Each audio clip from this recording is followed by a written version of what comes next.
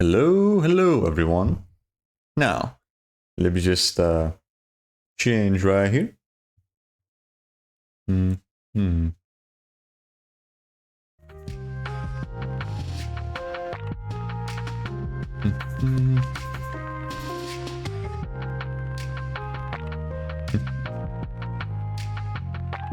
we go. Much better. Hello everyone. How you doing? Hope you guys are having a good day so far. So yeah, last stream, which was yesterday, we did manage to get some good progress with the Spider's Adventure. Right, we weren't able to do what I had originally planned to, which was to do all the speedrun levels. We did get a good chunk of them done. I'm just missing like 7 levels. Right, so yeah, next time we should be able to finish that off, and then start doing the heroic challenges with all the 4 characters. Oh, that is definitely gonna take a bit though.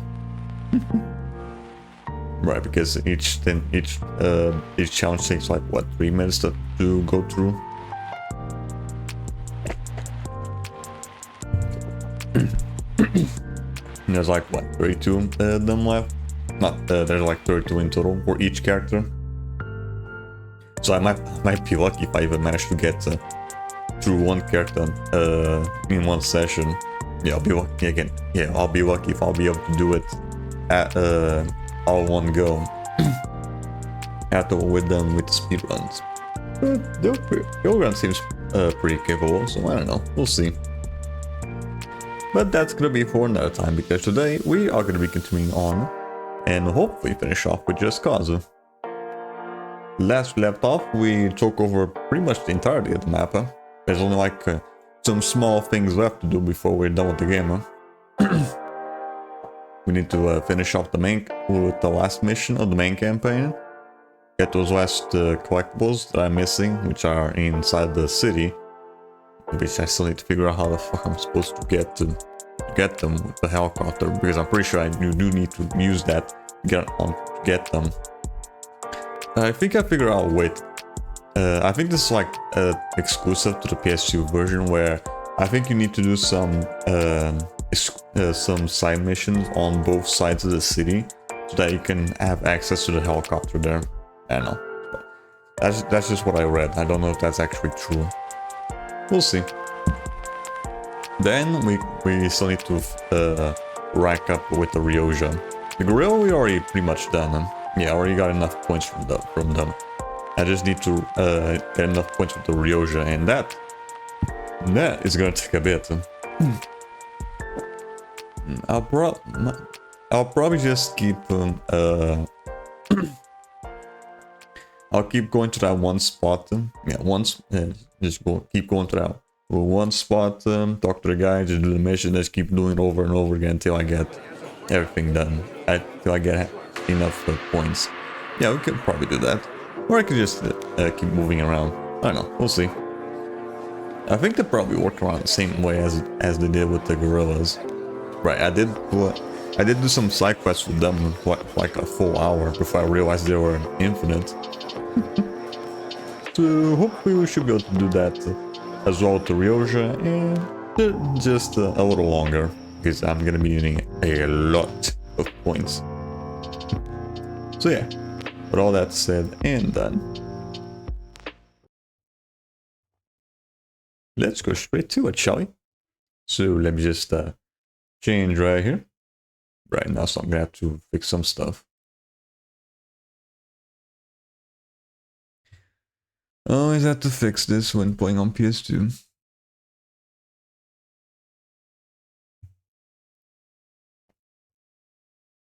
Let's see. Put that just across. Move the crop spiders adventure. Aspect ratio this one. And then the contrast this one. Yeah. Then I'm gonna have to set this one on. Activate that.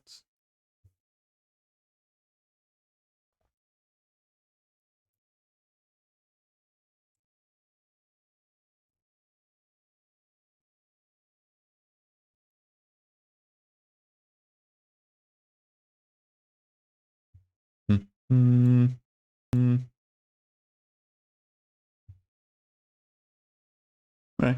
That should do it. Yeah, there we go. Yeah, I have to add displays for different aspect ratios. This is for my 576i aspect ratio. And then this is for the 480i aspect ratio. Just in case. Yeah, you see the slight difference there? It's like slightly wider.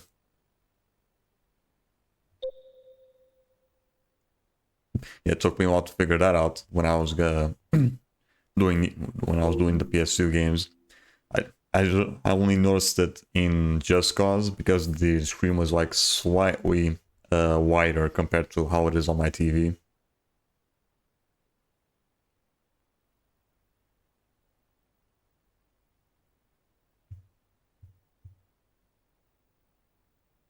Yeah, for 576i aspect ratio is more rectangular, whereas in 480i is more square-like.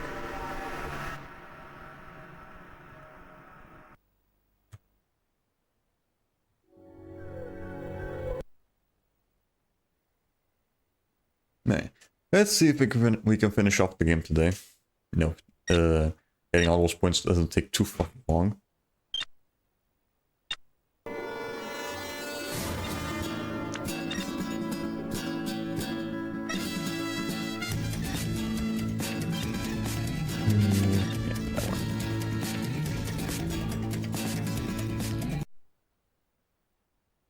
I'll probably leave the main mission for last.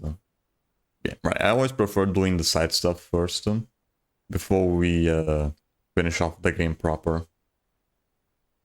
No, if I can, that is. I couldn't redo that with Sonic Unleashed because there was some stuff that you can only do post game.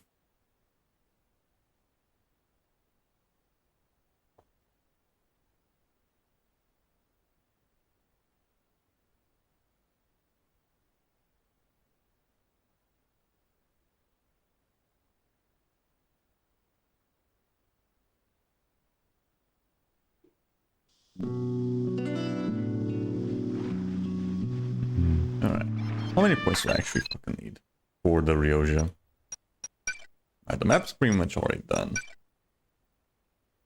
I have 270.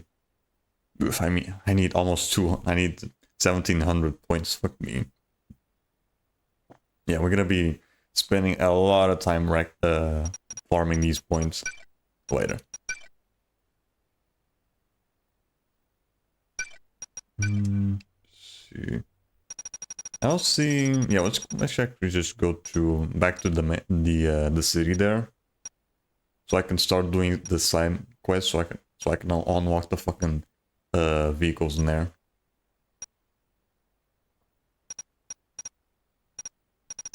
Come on, where is it?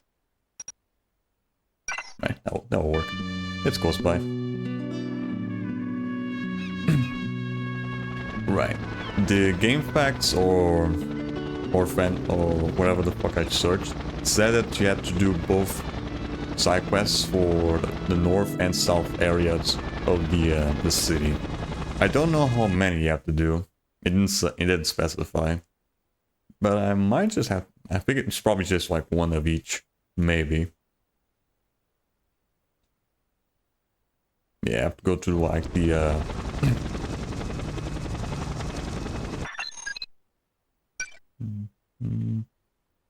right. I have to go to that green on top and then that other green one on the bottom.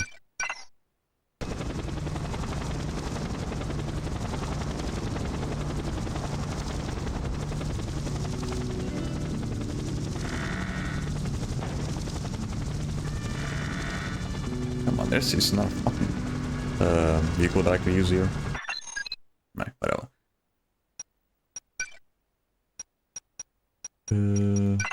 I'll use the GP.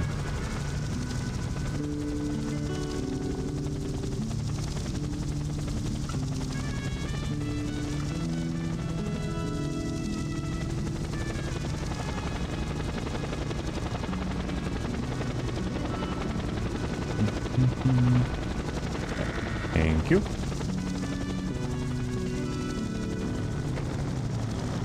Alright, let's go to the city.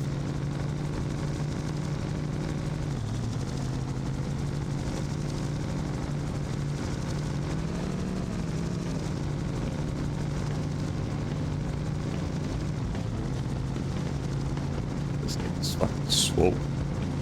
I should have just used the fucking bike though. Come on.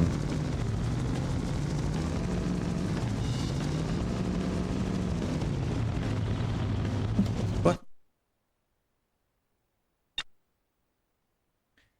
Bruh, what the hell? I'm just noticing the fucking black part there. What the hell? Hold on. Bruh, why does this happen sometimes? Hold on.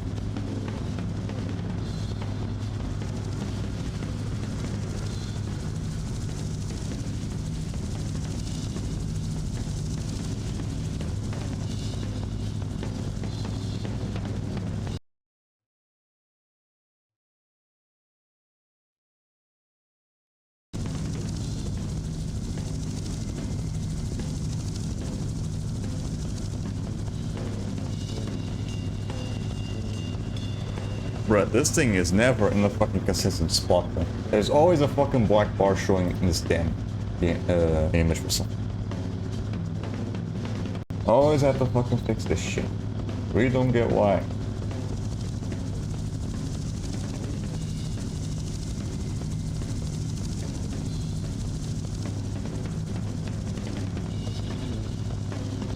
They didn't fucking do any changes, so I don't get why there's always like a fucking black bar up there.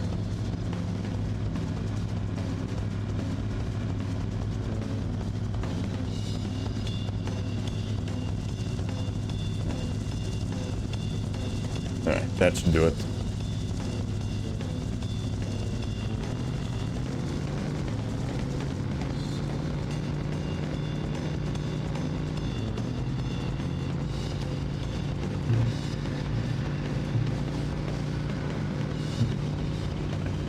Where was this one? If I had to guess, it's probably on top of a building.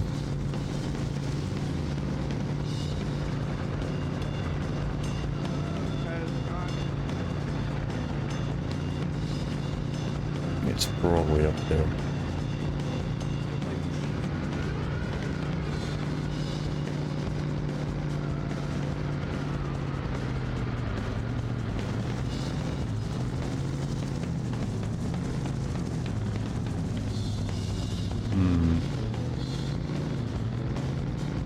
Is there like an easy way to get up there?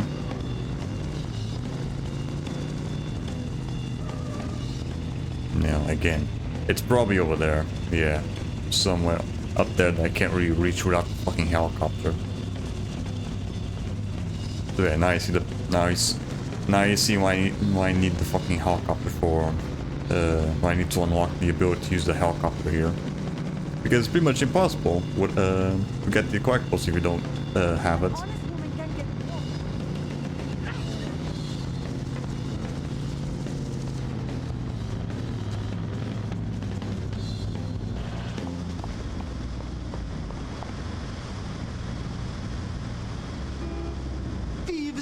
Stinking thieves stealing from their own people.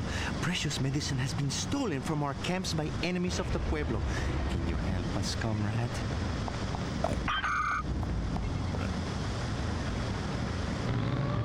Yeah, the fucking guide should really specify how many of these missions I have to fucking do. Yeah, I don't know if it's just like one or 2 or 3 for each side. It just said all of them, just didn't specify how many.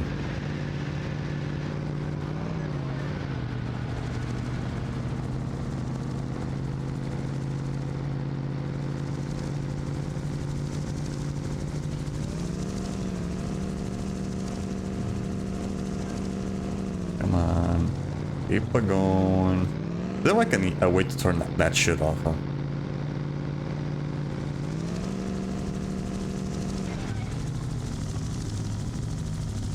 Come on, get in.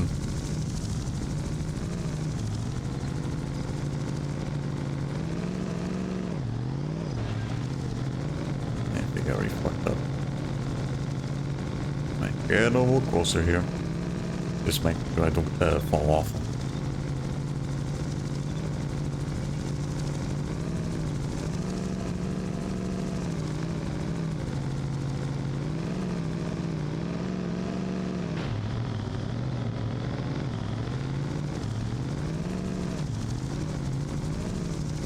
I could have just followed the road.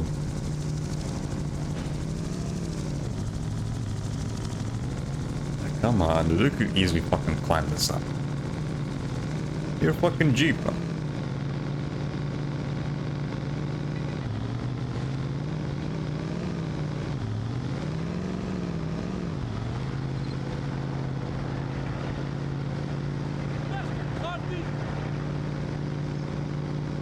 Where's these guys at?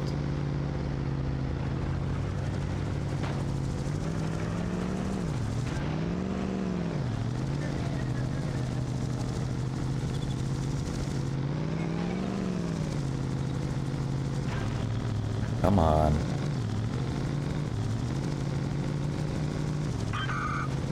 Seize the medicine.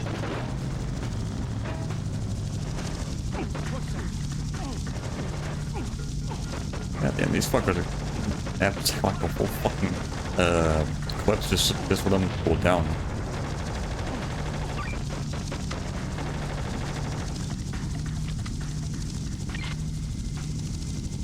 Okay. Now back.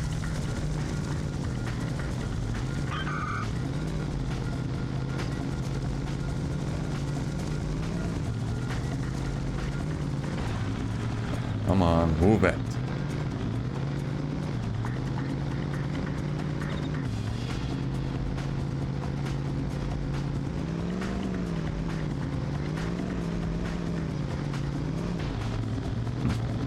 Come on.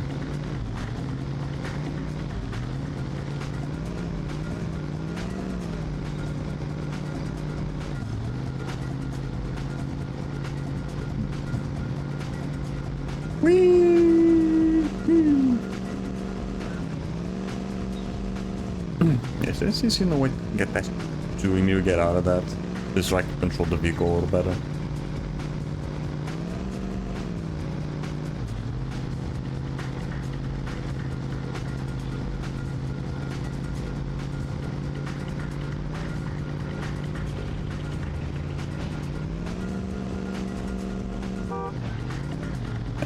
figured out the horn.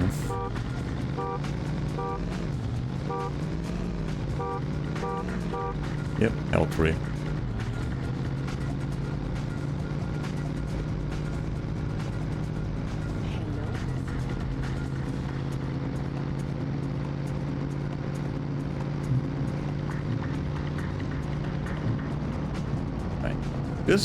Just be safe. I'll probably do like 3 of each side.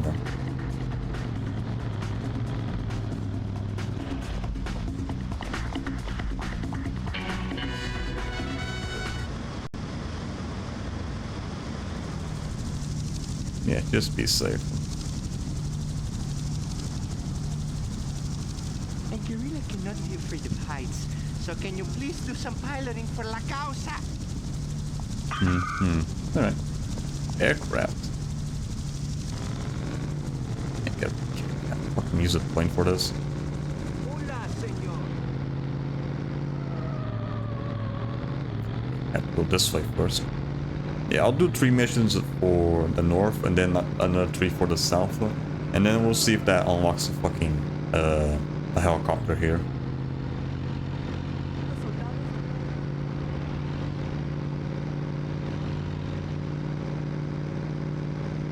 I really don't get why it's only a thing with the PS2 version.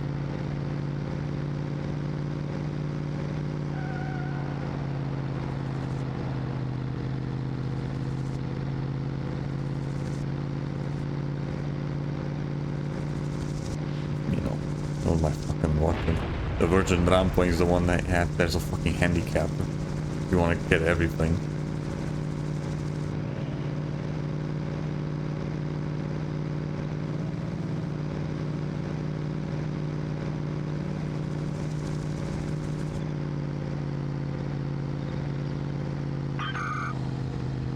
Oh, the enemy tanks in the airstrike.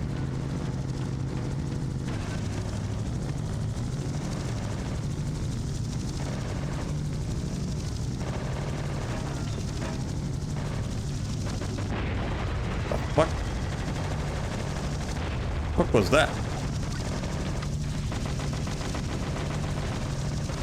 Oh, is that supposed to be a tank? What the hell?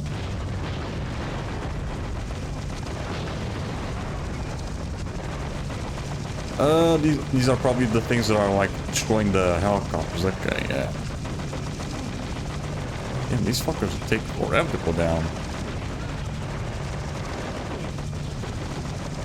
Come on, die.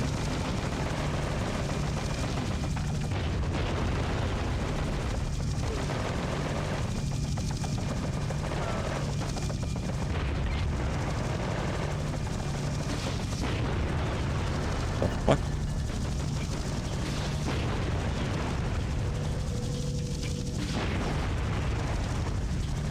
What exactly am I supposed to be doing? Don't tell me this thing glitched out. Yeah, I'm pretty sure this thing glitched. Yeah, I'm pretty sure this thing wasn't supposed to be like this.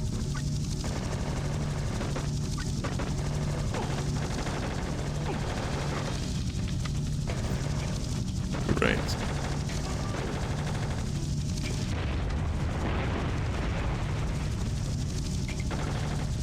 Bro, what am I supposed to do?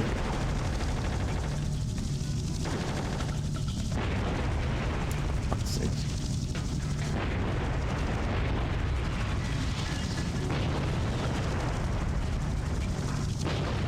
Well, guess I have to off myself. See if this size to fucking work properly.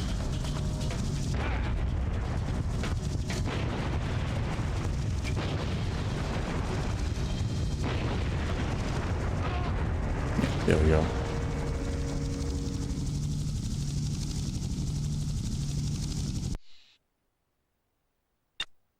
Let's continue. And hopefully this shit decides to fucking work properly.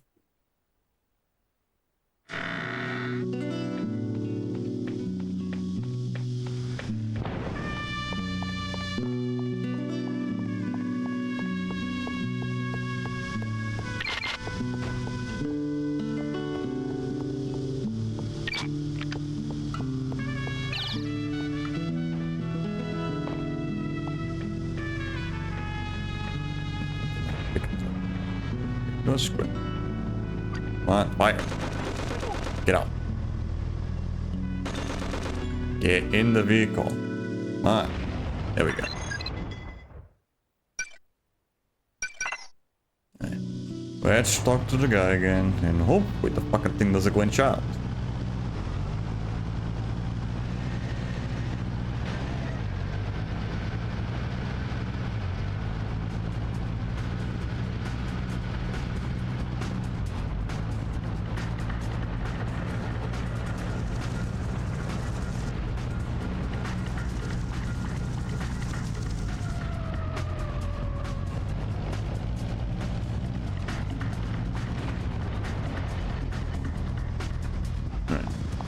Is it gonna be the same one? Esperanza hopes you are enjoying your little escapades with us, senor. Time for another.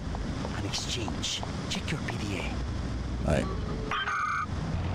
Bring pictures of the bikers waiting for a contact point. Okay, so it's not the same one. But so you just have to get lucky that it gives you the one where you have to destroy the fucking anti-aircraft stuff. You seen the new Fakura?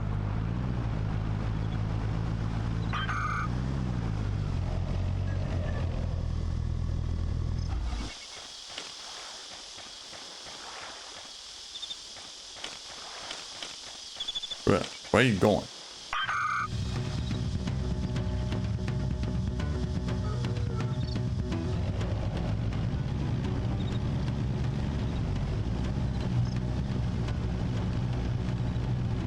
Right, again. We already did one, so after this one we'll do another, and then we go south.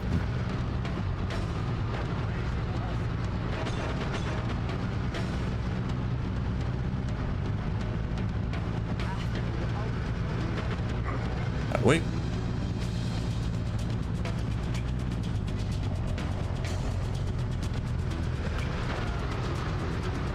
Oof. Fucking hell.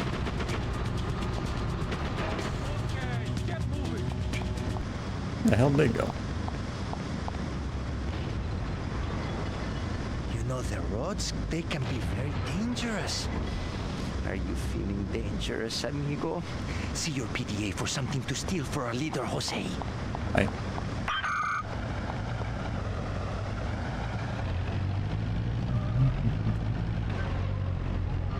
Come on, keep it going, don't get stuck. Right, we'll do this one, then we'll go south one. I have a feeling that it was probably that one mission where you have to destroy the airstrike stuff. But for some reason decided to fucking glitch on me.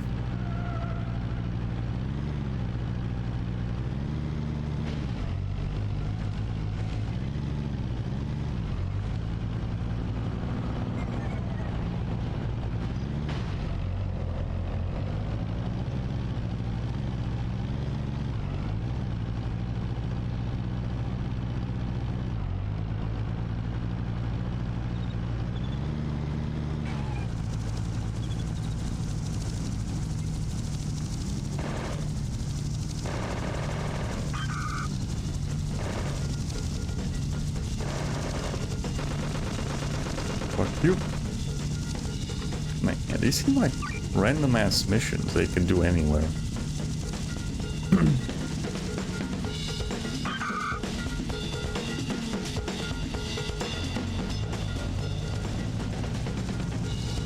Yeah, I think the first two were the exclusive ones for that area, and then I just have to fuck up the second one because the game glitched out then.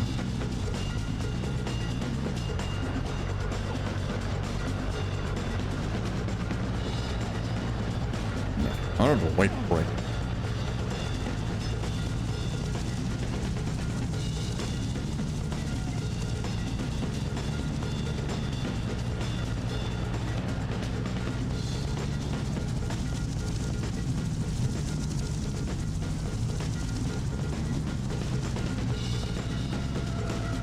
No, can't go into the water. Yeah. Do you mind?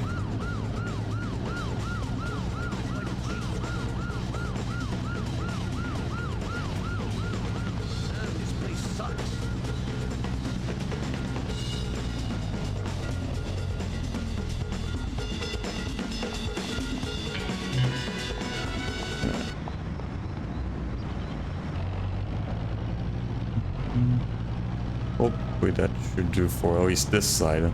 Let's go for the south area.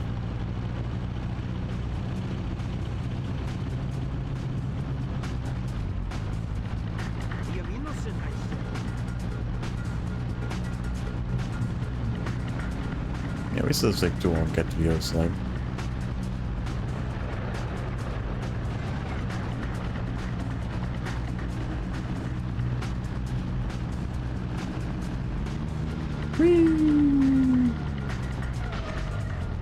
Nice. Did the game just freeze there for a bit?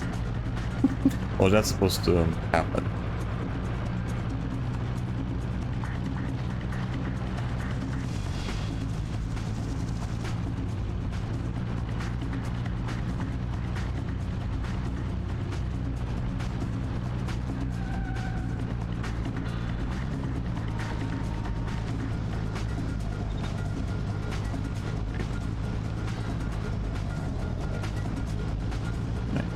Here.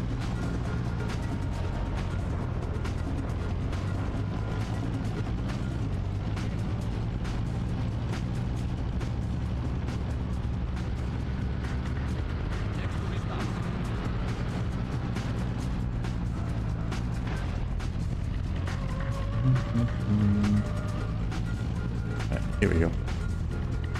Right, what do we got? Why do the drug barons get all the coolest stuff? It's not fair. And we gorillas are all about fair. Everyone should get a chance to update their arsenal, see? Look at your PDA for further info, comrade. Hopefully once we're done with at least 3 of each, we should be able to use the helicopter here. Hopefully. Otherwise, this shit's just gonna be a complete waste of time.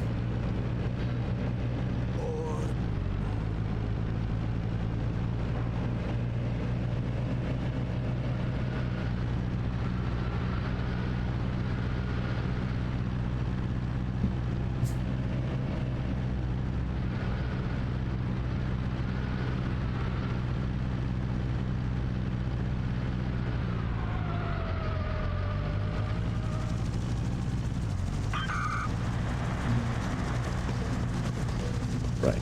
Again, how the fuck am I supposed to do that in a vehicle that doesn't stop moving?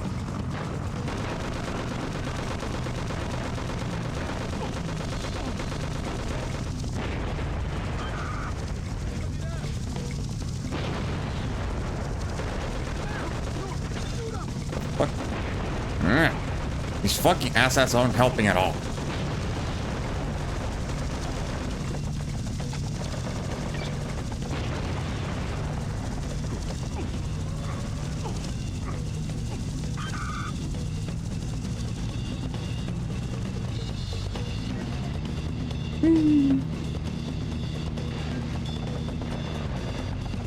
Come on, keep it going.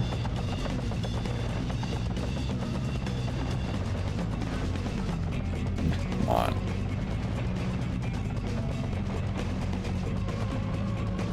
That's true, thank you. Out of the way.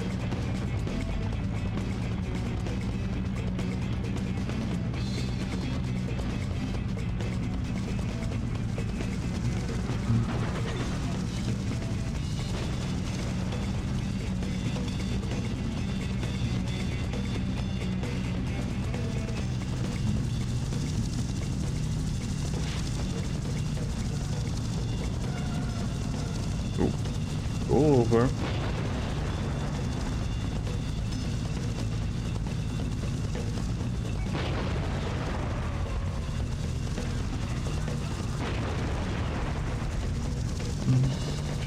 Okay, good.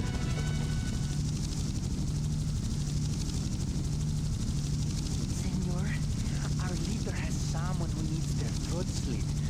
For you people. You wanted to be honest. I've sent you all you need to know. Alright.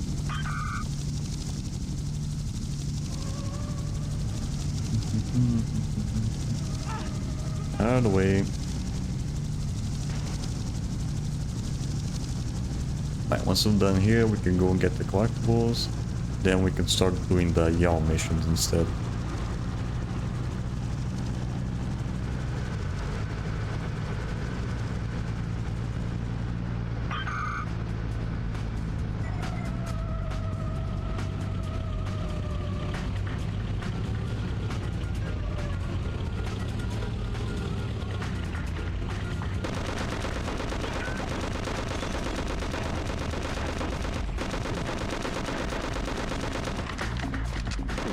Where are you going, fucker? Where are you going, little shit?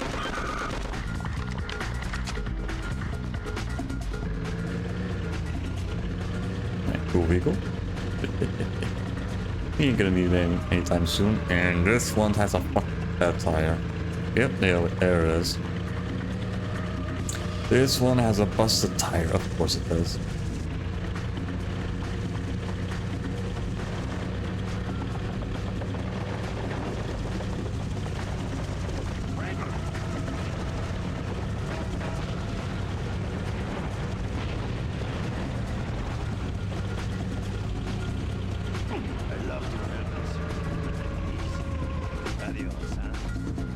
Come on, get up. Get up.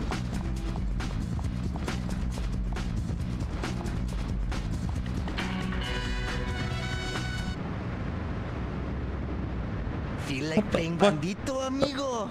I'll send you something that Jose wants. Badly.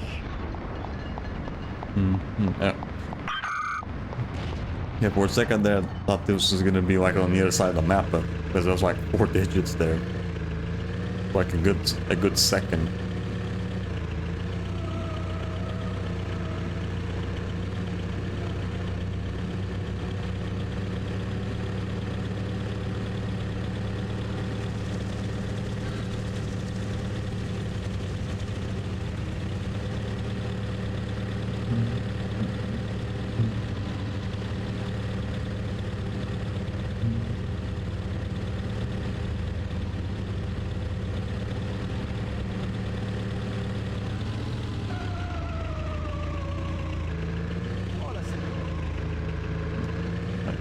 Hey, Scrub.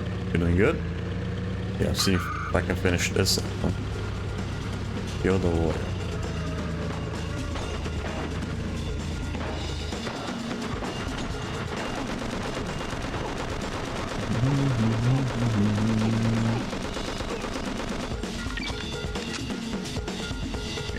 I'm stealing this guy. The other one has a busted tire.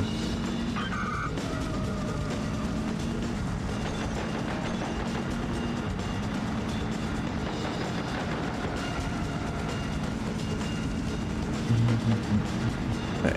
Hopefully after this one we can start using the helicopter again. Hopefully.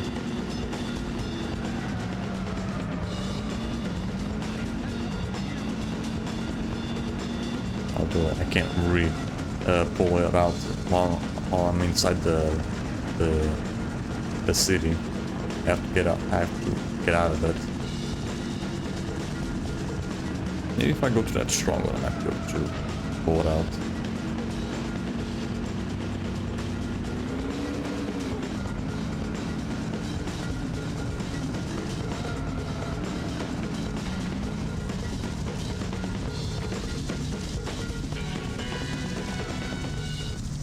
Let's see if that's enough.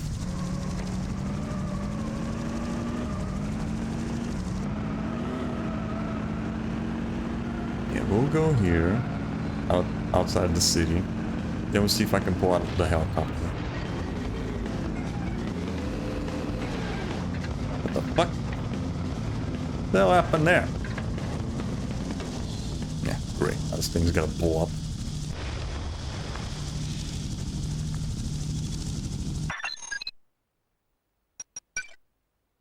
Still can't pull it out for some reason.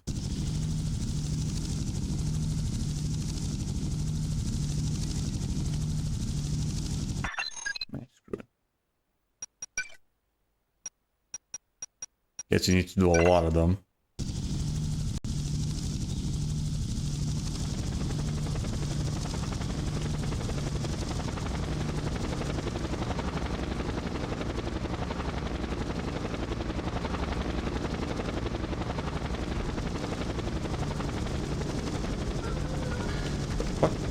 Come on, get up.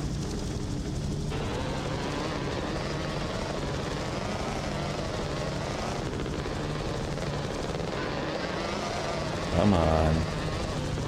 Here.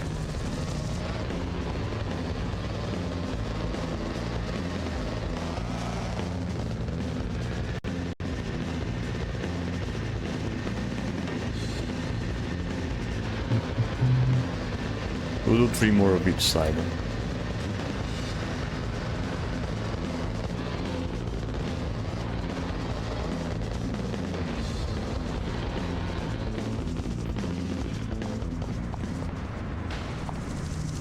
The roads are dangerous, hmm? Because we like them that way. Soon, they will be ours. You can help. Just go get something for us, see? Bueno, check your PDA, my friend. Oh, there's a time limit for this? I don't want to them, please. Okay. Okay, like this. It needs to have a time limit. Damn it. This way. I fucking hate when the vehicles in this game do that. They over fucking turn.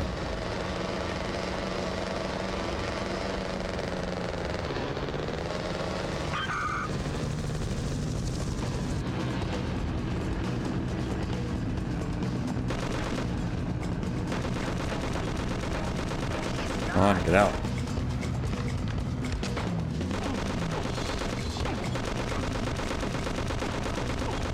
Come on, die.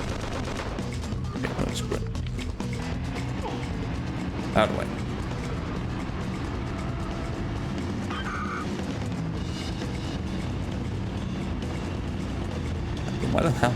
Why do sometimes the fuckers take so long to die? They take like 2 clips to go down. Max, I mean max. They take 2 max to go down.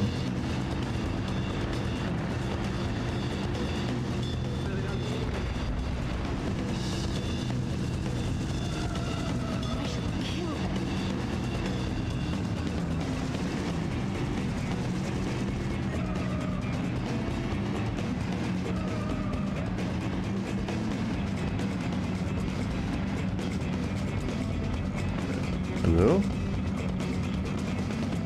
Is this supposed to open or what?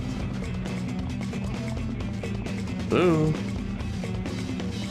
Or am I just in the wrong spot then?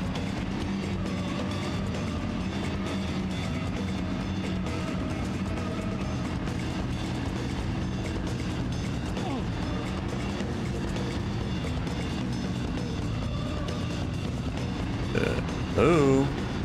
Where do I put that? It says the objective is over here, but I don't see anything.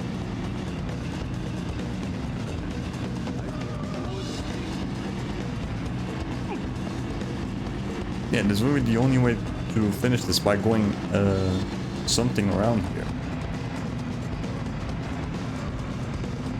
But where? Do I have to go around them?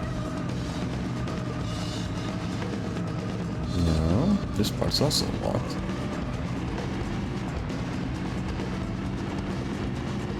Hello?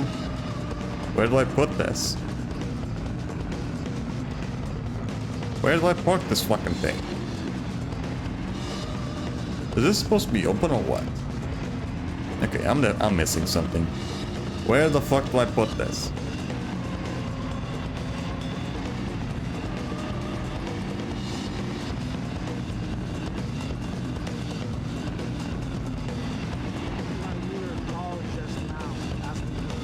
Hello? Where did I put the fucking car on?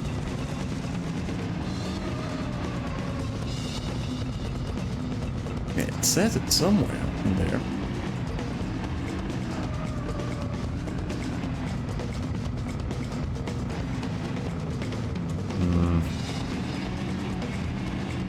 I don't see any other entrances around here.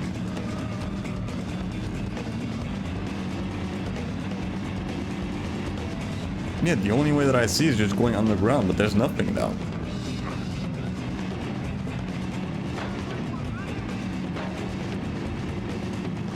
Hello? What do I do?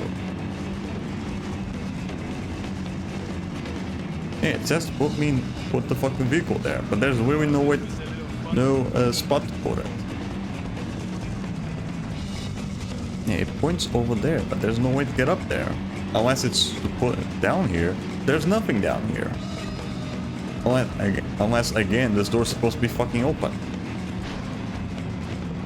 Which is not, for some reason. I have to blow it up or something.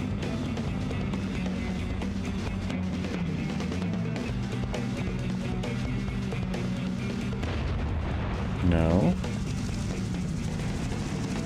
Game. What do I do? Hello? Game. What the fuck do I do? Don't tell me this mission bugged out as well. Come on.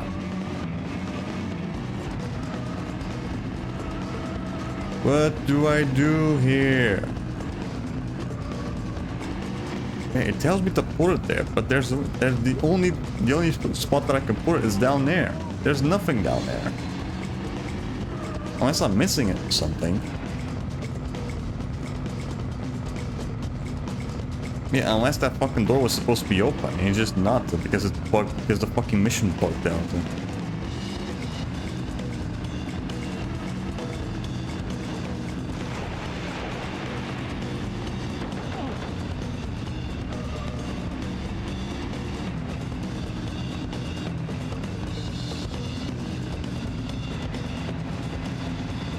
Where do I put the fucking car in? Hello?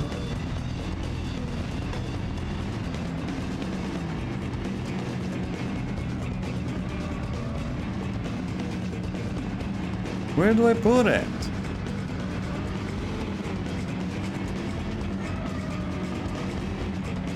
It has to be here. Yeah, this thing's supposed to be fucking open. Yeah, it has to be that. It's just the mission's bugged out for some reason. Nah, screw it. I'm just gonna fucking blow up the damn vehicle.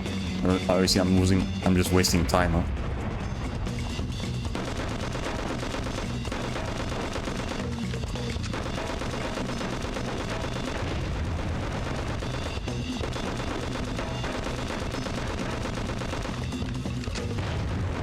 Yeah, there we go. Fuck off.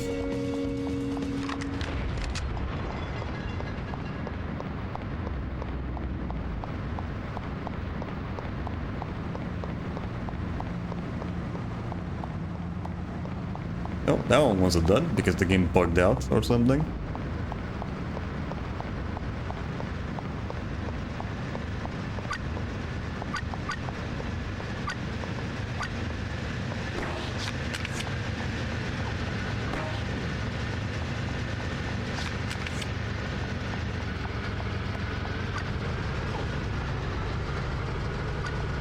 Hey, dude, stop. Stop it. Thanks. Please don't hurt me. Alright, let's see if the next mission doesn't happen the same shit.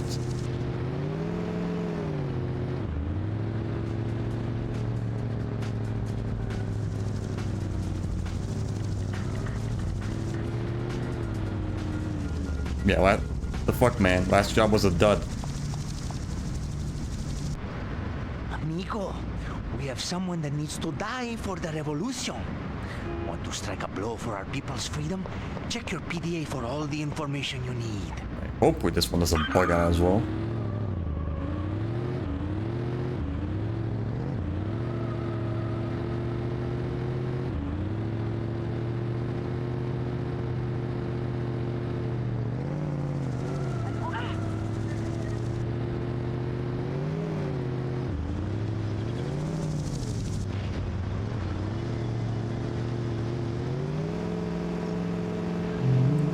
Come on.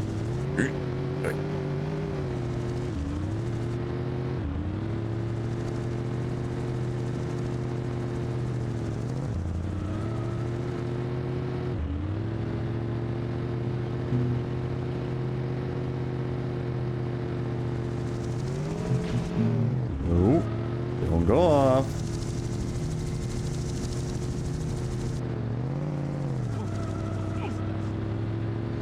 it would be nice if the fucking guy would actually specify how many of these do I fucking do before I can unlock the helicopter here.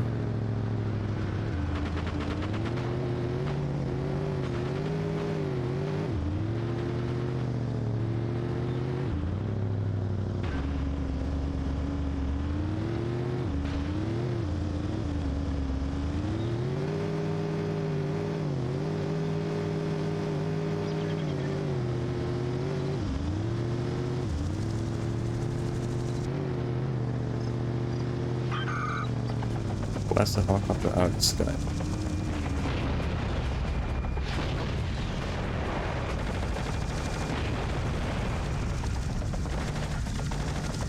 Right, get back here.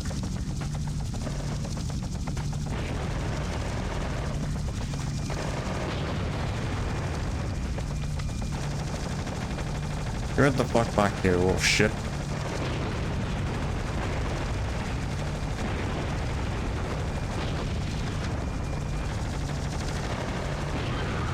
Okay, here we go.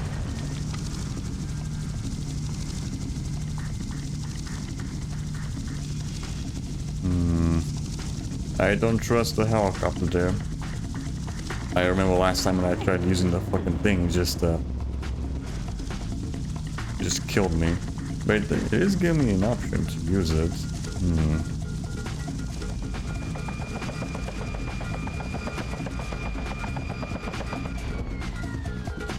Yep, there we go.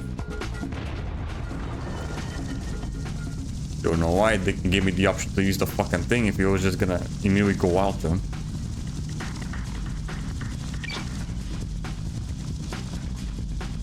The fuck?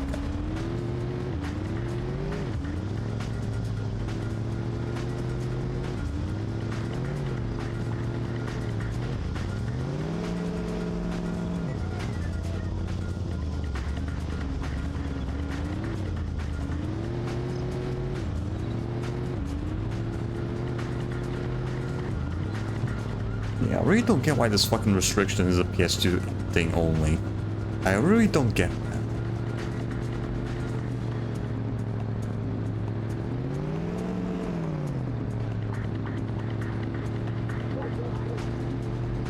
Why can't I use the fucking helicopter here? And again, you have to use the fucking thing just so you can collect some of the collectibles.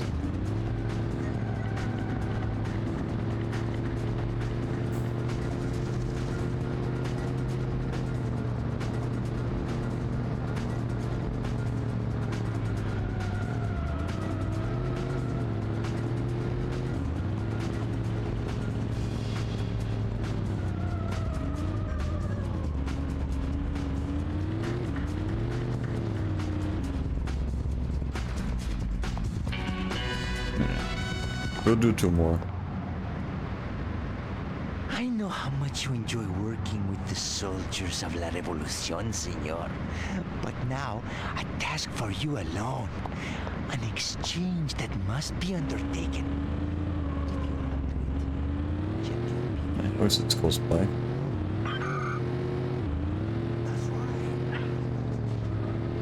It does suck though, because I already don't need the points that you should be getting these missions. What? What do you mean? What the fuck do you mean? Oh, you gotta be fucking kidding me. One of the enemy helicopters just decided to fucking drop right on top of the guy. Are you fucking serious?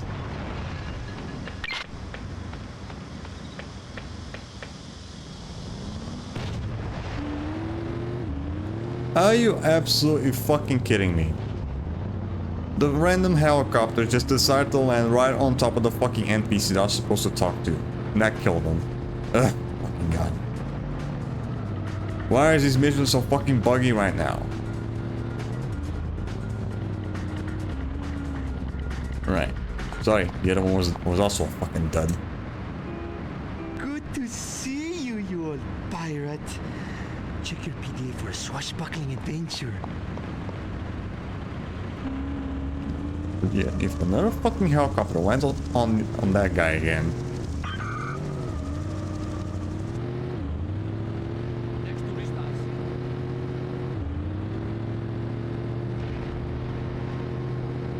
Also, why the fuck are there even helicopters here? Right? What the fuck, man? Why is this randomly fucking dropping from midair? Drinking constantly for 2 years. And the party's not over yet. Yeah, now it's just random helicopters just randomly fucking dropping for some reason. The second I start the mission. As I'm pretty sure there aren't supposed to be helicopters there because I can't fucking drive them. Yeah, what the fuck's going on?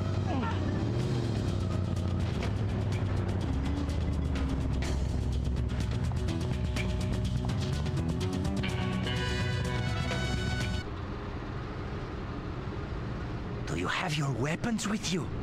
Good. Karamikas wants you to pick up some supplies, okay? See your PDA for what you must do. Right. Another time one? Oh, it's sports car. Sports car.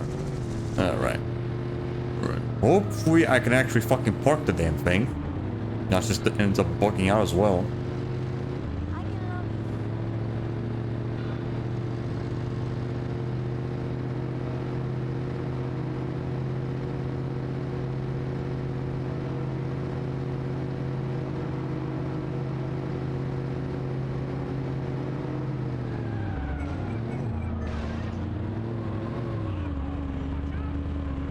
Where is it?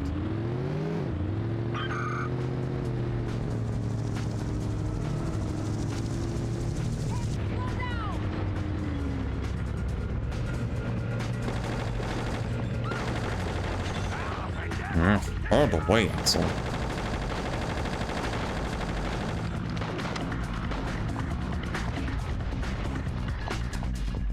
Again, what's with the fucking helicopters just randomly dropping?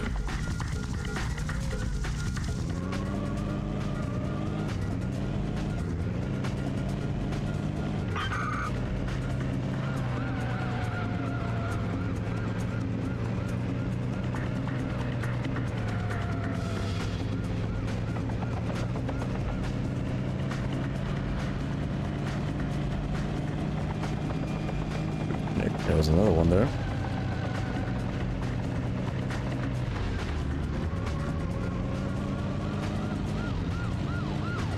Another one. Another one blew up. What the fuck? These must be some pretty shit drivers.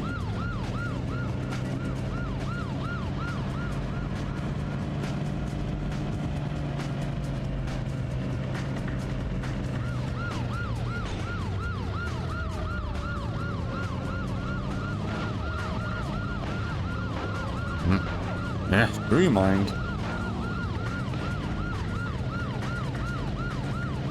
It's the same fucking spot. Hopefully I can fucking park the damn thing.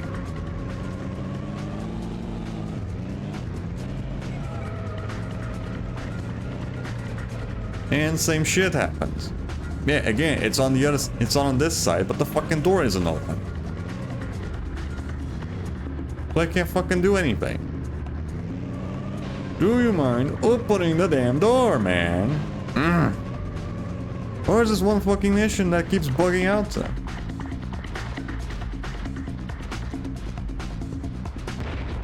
Man, I can't fucking park the damn thing because the fucking door isn't opening. Yeah, there it goes. There's another fucking mission I can't complete as well. Why is this thing not opening? Is there like a switch somewhere? Hello? Why can't I open it? Is there a fucking switch somewhere?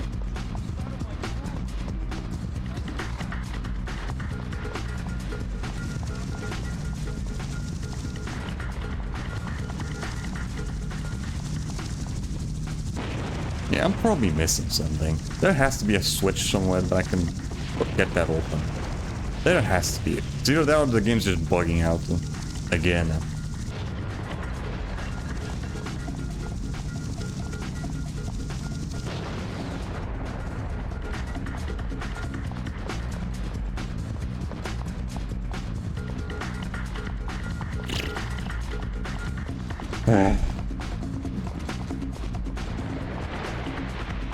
Nah, well, screw it. I'm gonna use the car and get back to the guy. And then I'm gonna blow it up.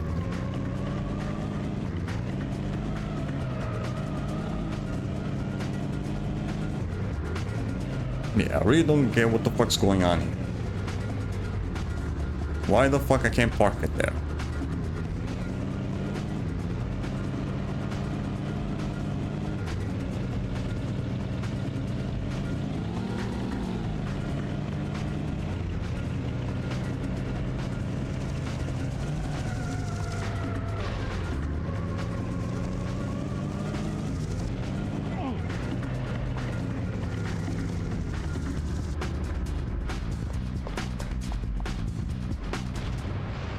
Screw your mission. Can't fucking finish it. Thieves! Stinking thieves! Stealing from their own people. Precious medicine has been stolen from our camps by enemies of the pueblo.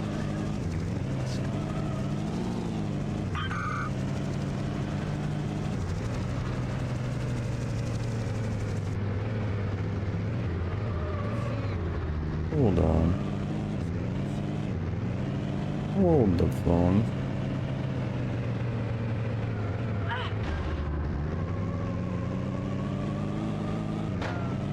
I can switch missions, right? Yeah, hold on.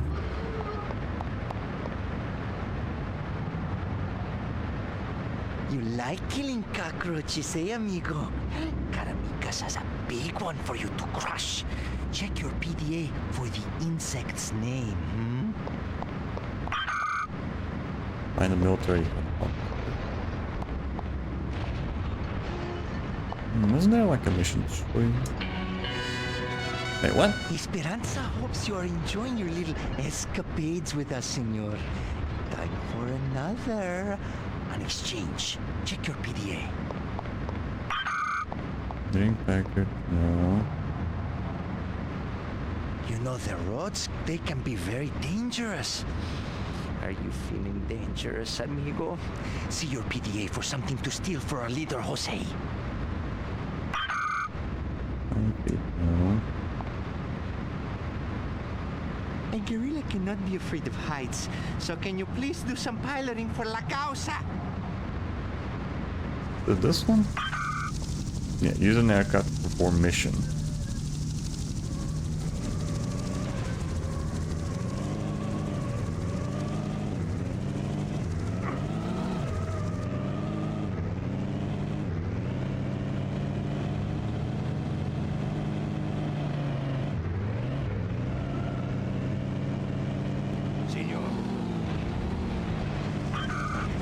Engage government helicopter in the dogfight.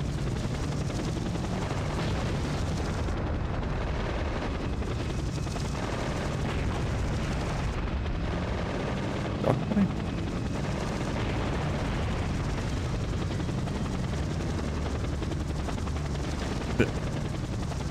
Bruh, can't you see there's a fucking...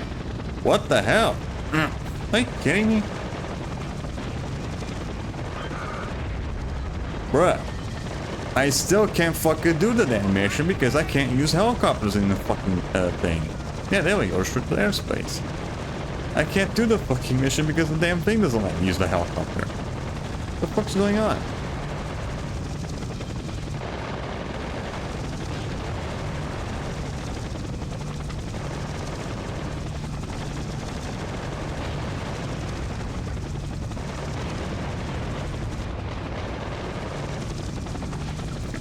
Yeah, I can't really do much because the fucking doesn't let me use the damn thing.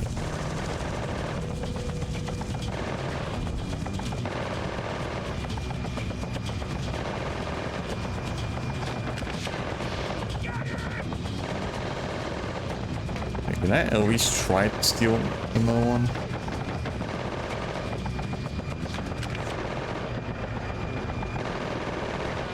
Yeah, can I at least steal the fucking helicopter so I can use it?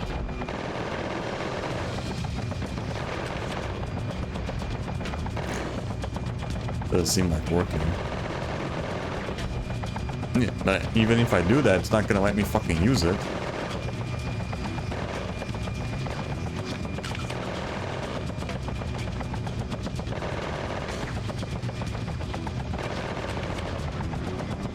Yeah, this is so fucking janky.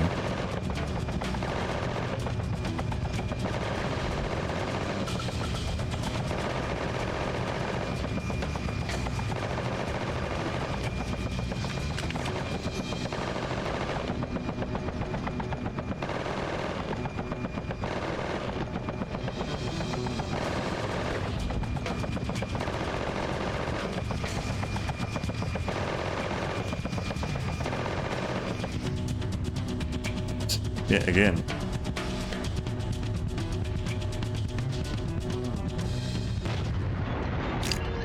Again, it doesn't let you use the fucking thing. So how the fuck am I supposed to do the mission then? Yeah, I really don't get why they put this fucking restriction. It adds nothing to the game.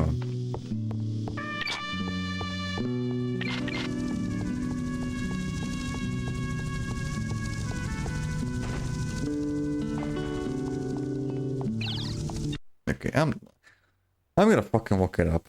See how the fuck do I get rid of that? Because again, you do need the fucking helicopter for some of the collectibles.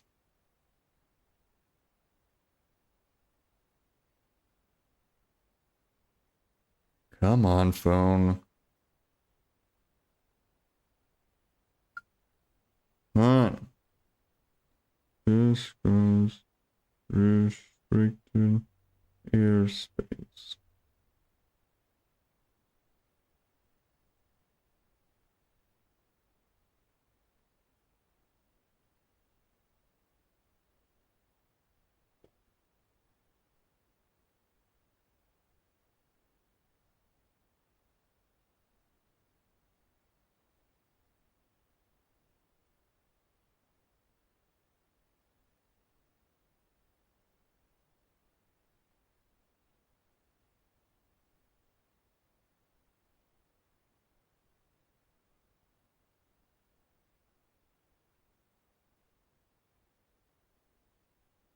Right. Let's see here. There, anyway, get rid of that shit.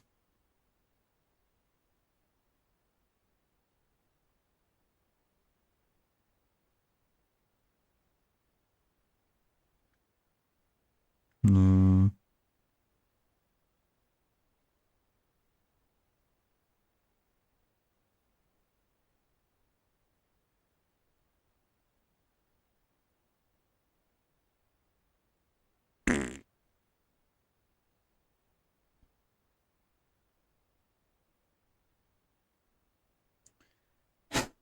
Yeah, I really don't get how to get rid of this thing. Restrict. Yeah, Esperanto City. How the fuck do I use the damn thing there?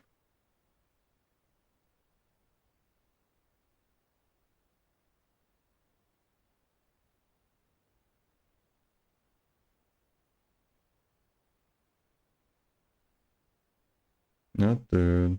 Here we go. Esperito City. Yeah, here we go. Yeah, restricted airspace, turn around, no view, open fire. Do nothing is defined.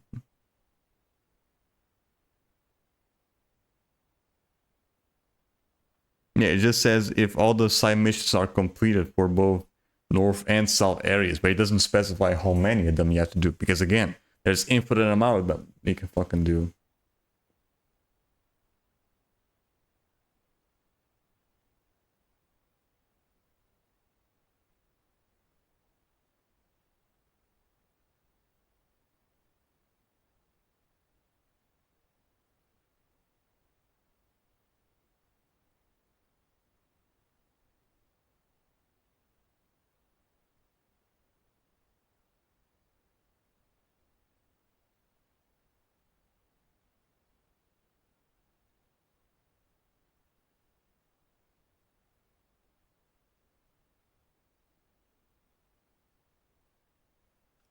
Let's see.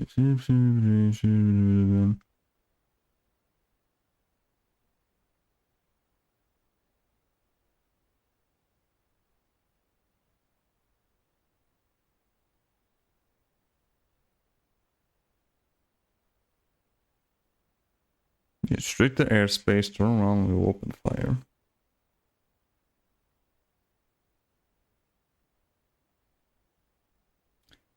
Come on, why is the fucking phone so slow now? Come on, let me fucking type shit. Do you mind?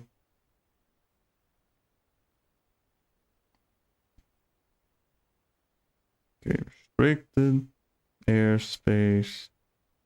Turn around.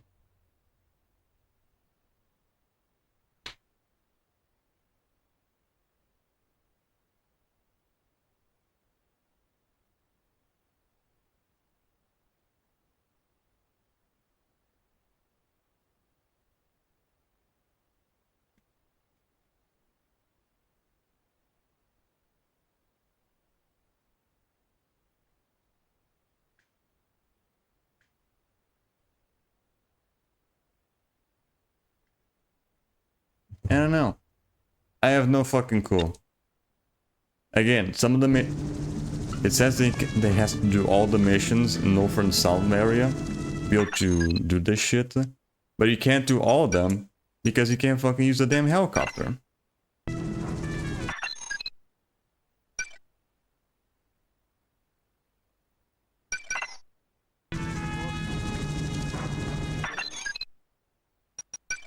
Wait, what? Now it's letting me? Wait, hold on.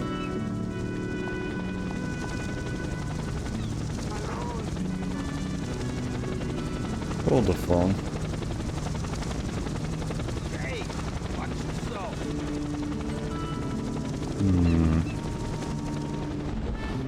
Yep, there we go. Still doesn't let me. Just immediately destroys it. Restrict airspace from around the open fire.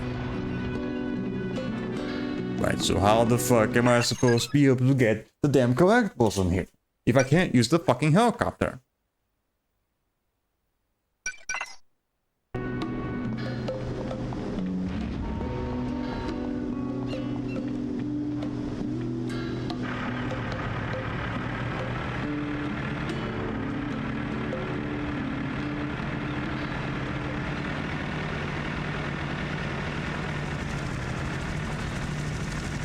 And if it was just gonna immediately blow up, why the fuck the game give me the option to pull it out? Yeah, again, I really don't get why the fuck they put this thing on the only on the PS2 version. I really don't.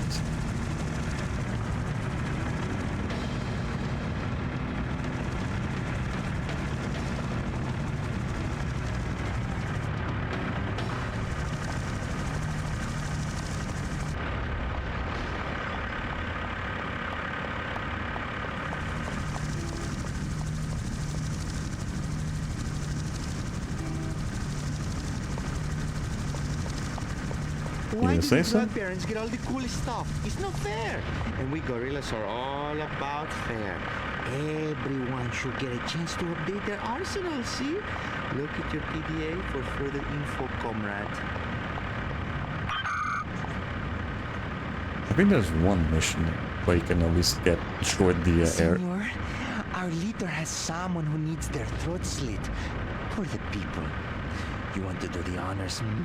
I've sent you all you need to know. I remember in the north area there was like a mission to get rid of the anti-aircraft stuff. Feel like playing bandito, amigo? I'll send you something that Jose wants. Badly.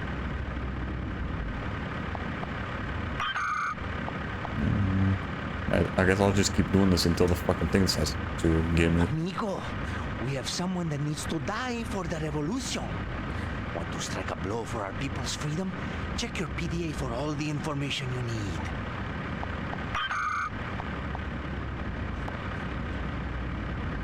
Jose is very upset. He wants something badly, but there's no one around to go get it for him. Maybe you will? I'll send you his list, my friend. Not bad. Come on. I know how much you enjoy working with the soldiers of La Revolución, senor. But now, a task for you alone. An exchange that must be undertaken. I don't care about the exchange. I want to fucking get rid of damn aircraft stuff.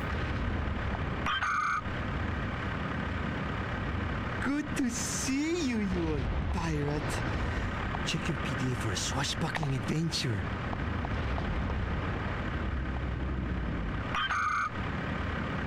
I already did that one. Come on. You like killing cockroaches, eh, amigo? Caramicas has a big one for you to crush. Yeah, that's one I can't fucking do because I can't get rid of the fucking helicopter.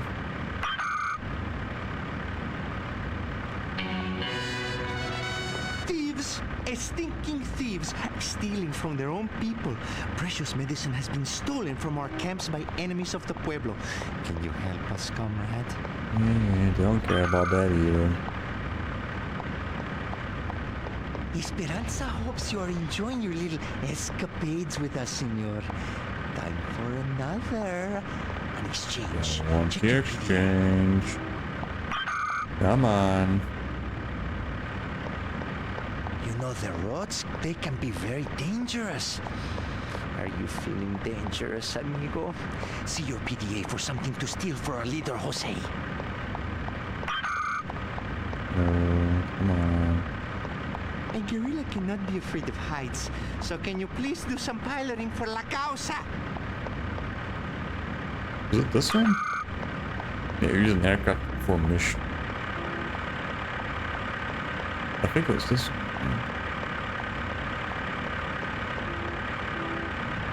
Yeah, I remember that has something to do with going onto an aircraft.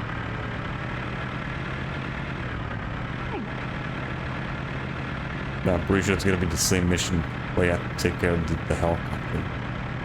I think.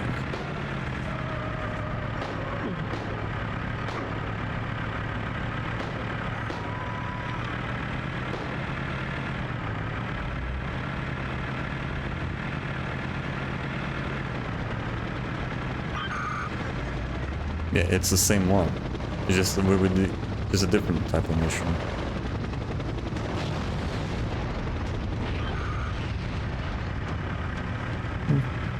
Find contact mission. Ah, okay.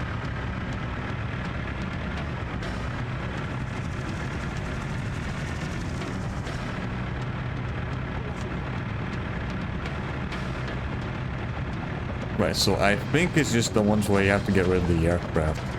Maybe, I don't know.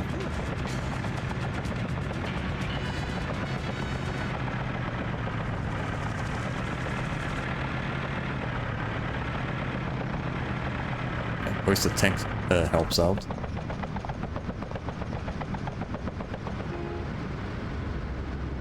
Why do the drug barons get all the cool stuff? It's not fair. And we gorillas are all about fair. Everyone should get a chance to update their arsenal, see? Look at your PDA for further info, comrade.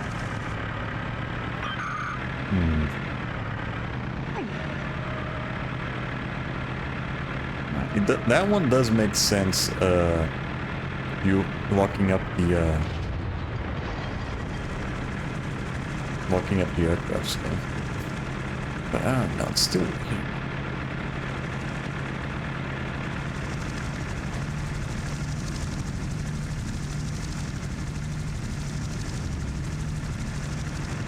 It's still very fucking weird that it doesn't let you use it. Yeah, again, it gives you the fucking it's mandatory, or just some, if you don't have a tank, that is, it's mandatory to use the helicopter, but again, because of the restriction, you can't fucking use it.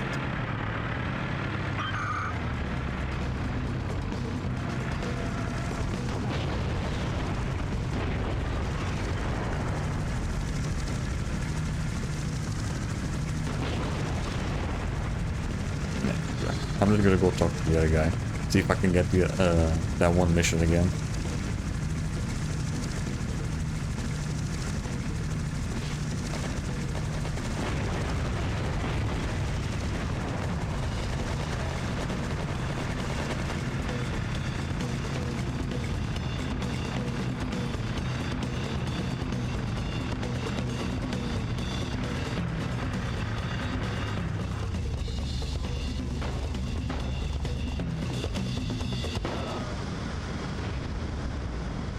Soon, the day of glorious uprising will come.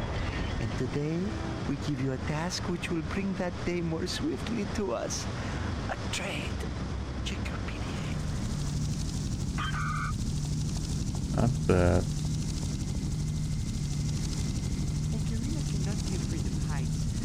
I think it was this one, right? Yeah.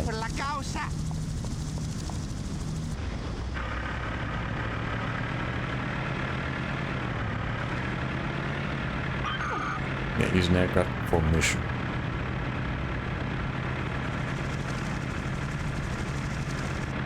Yeah, I think it's these two missions that maybe unlock the fucking restriction. Maybe. That is, this one doesn't glitch out again as well.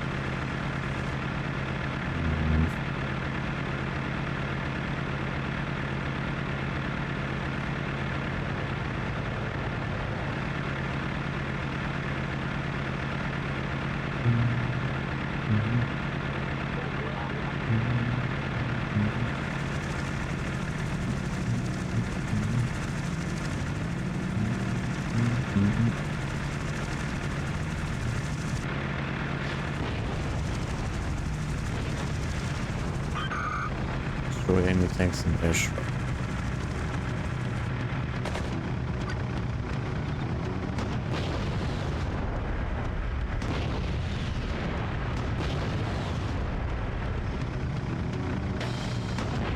Yeah, there's the fucking thing glitching out.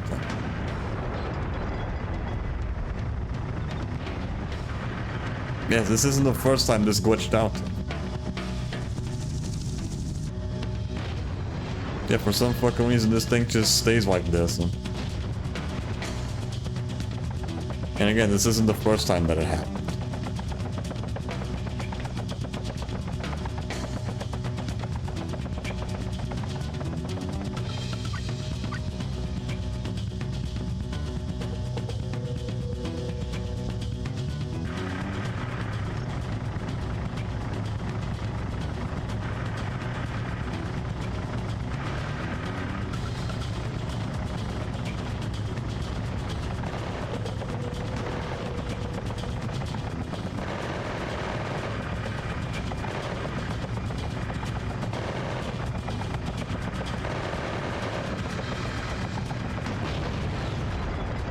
Bitch.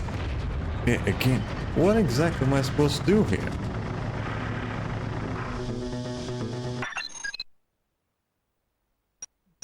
Mission information. Yeah, use an aircraft for mission, destroy the enemy tanks in an airstrike.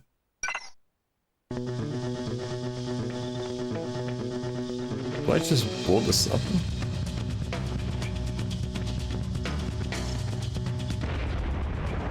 But nothing happened. So again, what am I supposed to do?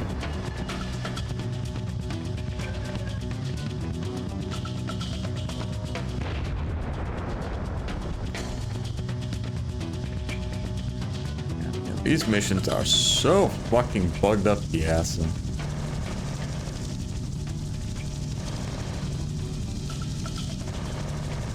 What do I do, man? I can't fucking do anything here.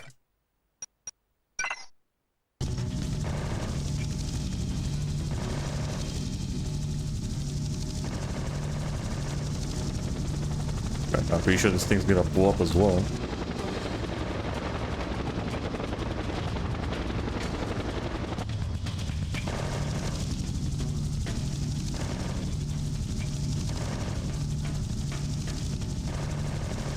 Where's my fucking helicopter? Are you kidding me? What the hell? Where is it? Do you mind?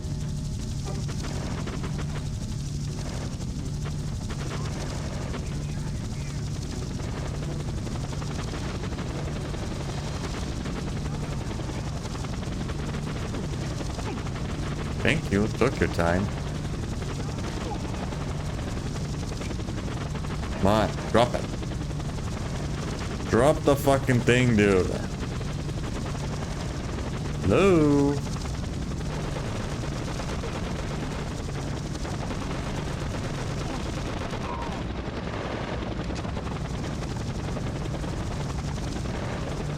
Drop the fucking helicopter, dumbass.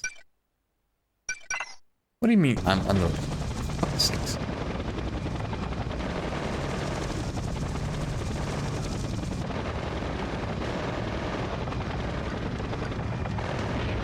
Do you mind?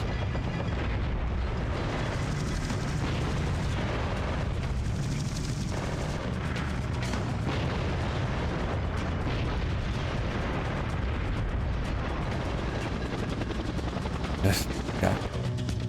These fuckers just keep showing up.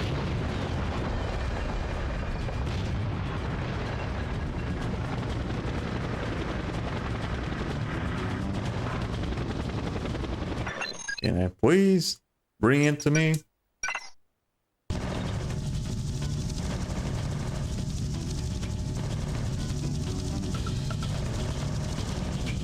Thank you. Fucking finally.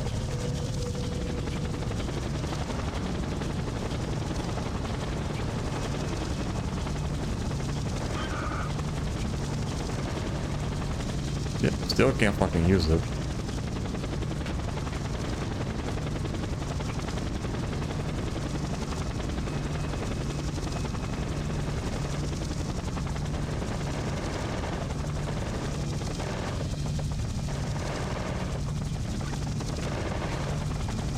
I don't know.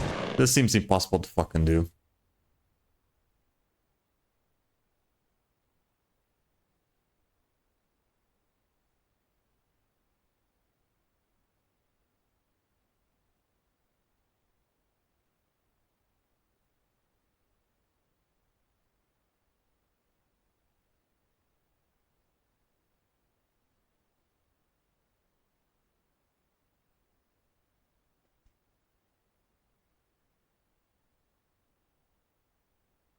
Hmm.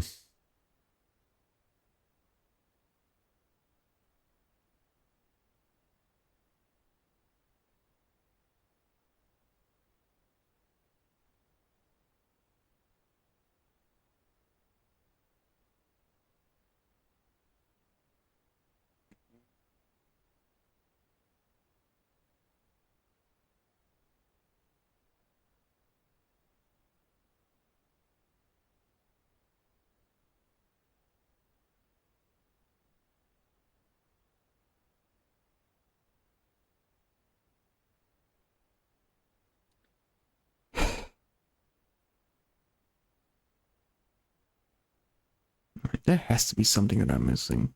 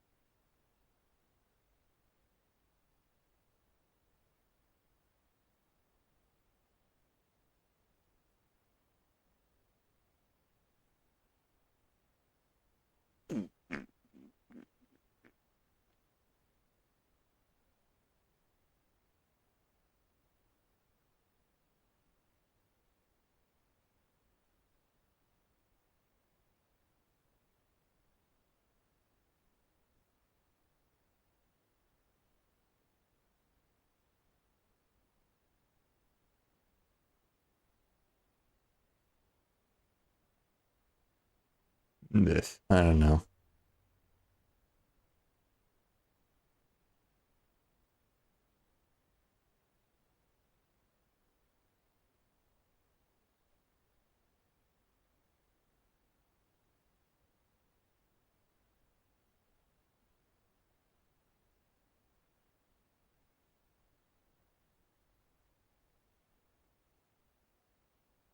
Mm-hmm. Just goes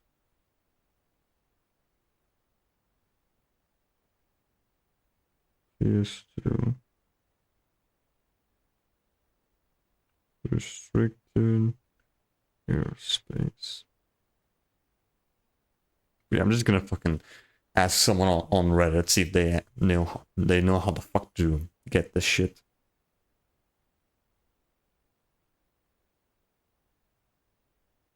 Mm-hmm.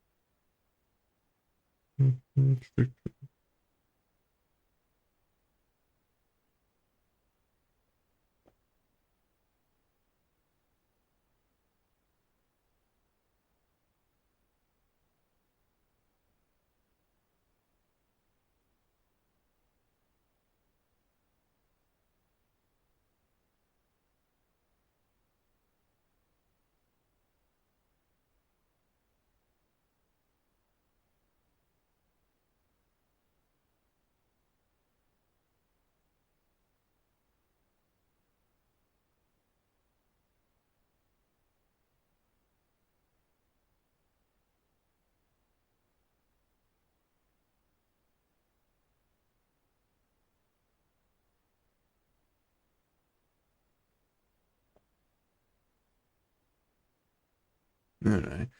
Let's see if they know something. Not now. Let's see.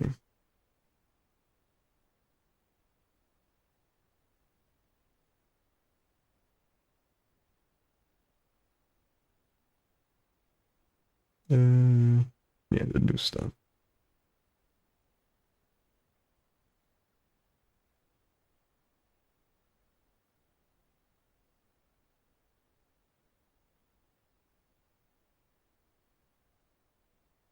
Yeah. But screw it. I'm just gonna be until I can't figure out what the fuck I'm supposed to be doing here. I'm just gonna be doing the secondary missions.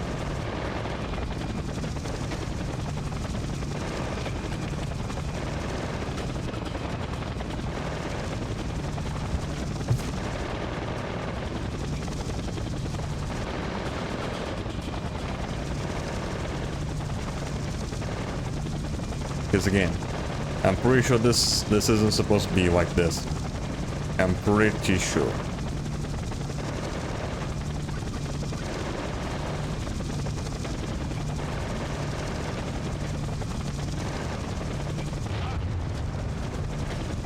I'm just gonna off myself again.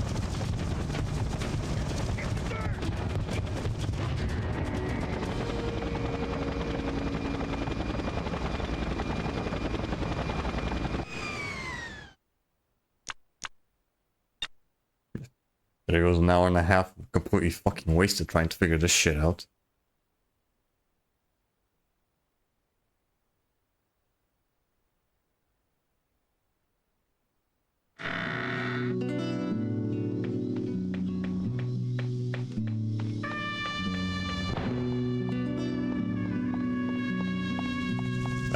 Hopefully someone on Reddit knows what the fuck I'm supposed to be doing, just so I can get this thing off. If not, then I'm just gonna leave the fucking collectibles for another time. Then I'll just do the side missions.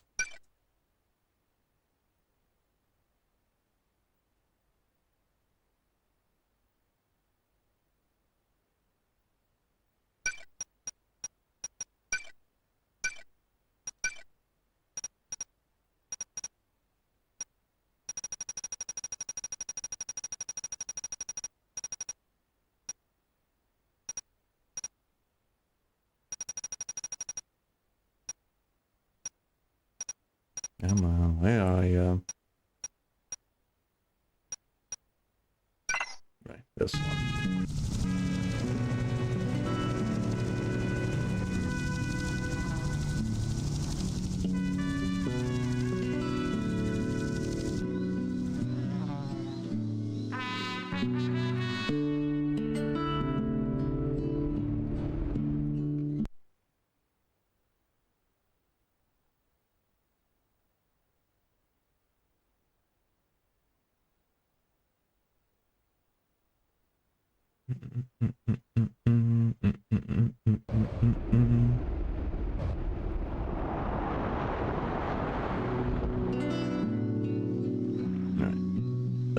Well, yeah, we'll save the game, and then we'll go to Ryoja settlement.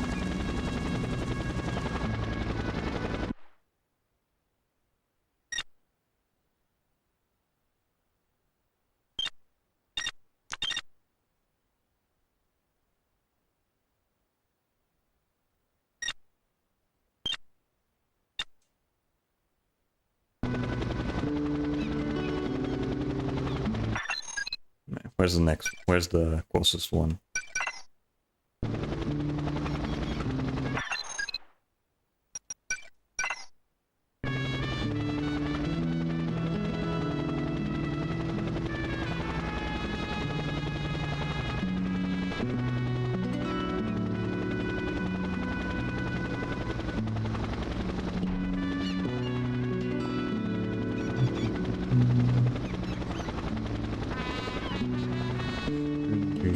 There it is.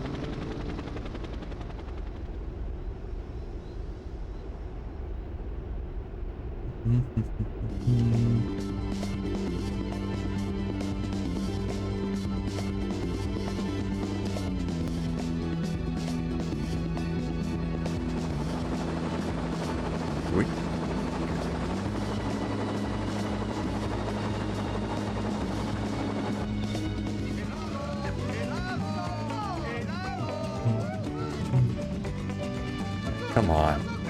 Go around.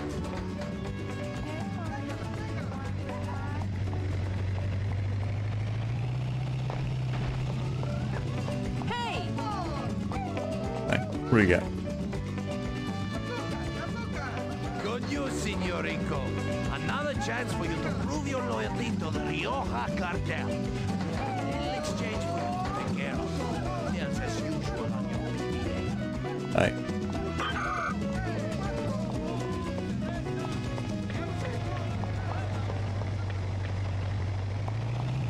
So just take the helicopter.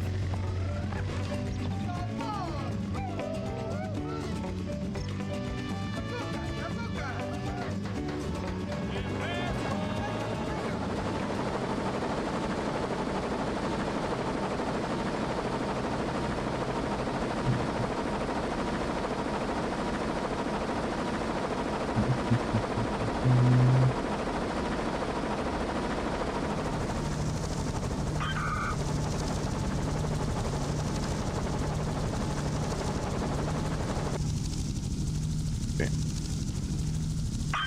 Here we go.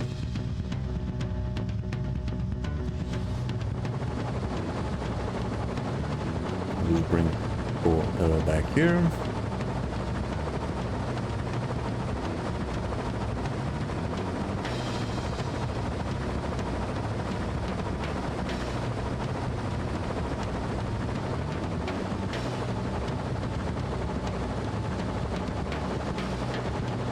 Yeah, I guess I'll just keep talking to this over and over again.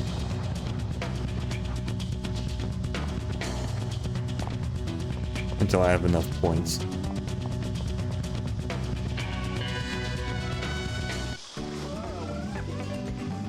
Come on, Very don't they? important job for you, senor. Too important for the usual idiots that Mondo usually employs. Check out the PDA. Innocent, I said. Jackal place.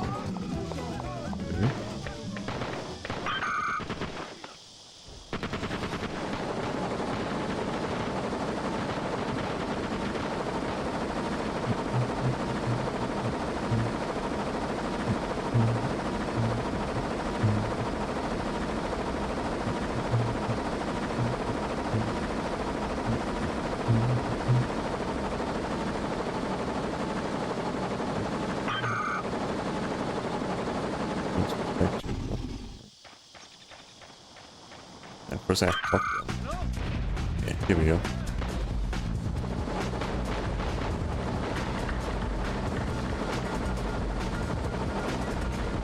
Alright. Hopefully these are just the only time submissions I can do. So that they take less time to finish.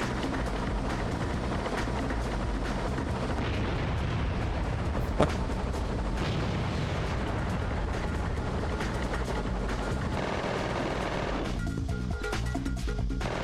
Shit. Oh, that guy.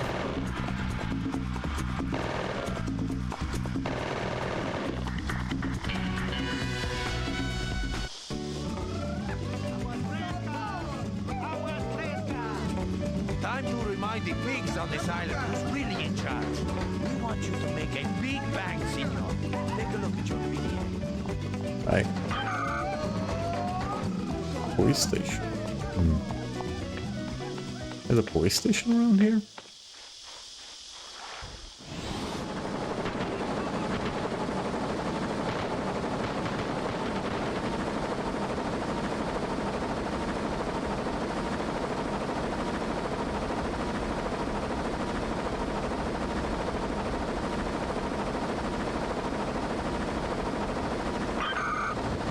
Well, kerosene tanks destroying the police station.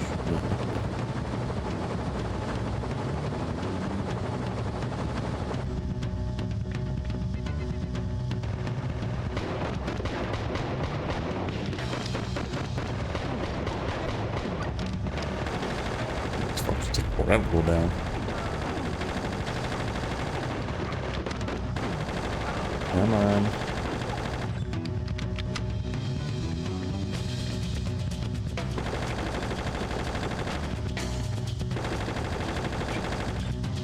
Come on.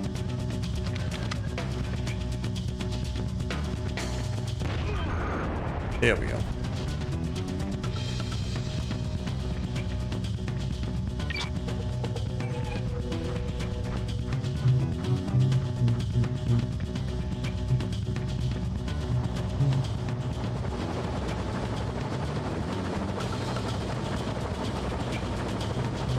Ah, shit. Careful, those fuckers.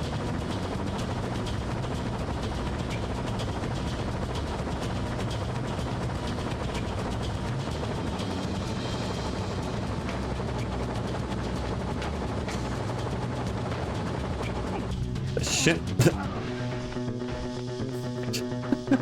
Fucking dumbass. Put that gun away! Put that gun away!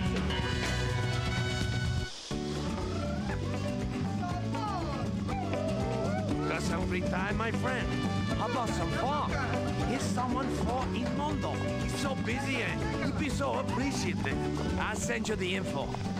Buzz, buzz, buzz. One day, my mosquito friend, I'll have the upper hand. Find the help. Okay.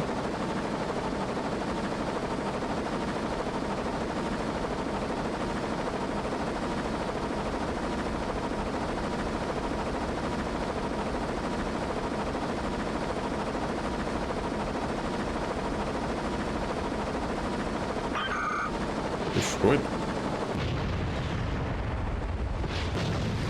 Yeah, fucker. Frick.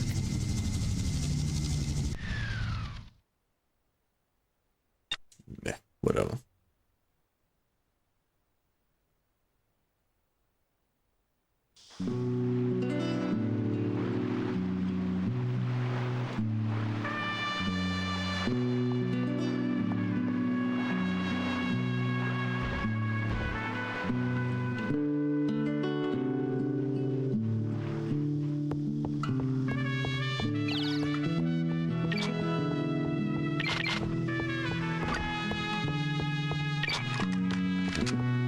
Try again. I should probably just stick to maybe using the GP.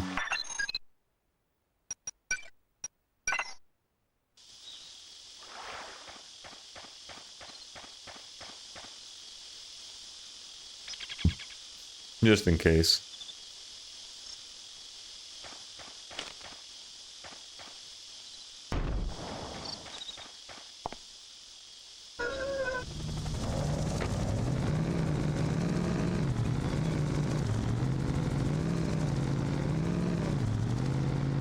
I so prefer using the helicopter instead. Ugh.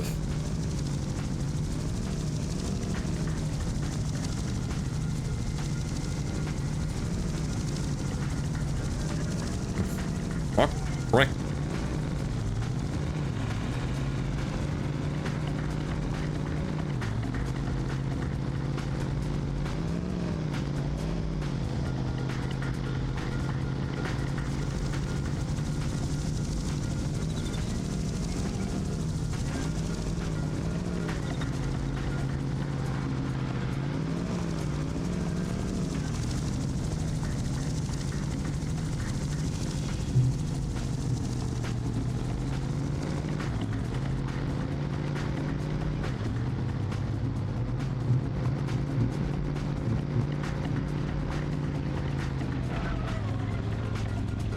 Yep.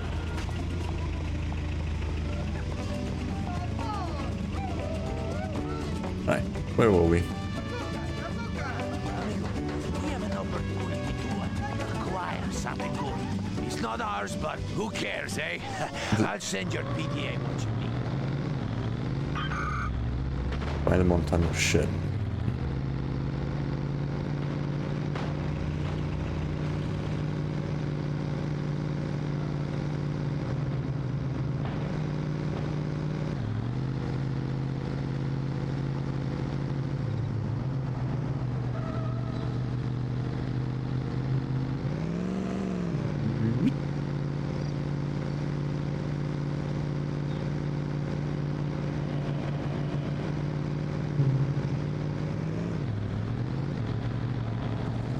Wait.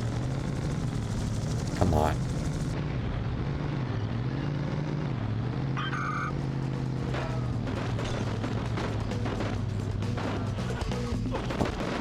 had to throw a grenade right to the car. Come on, go down. Why does these fuckers take so long to go down?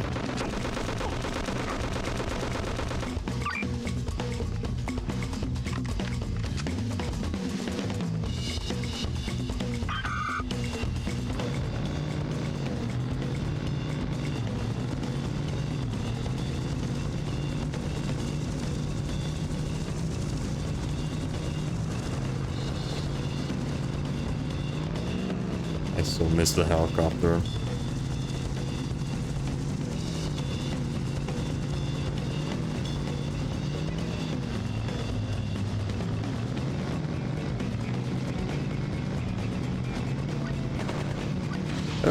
Oh, holy shit, this thing also has fucking guns? Interesting. I didn't even know that.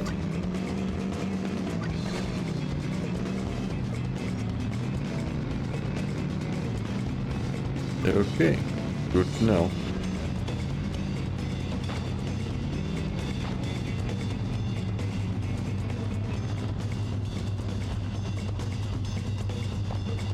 Good to know this thing also has guns.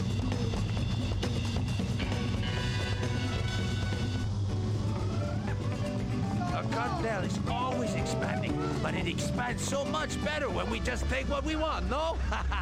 I'll send you something that El Mundo wants you to pay, if you can fit it into your busy schedule, my friend. Yeah, working on it. Find the ambulance. Ambulance? What the hell does he want an ambulance for?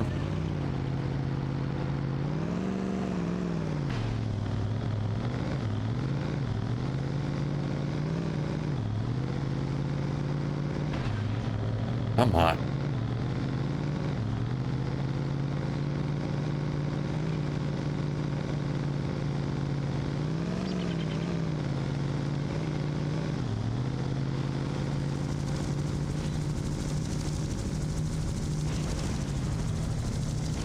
Come on, move your ass.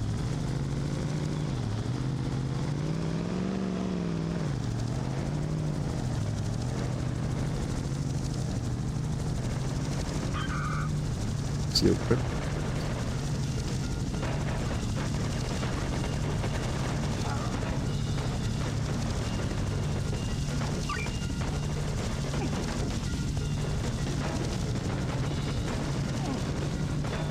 Great, one of the wheels is fucking busted. Yeah, shit.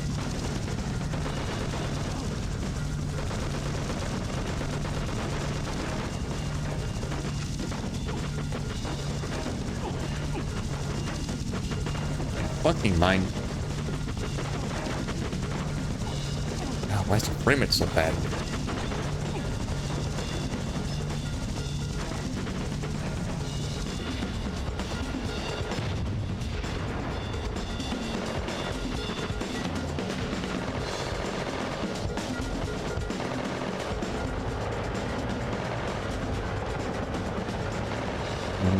Keep it going. Yeah, come on, move your ass.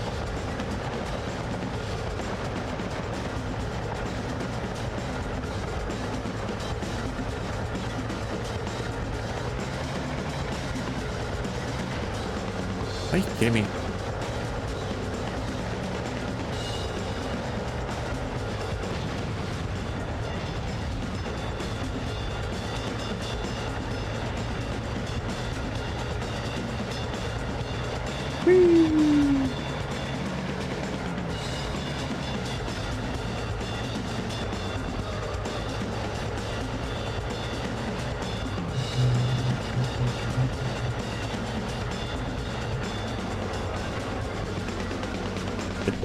Thoughts?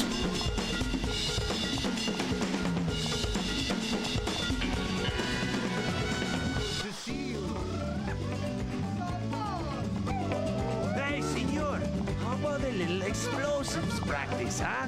Maybe I even send you a real target. Check it out. Hi. Seek out the mistress's squire simple. Okay. Hmm.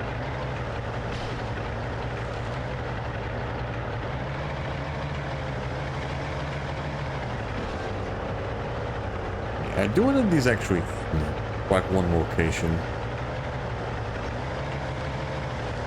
Must be like a shit ton. If that's the case. Because I'm pretty sure there's certain unique missions in terms like depending on the location that you start them at.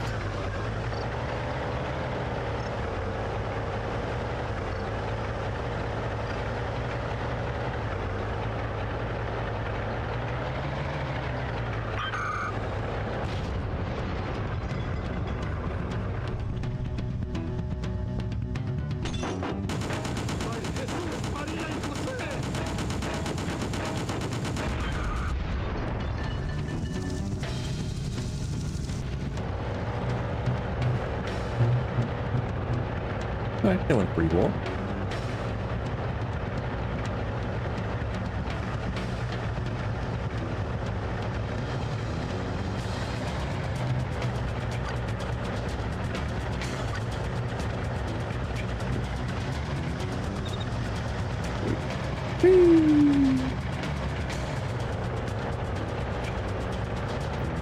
Ooh, there's no water there. What the fuck did I hit? The hell did I hit there? Oh shit. There was nothing there.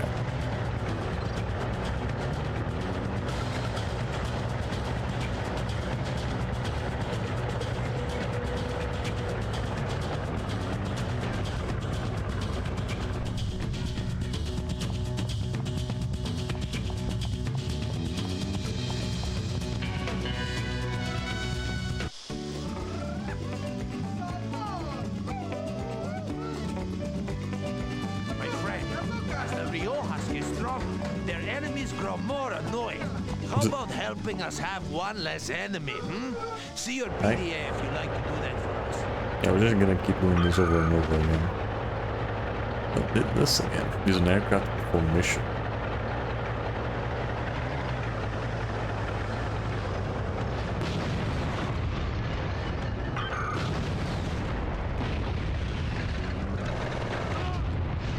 Come on. Yeah, it'd be nice if the game give me the fucking chance to even use the damn thing.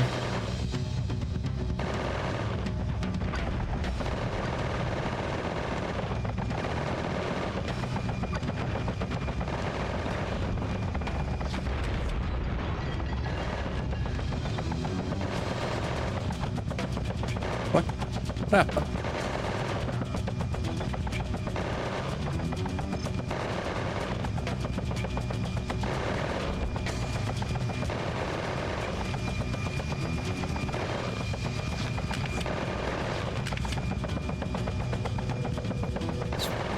Can't see shit.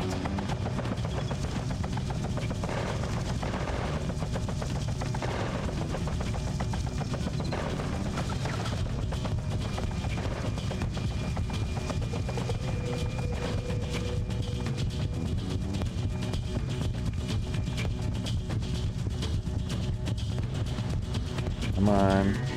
Yeah, again. What the fuck am I supposed to do there? The fucker immediately blows up the damn thing. So what am I supposed to do? If I said so, I swear some of these are fucking impossible to do. Some of these missions are just straight up impossible. Like there's literally no way to fucking finish them.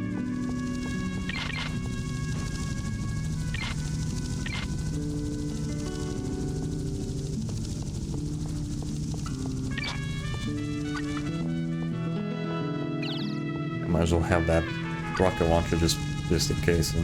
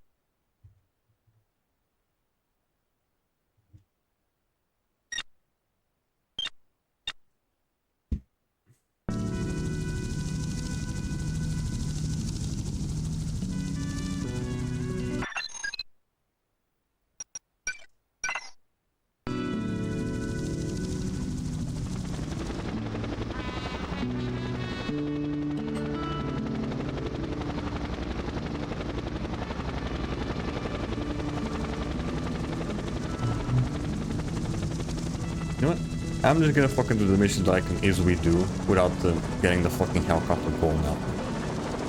Yeah, screw it. Because I already know that some of these are fucking bullshit.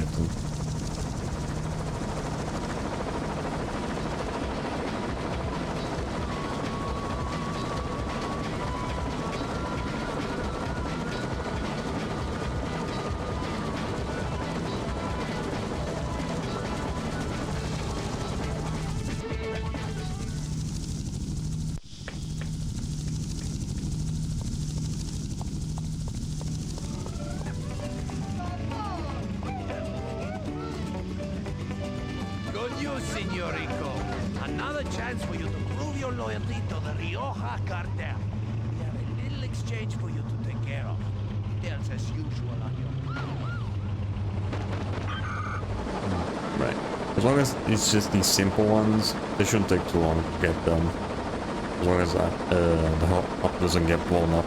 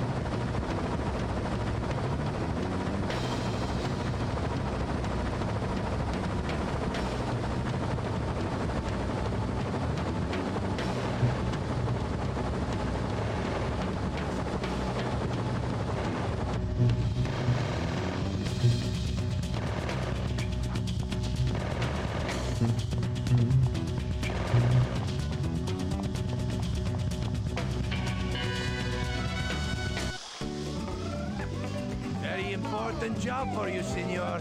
Too important for the usual idiots Yeah, and now the Mondo mission are usually just employs. repeating. Check out the PDA.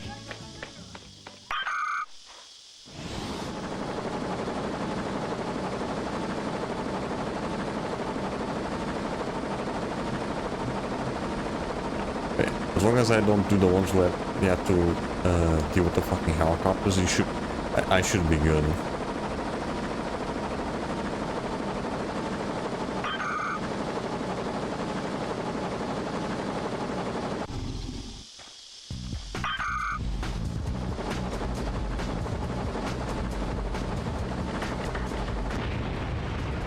Shit.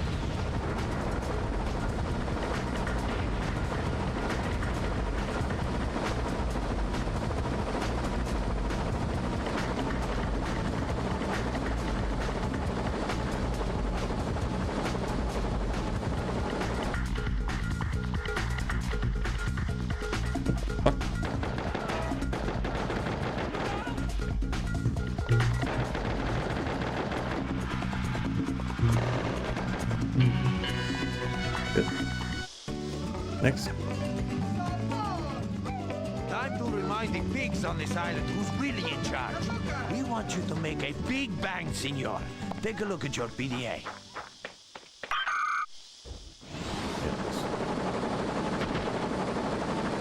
Okay, this is gonna keep repeating over and over again.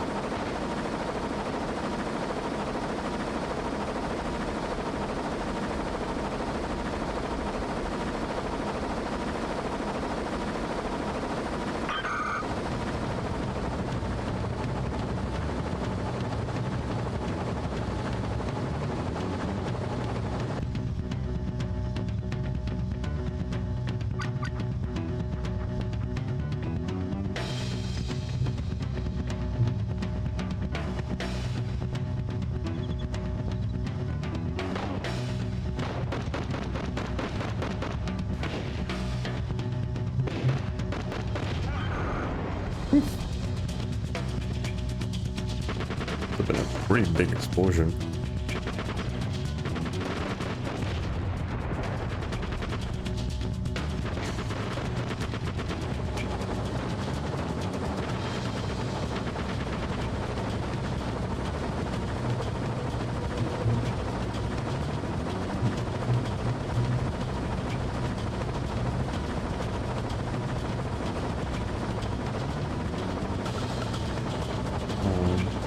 Lost control.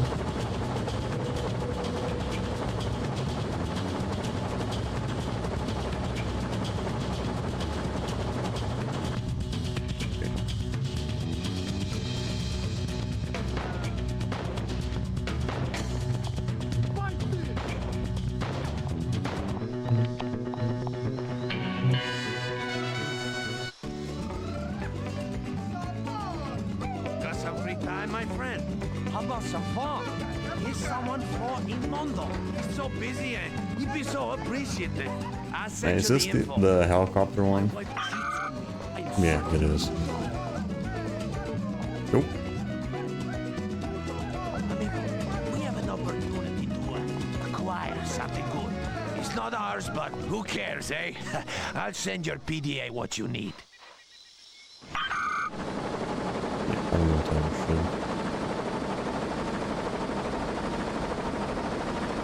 Yeah, we're gonna be doing this for quite some time.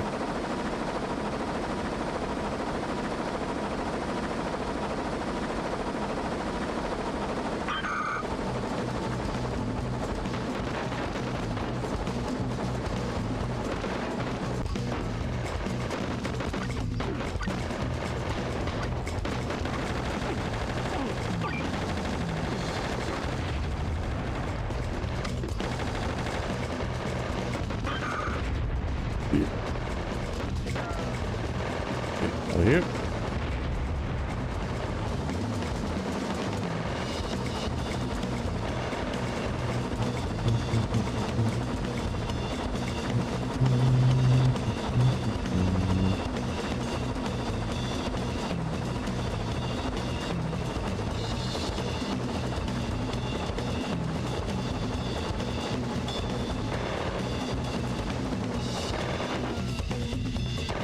Ah, shit.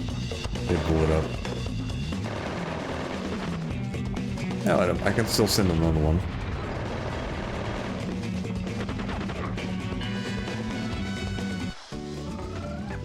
A cartel is always expanding, but it expands so much better when we just take what we want, no? I'll send you something that El Mundo wants you to...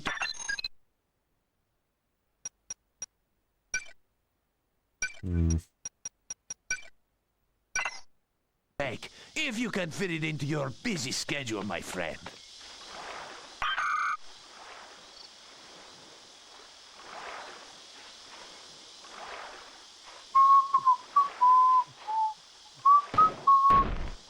Thank you.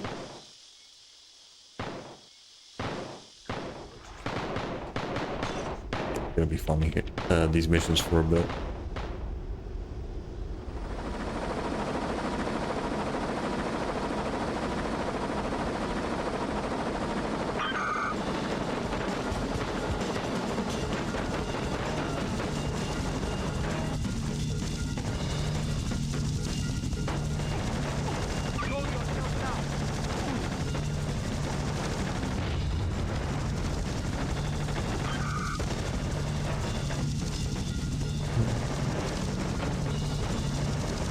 Keep going.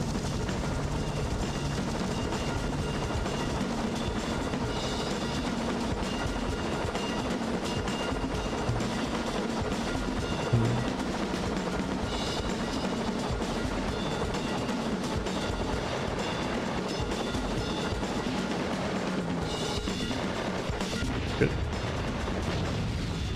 The hell? And now...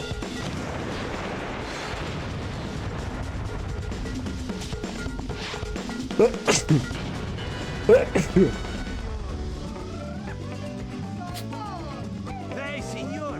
How about a little explosives practice, huh? Maybe I even send you a real target. Check your PDA.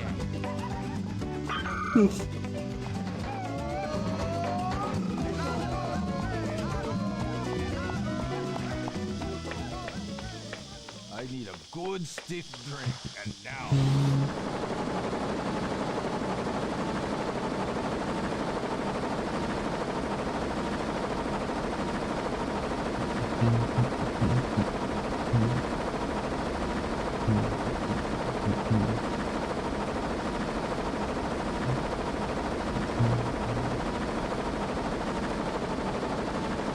this one again.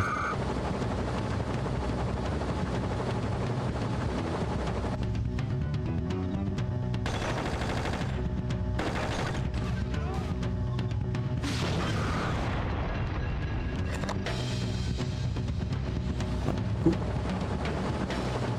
At least that one's pretty simple.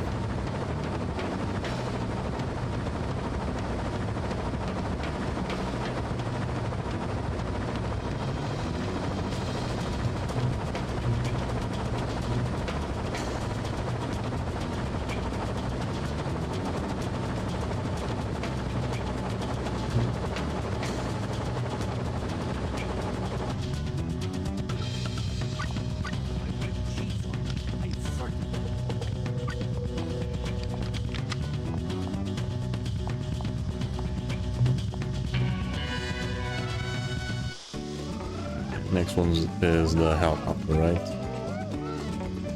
My friend, as the Riojas get stronger, their enemies grow more annoying. How about helping us have one less enemy? See your PDA if you'd like to do that for us. Yep.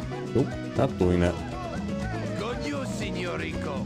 Another chance for you to prove your loyalty Okay, now to this is the getting Rioja repeated. cartel. We have a little exchange for you to take care of. Details as usual on your PDA.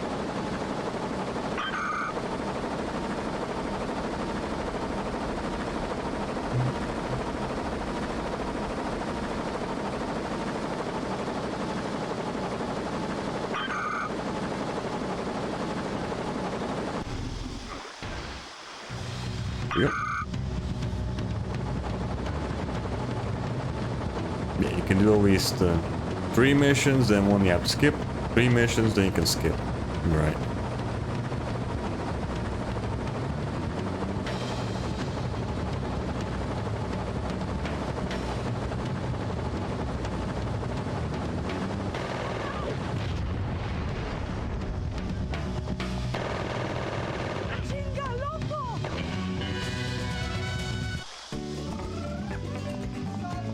Very important job for you, senor.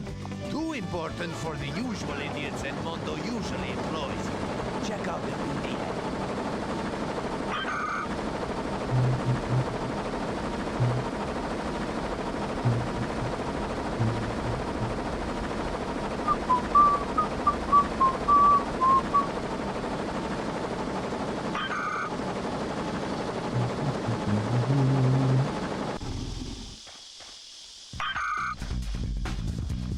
Oop.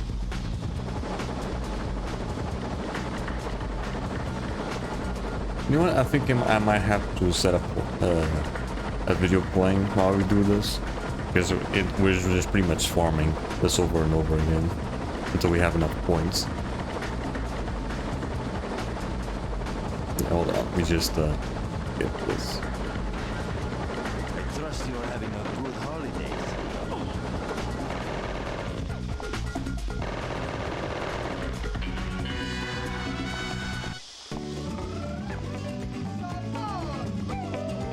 Time to remind the pigs on this island who's really Yeah, hold on.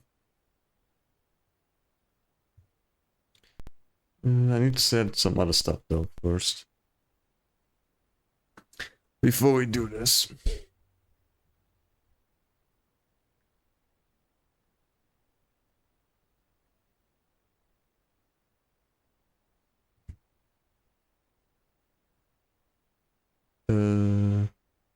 Yeah, creator.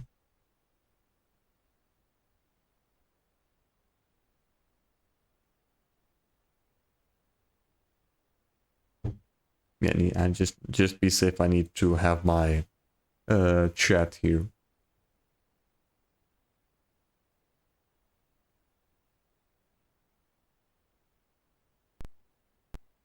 Yeah, pop up.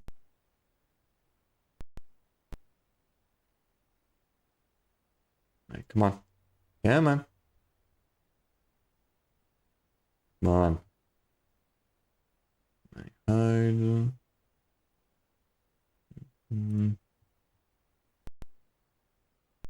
All right, let's see what we can get out of podcasts.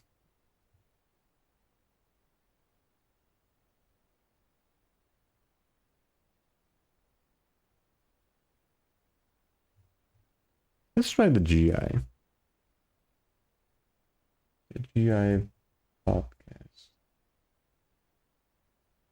Yeah, the gaming Illuminati. Yeah, there we go.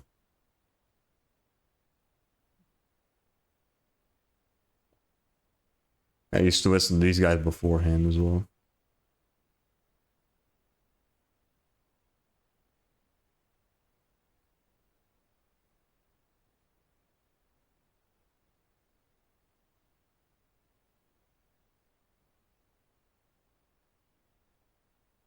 Yeah, fucking ass. Come on. Yeah, man.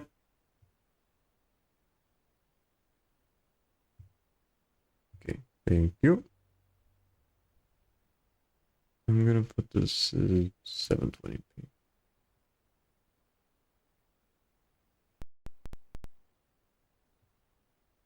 Nope. All right. Now I need to.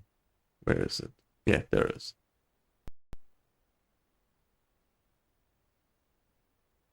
Mm-hmm.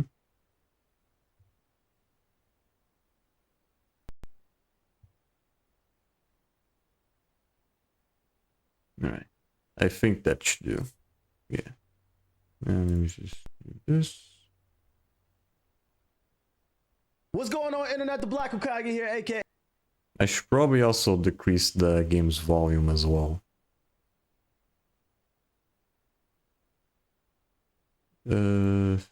Right. Damn it. Right, I don't have the fucking thing for it.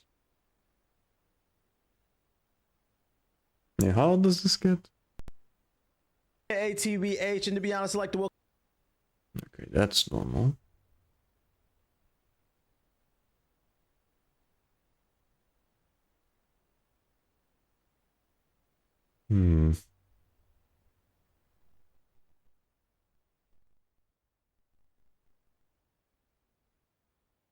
Okay, I'll just put my S5 for now. Welcome you guys back to the Gaming Illuminati podcast. We are the Enlightened Gamers, and you're now tuned into episode 158. If you're watching the video version of the show at youtube.com/GI Updates, know this show is available on Apple, Spotify, Amazon, and all other major podcast platforms. Also, be sure to rate the show 5 stars on Apple and Spotify. We need your 5-star rating to move up in that algorithm and bring in new listeners. Follow the podcast on social media. We drop daily content on our pages. We're available on TikTok, Twitter, Instagram, and our handle for every page is at GI Updates. Links will be in the description box below on the YouTube version, and we're also in Discord, discord.gg/GI Updates. Once again, all our social medias in the description box below. Now, without further ado, let me introduce you to my co-host, the first of which loves to raid me on Twitch when I'm about to get off stream and go to bed. Recently, it was her birthday, so make sure to say happy birthday in the comment sections. Tune is 5,000 watts. Say what up to the people. Oh, good. Thank you. I do. I have really good timing. But I mean, the last time was important because you were on Demon of Hatred, so we had to see that. Yeah. A lot of people said that I was gonna struggle. I was gonna be another 19-hour stream. They're 19-hour stream. Sekiro that's taking me longer than an hour. Like, I'm actually shocked. I'm shocked myself. I'm not gonna lie. My second co-host recently, he cheated on Ace. Somebody came down to Florida by the name of Siggy. Hey, wait. He has drinks with Ace, but he had drinks with Siggy recently. UTX JG the Don. Say what up to the people. Hey, the only reason why that happened is because Ace doesn't drink anymore, right? That man doesn't. I was unaware of this. Yeah, he's sworn off drinking for a while, and his diet, and he said he's only having a drink when he had his daughter, so he had a drink then. But that man don't drink no more. We are. Now Siggy still drinks. Siggy still drinks. So we had some drink, even though I didn't drink anything. But shout out to Siggy, man. He came through. For sure. And last but certainly not least, I fully expect this guy to contribute to 75% of today's conversation, because there are some topics here on the show that only he can talk about because he got exclusive access. This is a very important man right here. The Detroit developer himself, Ethos. Say what up to the people. I just want to say, look how far I come from Ethos plays those games, Ethos plays games that no one else can play. I'm gonna love it. Well, technically, you still don't play no games. You play games. I'm playing a game right now. Because you played one at a time. You played Star Wars, but you weren't playing them at the same time. Did you play Flintlock? But you ain't playing games. I don't want to hear that. He's like, I gotta be playing multiple games at the same exact time. I was unaware of this. I guess. Okay. Well, let's get into the opening conversation for the show. Since the last show, the last game to come out, I wouldn't call it like a major release. It's really more like a AA game. But you know, here we actually play games. It's available on Game Pass. It's called Flintlock: The Siege of Dawn. It is I would define it as a Souls-light game, L-I-G-H-T, because it borrows elements from the Souls games, but it's also very action-oriented. It stars a black woman named Noor, who's been the center of controversy. I was gonna say conversation. Oh, you're talking about? Oh, right, yeah. And her best friend Inky, who's a god. I was trying to. I wasn't paying quite. I wasn't paying attention for a bit. It's like Black God of War, sort of. I haven't seen much from that game, but it looks alright. That is good. Not in terms of combat. Lots of platforming, action, skill trees. Definitely not what I'm looking for when I get the PS5. First, Watts, what are our first impressions on Flintlock: The Siege of Dawn? Okay. I think it's okay. I don't think it's a bad game. I would maybe say it's a good game, but I definitely don't want to finish the game. It's got some stuff going on with it, which is some of my biggest pet peeves, and that is the telegraphing of enemy attacks. Because they're trying to do the whole like Soulsy adjacent thing. So they want you to do like parrying and interrupting and precise dodging, but some of the enemies, they're doing pretty well telegraphed stuff, and then all of a sudden they just hit you with an attack out of nowhere, just instantly. And I really don't like that. It's also a little floaty, like you kind of like float across the floor a little bit. So yeah, this video is like three weeks old, so this was but right I think it's before doing some really interesting stuff. Like Black Myth will come I like a lot of release. the movement. The movement is pretty fun because you can double jump, you can dash around, you can use the Enki's triangle things, whatever those are called, to like fly all around the map. So I like a lot of what they're doing, and I can see the vision. And I also like that they're doing the when you do combos, that increases the amount of currency that you get in order to level up your character and upgrade weapons and stuff. I like that. There's some good stuff going on. I just don't think the combat is there. So it makes me not super excited to keep playing it. You know what I respect? I respect the fact that you admitted you're not going to beat the game, unlike these other two. Just love to pretend like they play games. I respect that. I kind of agree with your sentiment. I feel like the trailers sold this game on for me. Like the trailers were a lot better than the game itself. Based off like what I played, the best way I can define Flintlock is it's a Game Pass game. Like it's a solid six. It's a solid 6 or 7 based off what I think I got like 10 hours on it. And I agree with you with the combat. Like there's certain parts where it feels good, but my biggest issue is the parry system. It's very janky. The window is really weird. So like I found it very hard to parry. Right, the only real I think it doesn't help either that I'm playing stuff that I saw from the game itself was mostly just reviews. One of them being from Black Okada game itself. The best parry system I've ever played in a game is Sekiro. It just looked like an alright game. Something that you wanted to like look forward to. Jump back to Flintlock. You really feel just a game to but I think the good waste thing is time on. It doesn't force you to parry. Dodging in the game is very viable. So like it didn't bother me too much that the parry isn't that bad. I really enjoy the platforming in this game. I'm a sucker for anything platforming, just jumping around, those purple things.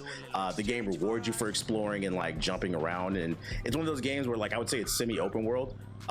It gives you just enough wiggle room to where you can explore, but you never really fully get lost. And I agree, I do like that the XP system. It kind of has like this gambling XP system where whenever you get a hit, it gives you a multiplier and it gives you more XP. I'm trying to check and then if you do get hit, you'll lose it all. So you have to figure out when you want to cash out and when you want to keep going. I thought that was really cool. I just wish that the upgrades and the clothing wasn't so expensive. I also don't like the fact that the clothing runs on the same XP as your upgrades for your skill tree. So I caught myself feeling like I had to pick between an upgrade or a fire fit.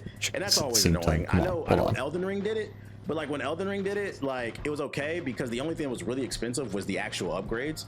But in this game, like the clothes are just as expensive as the actual upgrades. So it's like, it feels like it feels kind of, it's artificially forcing you to grind. I can't use the fucking... I can't use the 3D model for this. Right, hold on.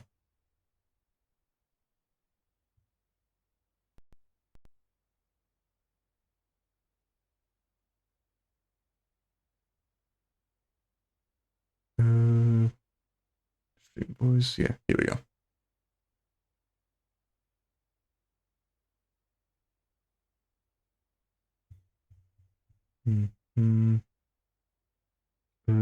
Where was it?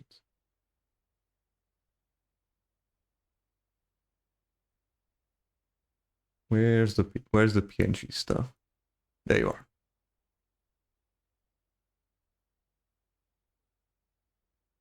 There we go. Yep, much good, much better.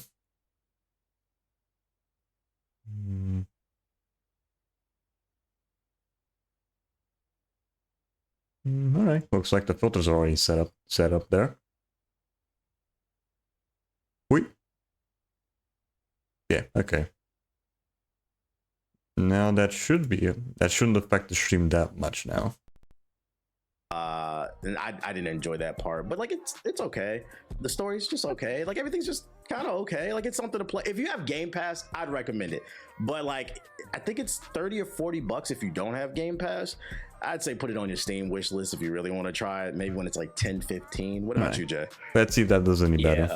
So I definitely agree with what you all are saying. But unlike Watts, I actually do plan on finishing this. I do want to get through it, especially since I'm so far. I think according to Homeless, when I told her where I was, I think I'm like more than halfway. So I'm like, you know what? I'm waiting for Wukong anyway. Like there's other games in between. I think so it looks good now. Just go ahead. Yeah, the game, the fucking stream isn't chugging like crazy now. The combat, but I think you know, to both of you all sentiment, I think we are severely spoiled with From Software. I think From Software has crafted some really good projects. We literally just got off of Elden Ring, so it's hard to go from something like Elden Ring and then UTBA's going back to Sekiro and then playing Flintlock, which is a Souls light. You know, we're not expecting it to be at the same level, but it's just hard not to compare and be like, well, dang, Elden Ring was like this, Sekiro was like this. Both of them were so great, and then we get to Flintlock and things just aren't as polished as we would like for it to be combat wise.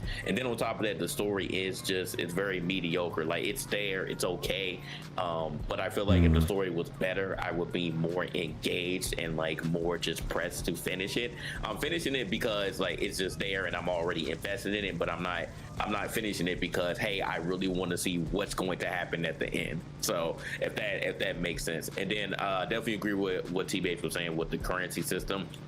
It definitely needs to be some other sort of currency there, because I feel like even though you're just getting all of the like materials and stuff as you go through, that's only for like the first level of like armor and weapon upgrades. But after that, they're asking you for just straight currency.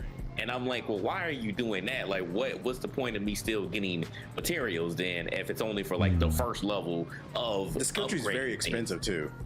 Yeah, the skill tree does get expensive. Right, so it looks like there's like, you have to keep in mind some new stuff. Third level, it was like 11,000. Like the upgrading your character. I was like, what am I going to get? Where am I going to get all the currency from? The beginning? So is it's that what definitely it is? unforgiving. I don't know if they're trying to force you to just rest somewhere, like go fast travel, rest somewhere, and then rinse and repeat. You know, find those farming spots. I don't know if that's what they're really trying to get you to do. I don't know if you're going to be able to fill out the entire skill tree by the time the game is done, or just really you have to pick and choose what you really want. I know that you can, you know, unequip things in order to get your currency back, but still, like if I picked it, it's for a reason. So I definitely do agree that the currency system does need a little bit of work. It's definitely unforgiving at times, but like I said, I enjoy it for what it is.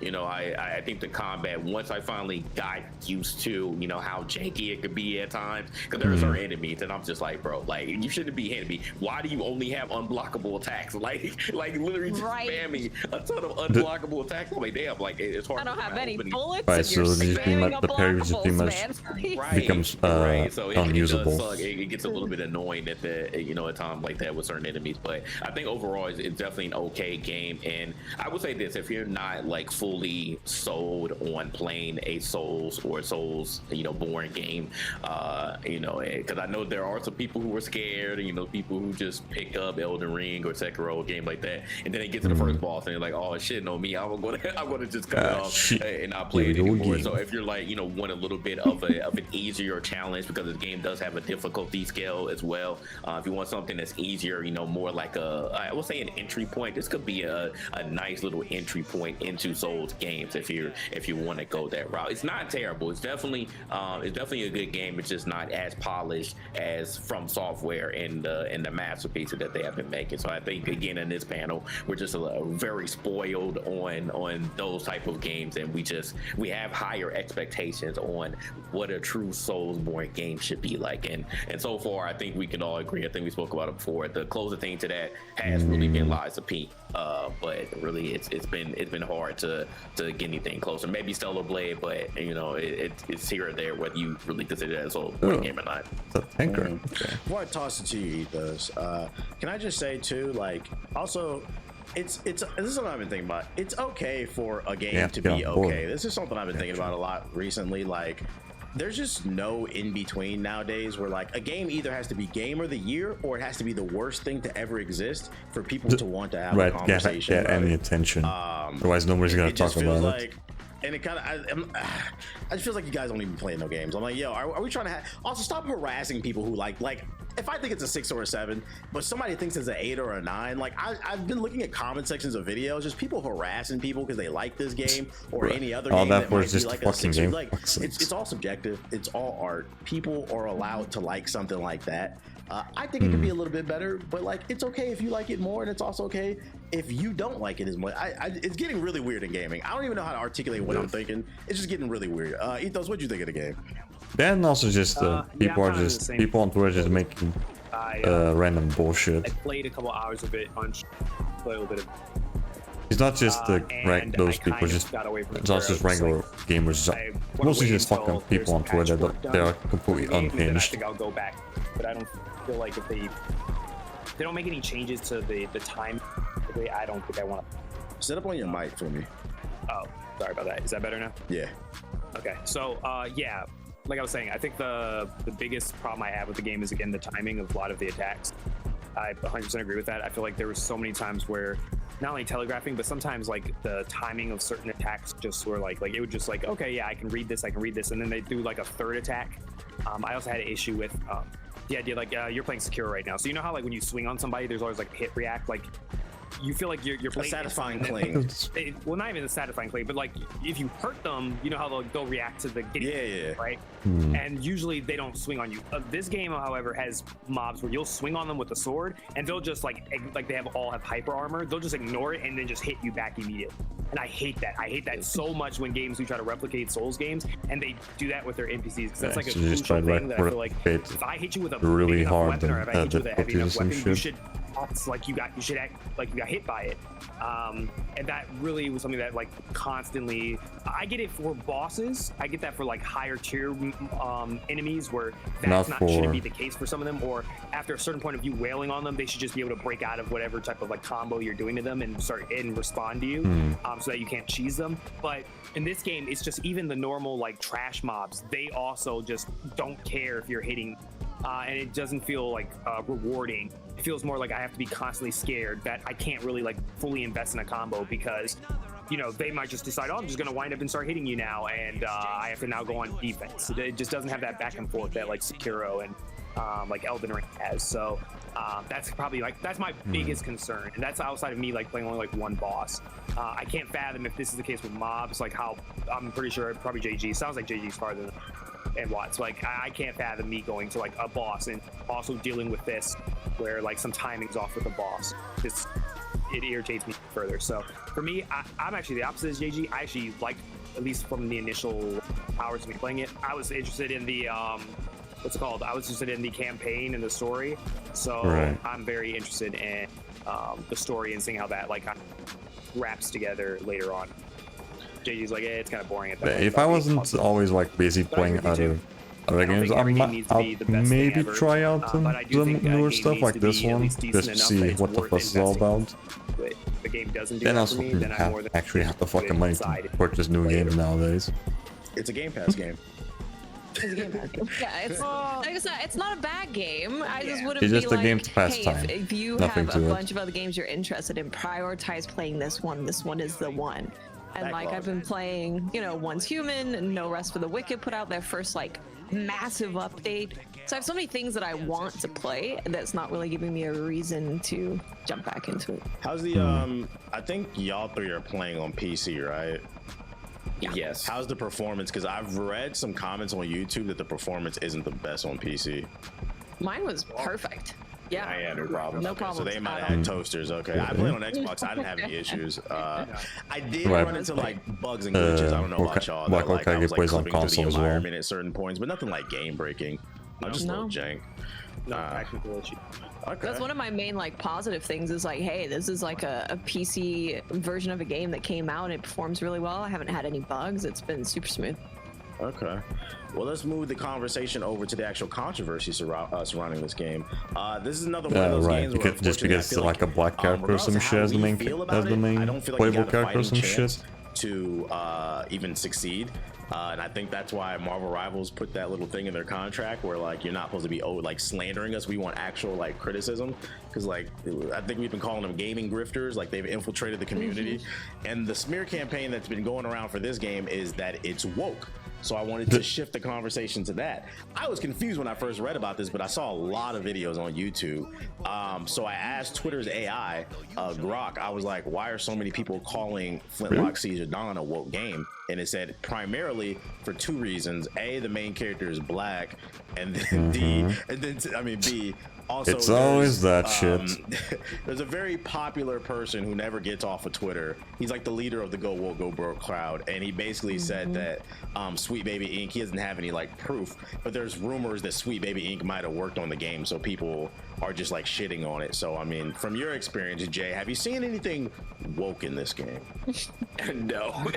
No, pretty sure it's just literally just the main character being black, like, and that's it. I get when people try to fish for things. They're like, oh, there's this one line or one scene or one thing that happens in the story that makes it woke and political. You're trying to put politics in our game. We don't want that. And I haven't seen anything like the conversation. There's that, but then there's people just fucking stretching. Have not been anywhere near political. It's just a story about Noor, who is a trapper, and she ends up getting beat up by a demon, like almost dying, and then it's like, okay, well now here's a god who wants you to kill the other god. So and that's really what she's going through right now. It's not really anything intricate that's going on in between, at least so far. But that's really it. So I don't know what they're talking about. I think literally we're just hanging on to the fact of what you said. First of all, the main character is black, which is just, it's like just admit you're racist at that point. Why are we still talking about that? A main character can be any type of race, so that's an irrelevant point. But the second one about Sweet Baby, you know, that there's a clear agenda that's been going on. There's literally an entire Steam group that's any game that has any inkling of they pretty much flags any game that has any was worked on by Sweet Baby Inc. or some shit. What happened more than I feel like the main character being black, because there's nothing political in this video game. If they actually play it, that's the problem. They don't play it. There's no this game is a prime example of how they don't play games. There's no alternative lifestyle or political agenda at all. It's literally a fantasy game starring a black character. But like, I guess my issue is it's the fact that somebody just tweeted like, yo, somebody told me in the DMs Sweet Baby Inc. might have worked on this. I don't have any receipts. And like, people just ran with the shit. Like, there's nothing in this game that promotes any of that. So this is the thing that is it's just people on the internet just believe anything. Like, so these people are like, we're fine with black people existing in media, which obviously not, but don't race swap characters. And in this game you have an original character, a brand new IP, she happens to be a black woman, and it's a problem. It's still a problem. So it just shows. Yeah, we'll continue on this after our little break. We're gonna have to talk a bit more, and hopefully either tomorrow or maybe today. I don't know. We'll see. Depends on how fast people respond on Reddit. But yeah, that is if they decide to respond. But yeah, we'll finish off with the rest of the Ryoja missions after the break. Then maybe we can see if we can go back to the collectibles, figure out what the fuck's going on with that. But yeah, let me just change this for a bit.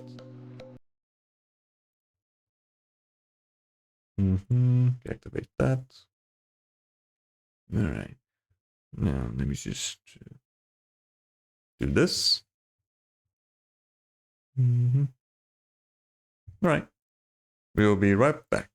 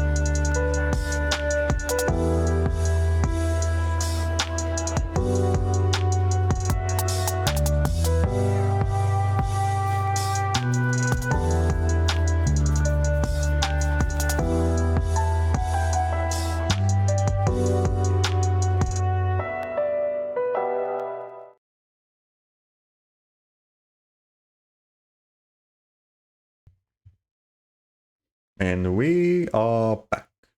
Now, let me just change back here. Hold on.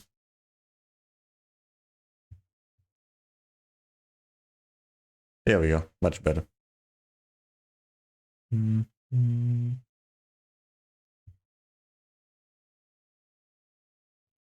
Alright, now turn on the game as well.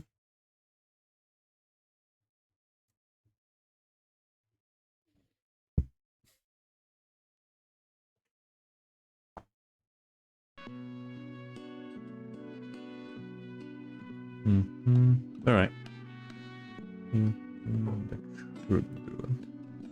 Right. Where were we? You that like they're gonna move the goalposts every single time something happens because their problems are not what they're actually saying. They're racist because there's regular nothing in Twitter this game activists. that is indicating They that they're pushing don't any actually kind of give a shit agenda. about what they're fucking preaching. I would really like to see people's sources on stuff instead of just being like, "Ah, yeah, Sweet Baby Inc. worked on this game." Well, show me your sources, right? And it can't be I read an article or I saw a post on Reddit. It's like, okay, well, who did the article speak to that was a part of that? Did you talk to someone from Sweet Baby Inc. who was like, yeah, we worked on this game? Did you talk to a developer of Flintlock that was like, yeah, we worked with them? There's nothing. There's never any sources, any facts, any anything. It's just people being mad. Most of the time, just I guess my misinformation. question to those people is like, where's your humanity in this? Because at the end of the day, regardless of how you feel about if there's any type of agenda being pushed, if it's genuinely something being pushed, I need you to have receipts. Because at the end of the day, this is a studio. This is people's livelihoods, and like people like you can't complain about layoffs in the community in the gaming industry, and then you're part of the reason. Like you didn't. It's like this game didn't even get a fighting chance. It feels like it kind of got lost in the shuffle, and then the little bit of promotion that it did have. Some of that is Microsoft for not promoting the game, but then a little bit that people are talking, it's getting negative press. It's just like, come on, bro. At least have some receipts. That's all I'm saying. Because like they are people. What pisses me off too, though, is that like. This game is a AA game, and we've all been like, stop with these games with these 8-year dev cycles that take 500 people. You're killing the industry. It's cost like $20 billion to make a game. And here's a game that you do not see many of these types of games or these studios anymore. And they've managed to make a solid game without having the crazy budget and the crazy amount of people working on it. Like this game is kind of everything that people have been wanting, that we don't need these AAA super crazy mega hit games, that we also need to have AA games coming out. So it just shows you that they don't care about the actual game industry, right? Like they never talk about anything that's actually hurting the game industry or gamers. It's always just something that no one gives a shit about, like Concord. Yeah, I wish that they would use their use their platform to actually talk about all of these studios that have been closing down and all these layoffs. Wouldn't that be something important, especially from former game devs? I think that would be near and dear to your heart. But no, you want to talk about black people and women and LGBTQ things in video game that y'all don't even play. Like I don't even understand what the whole point of their argument is anymore. Because like when it comes to Flintlock, yeah, there was a rumor that this character got race swapped, and it was from again an unconfirmed source, somebody who claimed that they worked on Flintlock and said that yes, Sweet Baby Inc. came in and did this overhaul and race swapped the character. Okay, even if that's true, so what? Are you going to play the game or not? But we can tell that y'all didn't. Y'all are just harping on these rumors that y'all are catching and then saying, hey, Sweet Baby ain't worked on the game, therefore it's crap and we're not even going to give it a chance. I have a challenge for these people. Like, instead of, spewing all the things that you do hate, let's see you guys play some games. Like, what do you like? Yeah, actually enjoy something, not just bitch and complain on Twitter. I guess, they liked Stellar Blade until it was censored, right? Yeah. Instead of just yelling at the fucking boy or whatever. That's all I want to see. I just want to see more of like, what do y'all like? That's all. I just be curious about that. But we know the answer because we got the article. 60% of y'all don't play new games, and the ones who do, they are 6 years or older, like Roblox, Call of Duty, Fortnite. It is what it is. But I would say if you got Game Pass, just look at me. I'm playing a There's no fucking political PS2 agenda game from here. 2006. Don't let that sway you. Judge it Just for a yourself. black woman hitting people and like flying a little bit. Oh my god. Listen, man. Speaking of smear and hate campaign, that actually perfectly segues into our next topic. Another game that I don't think got a fair shake, and it's called Concord. Concord is an upcoming first-person shooter game that's developed by Firewalk Studios. Is it 5v5 or 6v6, something like that? Hero shooter with a bunch of different abilities, different game modes, $40. They said no Game Pass, PS5 and PC with crossplay. They recently had a beta last week, and we had a little play date night, all four of us, where we played together, and we thrashed people online. I'll take the floor on this one. So my first impressions of the game is I was genuinely surprised because this game was getting a lot of hate, and this is one of those games that got the weird kind of hate because I seen a screenshot go viral. Somebody posted like, look how many people playing Concord, this shit trash, and it was a screenshot of the Steam DB. It was like 600 people online. I'm like, okay.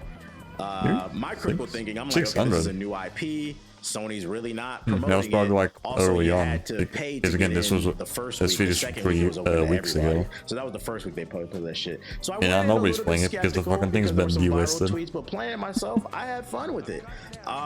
It felt like a solid 7.58 based off the beta that I played, and at $40 it felt like there was a lot of value there. There were some really cool characters with some unique concepts, like that big yellow dude that just sucks. Vacuum. Vacuum. It just sucks. The shooting felt really good. It felt really satisfying, especially when you work together as a team. All the different classes felt viable. I really liked playing as a tank. Normally it's like a chore.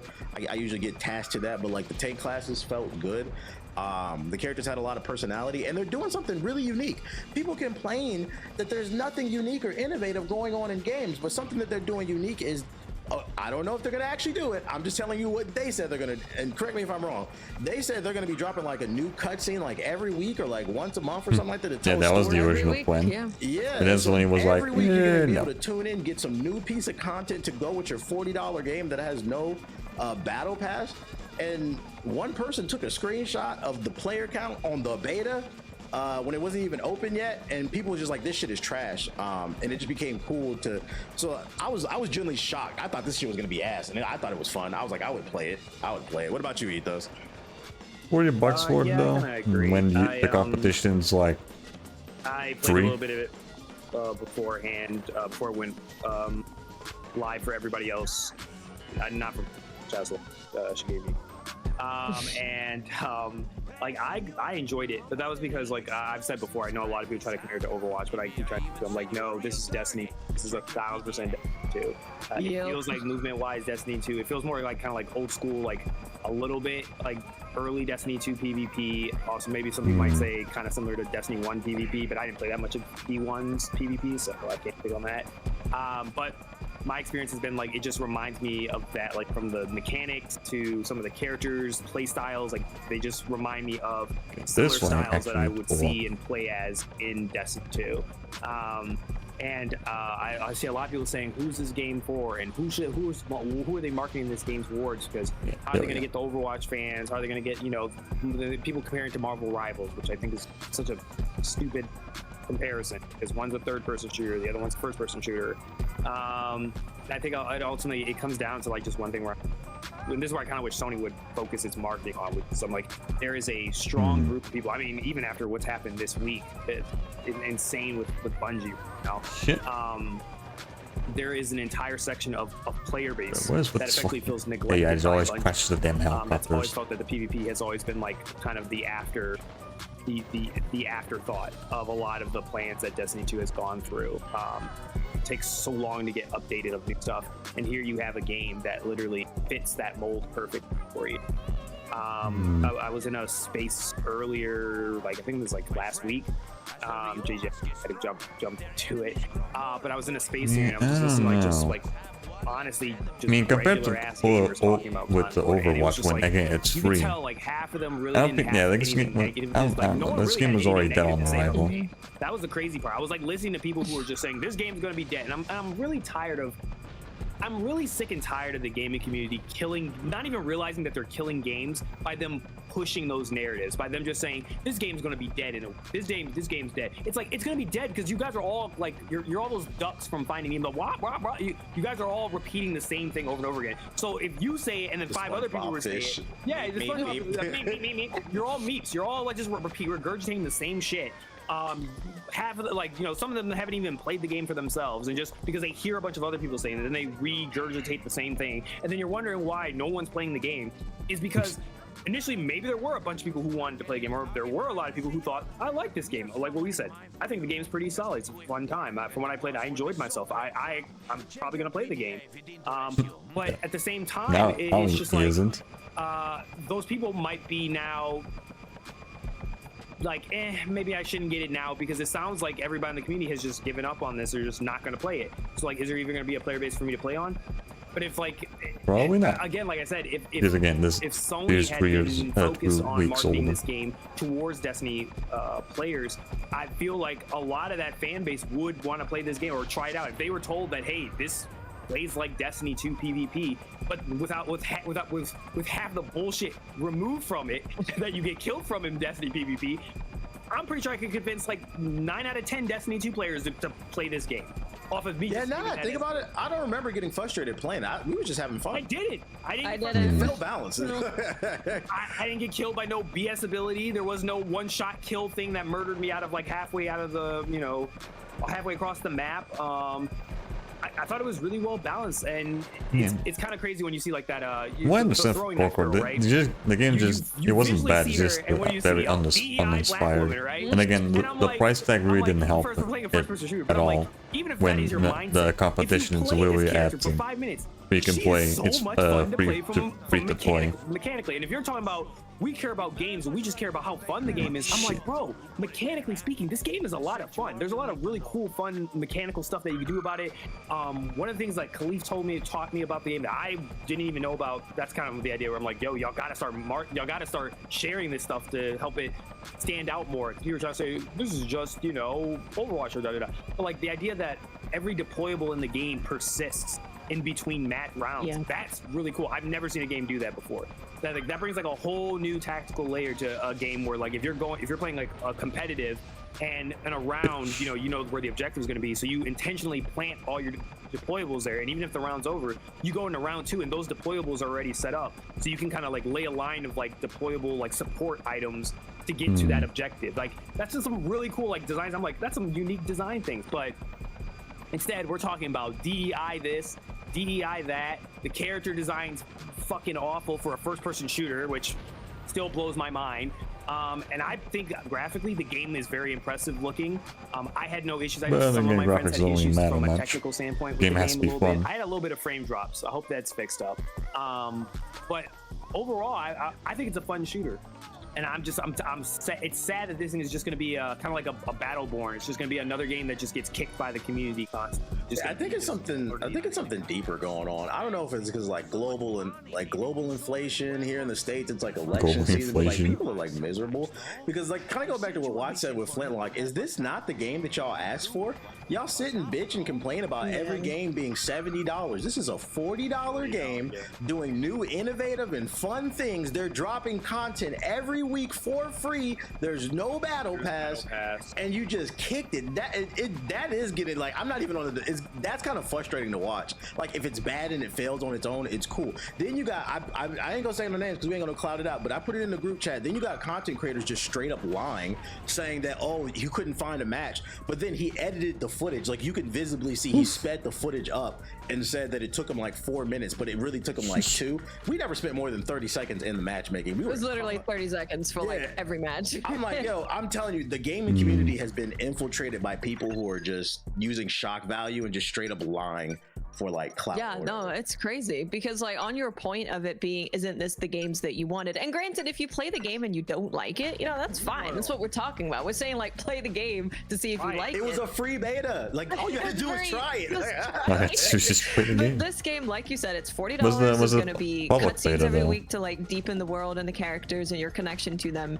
There's no battle pass. There's going to be hundreds of items to customize your free gunners, and that's just from playing the game, completing jobs, and leveling up your account. So these are cosmetic. They don't affect gameplay at all. And you're not having to pay extra stuff for it. Now, does that mean that they're gonna add like paid cosmetics? Never. No, it doesn't mean that. But we have confirmation. I mean, that they there have to make money somehow. hundreds in the game for your $40 that you can earn. So everyone's like, oh, these free-to-play games, they're having skins that are like $100. This game is $40. You get the cutscenes. There's no battle pass, and you have a bunch of stuff in the game already that you can earn. What I will say though is a critique. If the people who do like the game, because everybody that I've seen play it, they seem like they like it. If you genuinely like the game, when it comes out, I do need y'all to stay in the matches, because one thing I didn't like, it was a lot of crybaby rage quitters. Yeah, and I'm like, come on, man. Like, the game ain't even out. It's in beta. I'm telling you, esports is ruining everything. You don't need to be an MLG sweat the day the game comes out. Just play the beta. It's meant to be tested. Enjoy it. Stay in the match, because that could ruin the community. Don't shoot yourself in the foot. Jay, what you think of the game? Yeah, I remember when we first saw the previews of the game, you know, I initially said, I was like, yeah, it definitely looks like, you know, Overwatch mixed with Destiny 2.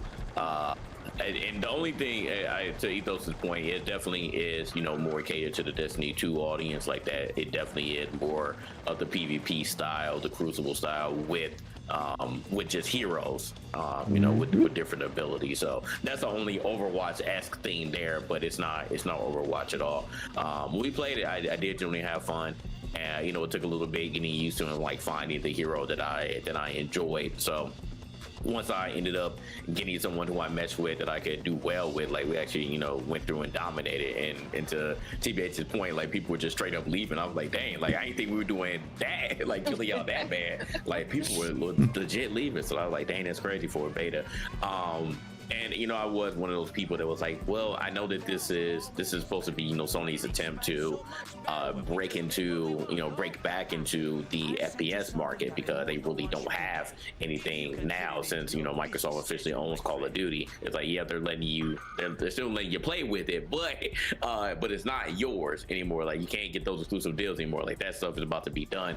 So that's what Sony's, you know, argument was from the beginning with Call of Duty. It's like, yeah, you lose that one. What other FPS do you have? So I understand why, you know, this game came out, and I hope it does eventually, you know, compete with Call of Duty, because like they desperately need something. They need something for a while. And going to well, actually, I'll say this before I would go into Ethos' point when he was in that space, because I found that very interesting. But the one thing that I didn't like was that you don't regen your health automatically.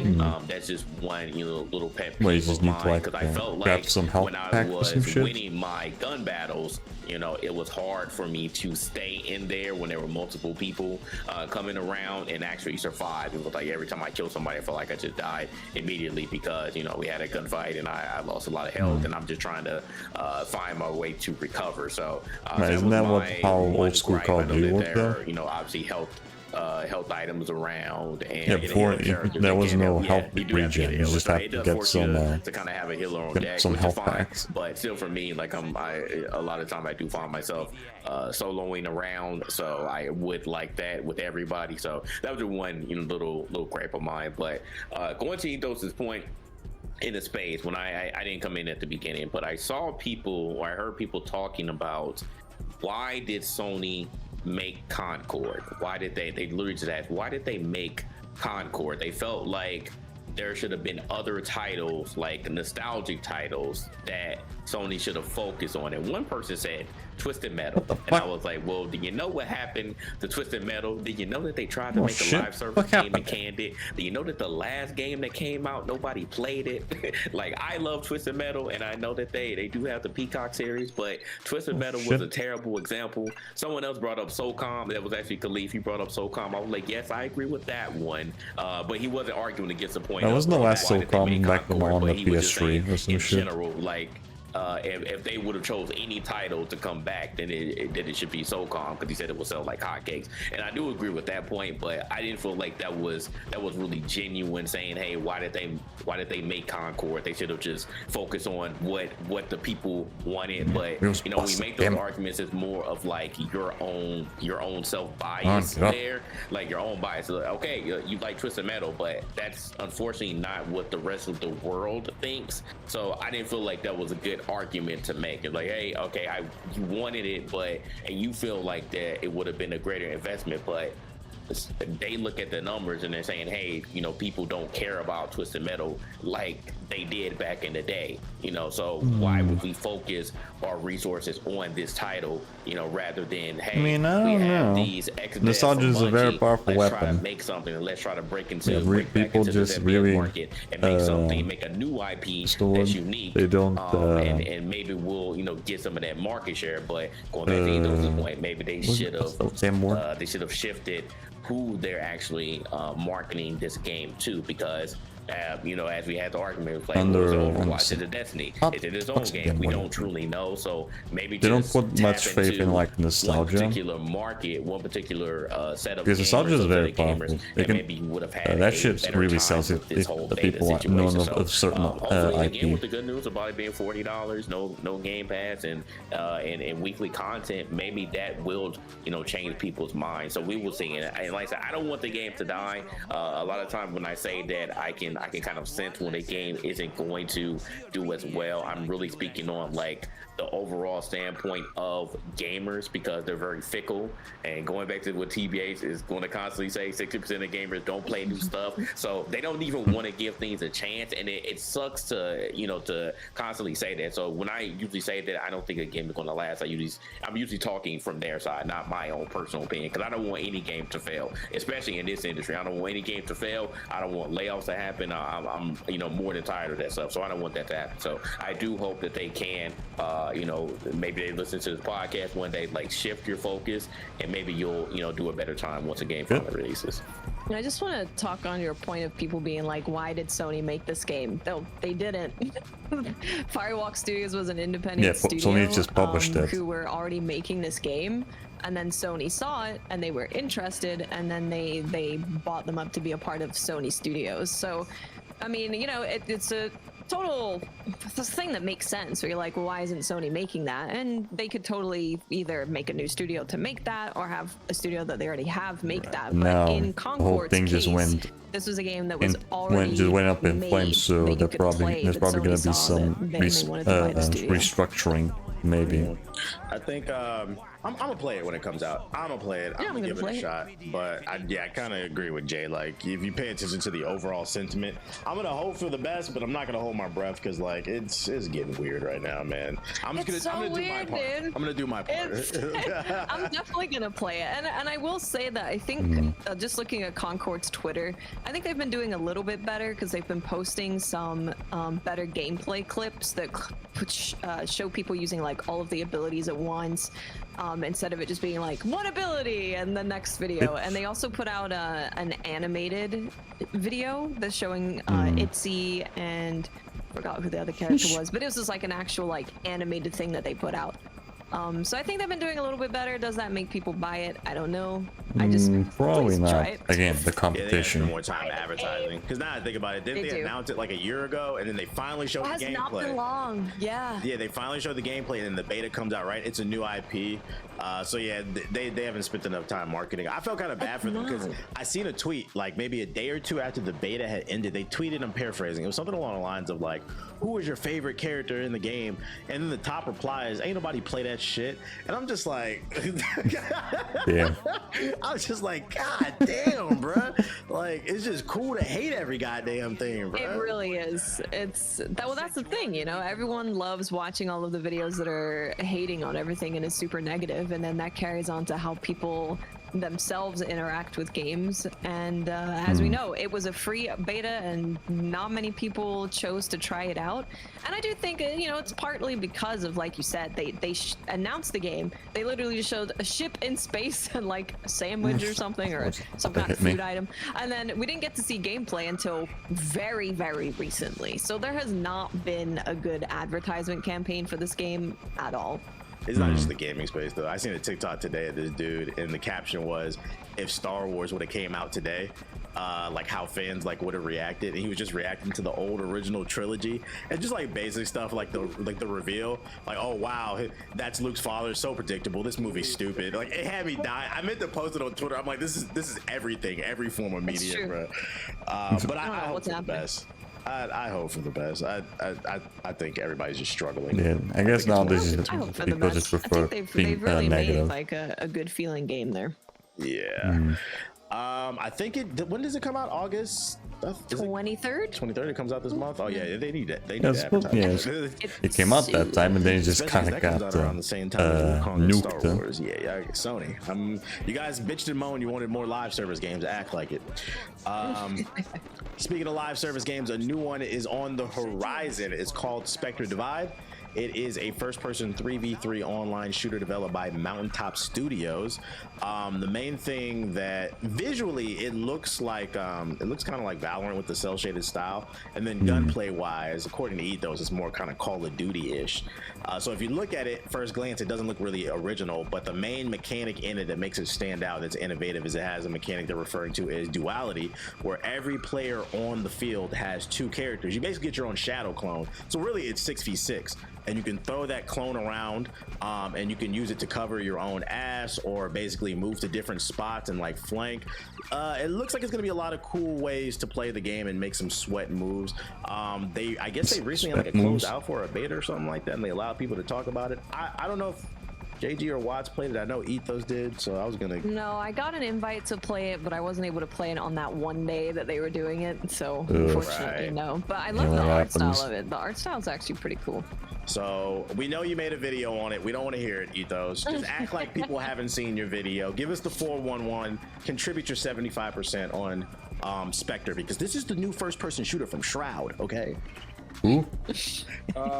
Yeah. Give me a second. Oh, Is Shroud, like, right. I think I know who he's talking about. Are you rendering a video right now? No, like it's my Twitter. My Twitter is like, I don't know why. I have like a Twitter tab and I can't find it. It was just like blaring music out of my earplugs.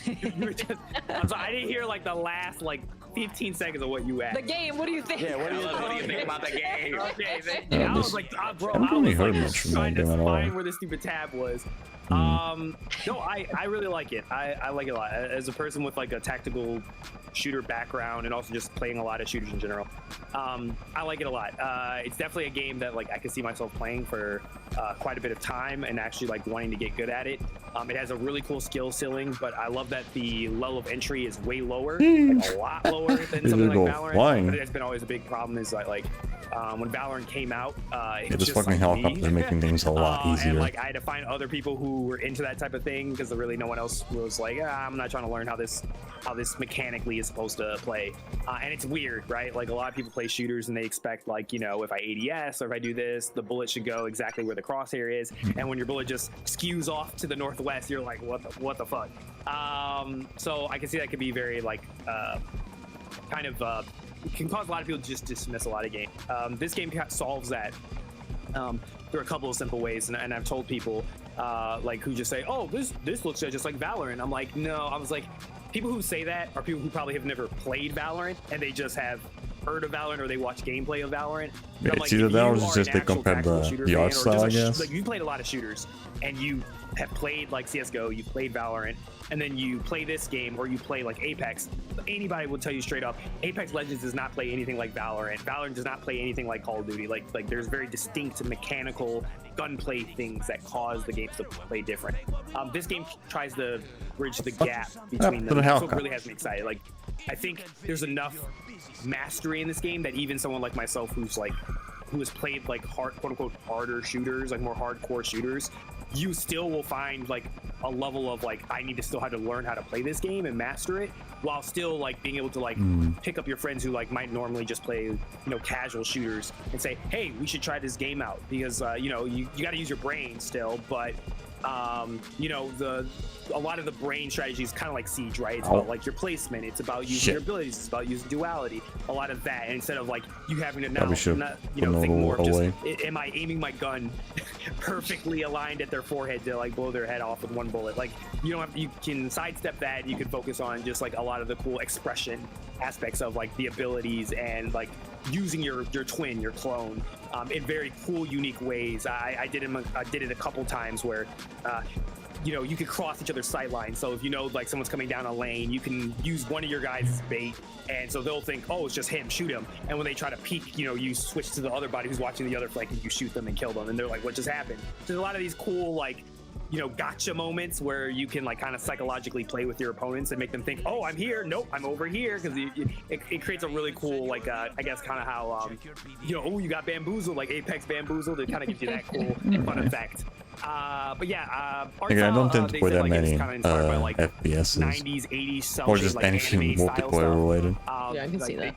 Yeah, they told me like Ghost in the Shell and a couple of other like Akira were like big inspirations for their once style. I get the better PC, maybe I can try other stuff. Easy to pick maybe up. They have playtests going on right now. You can sign up, I think, on their Steam page. There's like a playtest thing to do it. It is 3v3. I think that's like one thing I'm like, you know, a lot of people are used to being able to play 5v or play, you know, with like 4 friends or 5. But this game is, they said out of the gate, they are tac shooter fans. Kind of like how Concord is, like, you know, they were Destiny devs. Like these guys are like, they played CS:GO like actually competitively when they were younger. You know, they're older now. You know, they really were about, you know, they're really about that shit. They worked on Bungie or some shit. One thing they loved is they loved like Halo 3v3, playing Call of Duty Face Off, like where it was just that more intimate, like you and two of your best friends just trying to beat another team of like 3 really close people, and having that intimate like we're better than you type of thing. And I think the game nails it like really perfectly. I'm excited for this game. 2 reasons. So one, I like the fact that it is a pick up and play. It looked more Call of Duty-ish in terms of the shooting mechanics.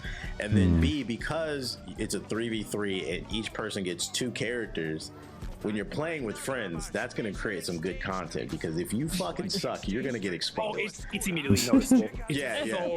You died 10 times, bro. God damn, 0 and 10. Like, it's even more embarrassing where it's like, yeah, I guess I should stay away from this game. So that you can get the kill the like one. my skills with FPSs. Like, dog, you had 2 multiplayer lives, and you could FPSs. kill the one guy. Like, if he kills you and you got clone, both your dudes. Like damn, double homicide. Like yeah, like it looks, it's a really bad look. So yeah. And then the other takeaway that I had from this, and I could be wrong, this is just an educated guess, but because everybody gets 2 characters, that means you get twice as much customization. There's going to be skins out the woo-wah, and it's going to be free to play. They're going to charge, they're going to get them $20 Valorant skins are coming. They are, and they're inspired by Ghost in the Shell and Akira. Oh, the devs who worked on art this, sounds cool. They are Valorant devs, Apex devs. Like the main director who I was interviewing, he was responsible for Apex's like kill leader system. So like that entire thing of like showing them on the walls and propping up the kill leader before all the other games did it. Like he was the mind. He was the thought. Like that. Yeah, he was the guy behind that. He also was one of the originals who helped with building Valorant. So before they showed Valorant, when they were like internally in Riot starting to figure out what Valorant was, he was one of the head gameplay designers for that. So like he knows his stuff. Like I was talking, there's like even more stuff I was talking to him about. But yeah, he knows his stuff like really well and has really good ideas of like shooter space and tactical shooters. And the best thing too, which I think is great, just like Concord, there's no ultimates. That makes it even better. So all that BS that you play with Apex, where somebody rushes you with all you really got clapped 0 and 10. God damn! Like all excuses are gone. You can't say, oh, they ulted me. You can't say they spammed their big ability to kill me. All that, like they were like, we want to make sure skill expression is what wins the game, not you crutching on abilities in order for you to like kill people. So that was very nice. It's really refreshing to see something, even if something just this small, to innovate. Like people have been bitching, complaining. And I also feel like there's a power vacuum with first-person shooters. Apex shot itself in the foot. I didn't put it on the notes, but like the whole battle pass thing, and then they retracted. And like, I don't see that many people talking about Apex. Kind of just fell off at some point. AA, independent studio, has no big publisher, And once again, doing something innovative and new, which I'll always complain about with shooters, doing something different. Are y'all gonna support this? Or are you gonna complain? I've learned over the past year of really digging into the numbers that people are more worried about being a casual instead of just embrace. Like, it's like almost like a racial slur in gaming. Like, you're a fucking casual, and it's okay. There's nothing wrong with that. But stop trying to be a part of all these conversations, acting like you're buying all these games. We got the numbers on y'all now. Y'all not doing it. Jay, Yeah, doing it. You're playing old shit like me. Yeah, I was initially like, hell no, I'm not playing this because it's a tactical shooter and it's from Shroud, so I already knew what time it was. The guy with the yellow tinted glasses is crazy. That's crazy. The fucking gunner ass glasses, bro. What the fuck? Man, I'm not a hardcore though. I'm not hardcore when it comes to shooters. But after he told this, as soon as he said, all right, well, the game, the shooting is not like Valorant or CSGO, it's more like Apex. I was like, okay, well, now I think I would give it a chance. And when he started explaining the mechanics, because when we first saw the trailer, I was like, this doesn't make sense to me. Like, what do you mean you're in two bodies? Like, I feel like they didn't do a good job of explaining exactly what was happening. I just saw, two bodies, one mind. I'm like, okay, well, I need to see the details on this. Yeah, am I using like 2 sticks for like one character per stick? Like, what the hell am I doing? So again, this is why we needed people like Ethos to play the game and make a video and explain it. They actually know what they're doing. So now that I have a full explanation, I'm like, okay, now I'm excited about it. I was gonna play it anyways, but it's like now it may be a point where if I really enjoy it, that I might get into it and I might continue to play it. So it's going to be very interesting, especially coming up. Cause, like, it reminds me of Sweaty Halo. I feel like if you were like a Sweaty Halo player, I feel like it Halo's my jam, bro. You already know. I was like, I feel like Black would like this game. I feel like JG, like, because I remember you guys like more competitive Halo back in the day, and I was like, this feels like a very weird even ground because like there's no sprint, so you can't sprint in the game, but at the same time you get ADS, which was also something Halo players were like, we don't ADS, but it's a weird middle ground. It's a weird middle ground, definitely. And we are getting closer. Has been like from playing Valorant for like a long time since the pandemic. It's gonna be weird. Like your first 2 hours playing it, I think even when I was playing with other people that I invited to play with me, we had this like weird issue where it was just like your brain, you have to rewire your brain because you're so used to playing shooters a certain type of way, and this game makes you rethink everything that you thought about when you're about to engage in PvP. And just like stuff makes things way easier. Like, shoot while ADSing and just, it's like crosshair accurate. So that means wherever your crosshair is, that's where the bullet goes. 100% accuracy. There's no, even when you move and shoot, the bullets will go. So that means you can still one-tap people in the head and kill them. But just like reminding yourself of those mechanics, and just like, oh, like, I can use my clone to do this, and oh, I can make it do that, and oh, I should, do that, because your clone, I forgot to say this too, your clone can hear.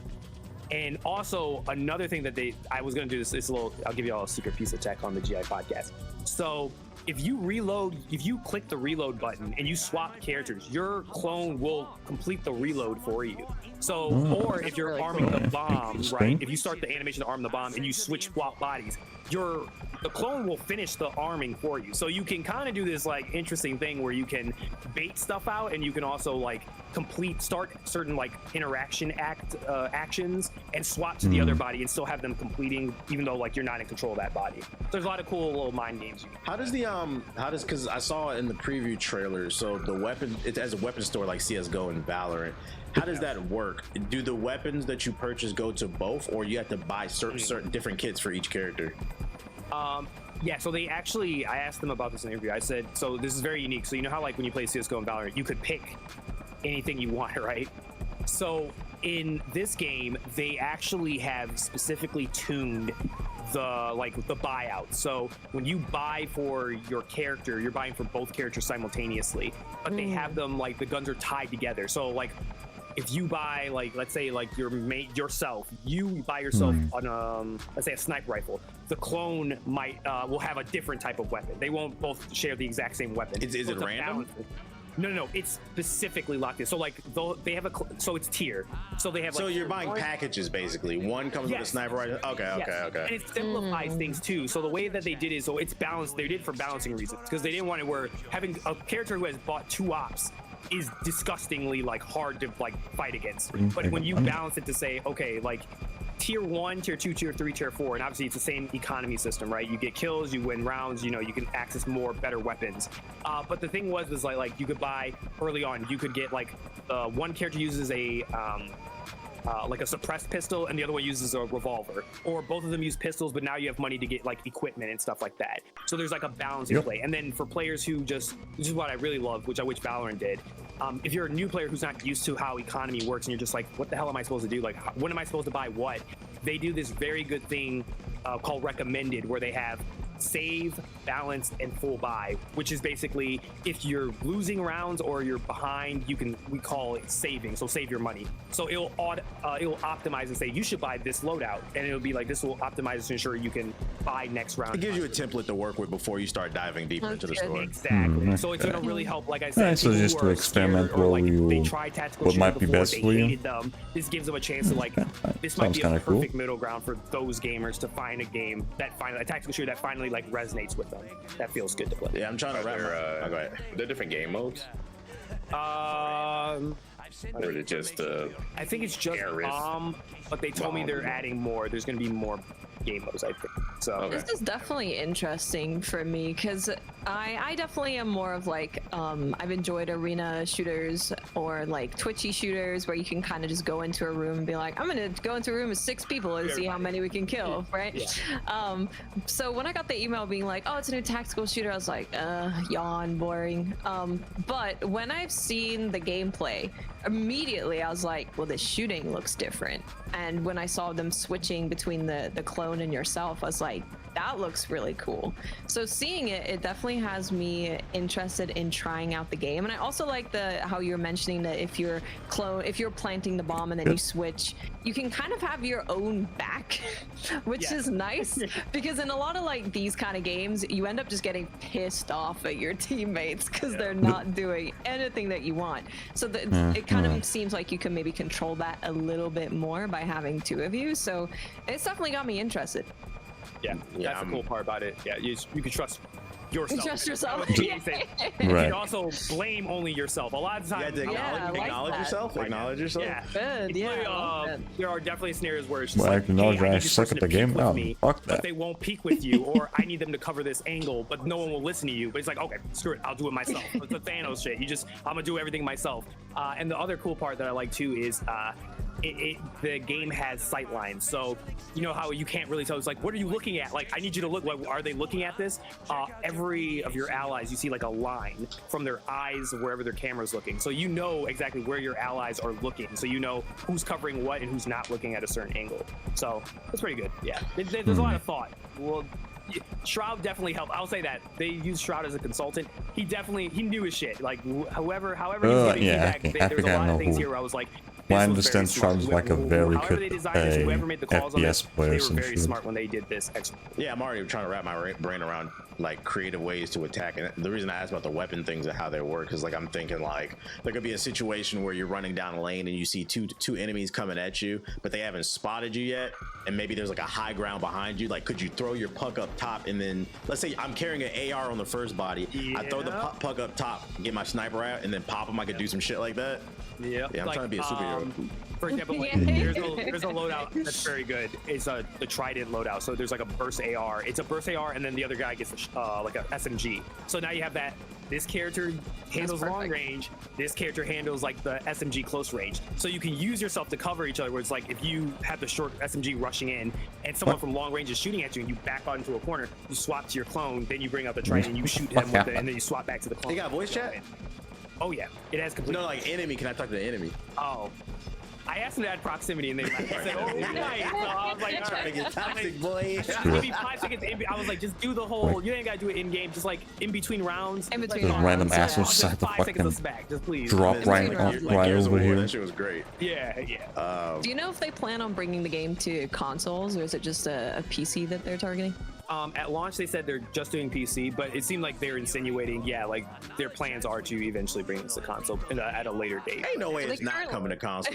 Because Valorant took so long because of the shooting, but because the shooting's easier, I would imagine it'll probably come. This game's way easier to translate, I think, to a controller. There was no controller support in the playtest build that we played. I guess they said they just didn't have it implemented yet. But I'm assuming the game is probably going to be way easier to play with a controller than Valorant. So I would assume so, yeah. And then if they can get the controller support, then putting it on console is obviously a little bit easier. Yeah. Man, I have to work with this now. Cool. I looked at the Steam page. It doesn't have a release date. It just says coming soon. So I would imagine late 2024, maybe 2025, early. They'll probably open it. I think they're gonna. They didn't give me a. I'm not saying they told me this. I'm just saying like I think maybe they might be targeting this year or early. So let's see. Keep an eye on it. It's called Spectre Divide. It sounds really cool. Look up the trailer on YouTube. Another game, surprisingly, I'm not gonna lie, I have not been very high on this game. What's with all the explosions going on like here? It was gonna be really mid, but we had a media blitz this week where all the major outlets, I don't hear it, but I can feel from the controller's rumble. Got some early hands-on time with Star Wars Outlaws, which comes out later this month. This new open world. Ubisoft is touting it as the first true open world Star Wars game, where you play as a smuggler named Kate Ubisoft Vance. should just be quiet. Every time they talk about their games, I'm like, oh my god, please stop. Shut up, Man. I was not that interested in this game. I've been saying the only reason I probably played is maybe the story, but the gameplay just wasn't the way. But maybe it was the developer playing it. The previews have come out and it's been getting nothing but positive reviews. People are like, wait, no, this is actually fire. Ethos, you actually got to play it. What impressed you about it? What did you not like about it? Give us the 411 on Star Wars. It's secretly a Splinter Cell game. JG, I'm sorry. Wow. It's a stealth game. In difficulty? It is an actual, like, I'm not joking to you. That kind of got me excited. The level of the Imperial, where you have to sneak into the Imperial space station and do that, I died like 7 times trying to beat that. I was like genuinely. Wait, hold on. Ethos. Halfway through it. Are we talking Blacklist or are we talking Chaos Theory? Well, I mean, it's like, let me get it straight. I'm not saying this game has the technical stealth capabilities that like something like Dishonored and old school Splinter Cell has. Blacklist, yeah, close in that area. Matter of fact, you know, it's more stealth action. Okay. Yes, it's definitely more action. Yeah. Splinter Cell, I think that should also be another series I should do at some point. Just put the Splinter Cell games. You know how like the later Splinter Cell I do have some games, experience with stealth games, mostly just with Metal Gear Solid 5. There are actual parts of this game that say if you get caught, it's game over. You lose. They straight up say you get caught and you got to restart the whole thing. That shit was frustrating because there's a segment I got caught, killed 5. Hey, hold on. That counters the argument because one of the things I've seen a lot of the grifters say online in this game is woke. How is a woman doing all this shit? I guess it's not woke because you can get clapped at any time. It's realistic. Like, what you know what it being was? Sneaky. That's how she's taking them all out. Misogynist part of my brain was thinking though when she pulled up on one of the stormtroopers and she knocked him out. The first thing my brain said was in my head was, oh, a grifter's gonna get pissed at this because like there's no way a woman could knock a man. Like I refuse to suspend disbelief. Like I heard them saying, do they not know how helmets work? Helmets work, yeah. I'm like, bro, we're playing Star Wars. We have blasters. What the fuck are fucking fighting Space Jesus? Get the fuck out of here, dog. It's a game. Really. Like people fucking complaining about anything nowadays. Empire Strikes Back and Return of the Jedi, which seems to be a mixed result. Some people are really happy about that. Some people are like, oh, we're so tired of this era. So I don't really care. My personal opinion is that era is actually the most boring part of Star Wars out of all, like Old Republic, Clone Wars, you know, High Republic stuff is kind of, we're still in the middle of figuring what that is. But I actually enjoy other eras of Star Wars a lot more than the OG series. But yeah, game's actually a stealth game. Actually, like, you have to sneak around some certain points. It is open world. A lot of stuff. It's a Ubisoft game, so a lot of stuff for you to do, a lot of check marks. Biggest highlight of the whole experience was Sabak. Come on, I just barely bumped into that. It was like, how Jedi Survivor has a little chess game. It's the card game that is like in the actual Star Wars universe. Like it's a legitimate. Ubisoft didn't make it. It's legitimately part of the Star Wars universe. But they brought it into Outlaws, and it's basically like gambling. It's like 21. It's like blackjack. That's what I describe it. It's like blackjack.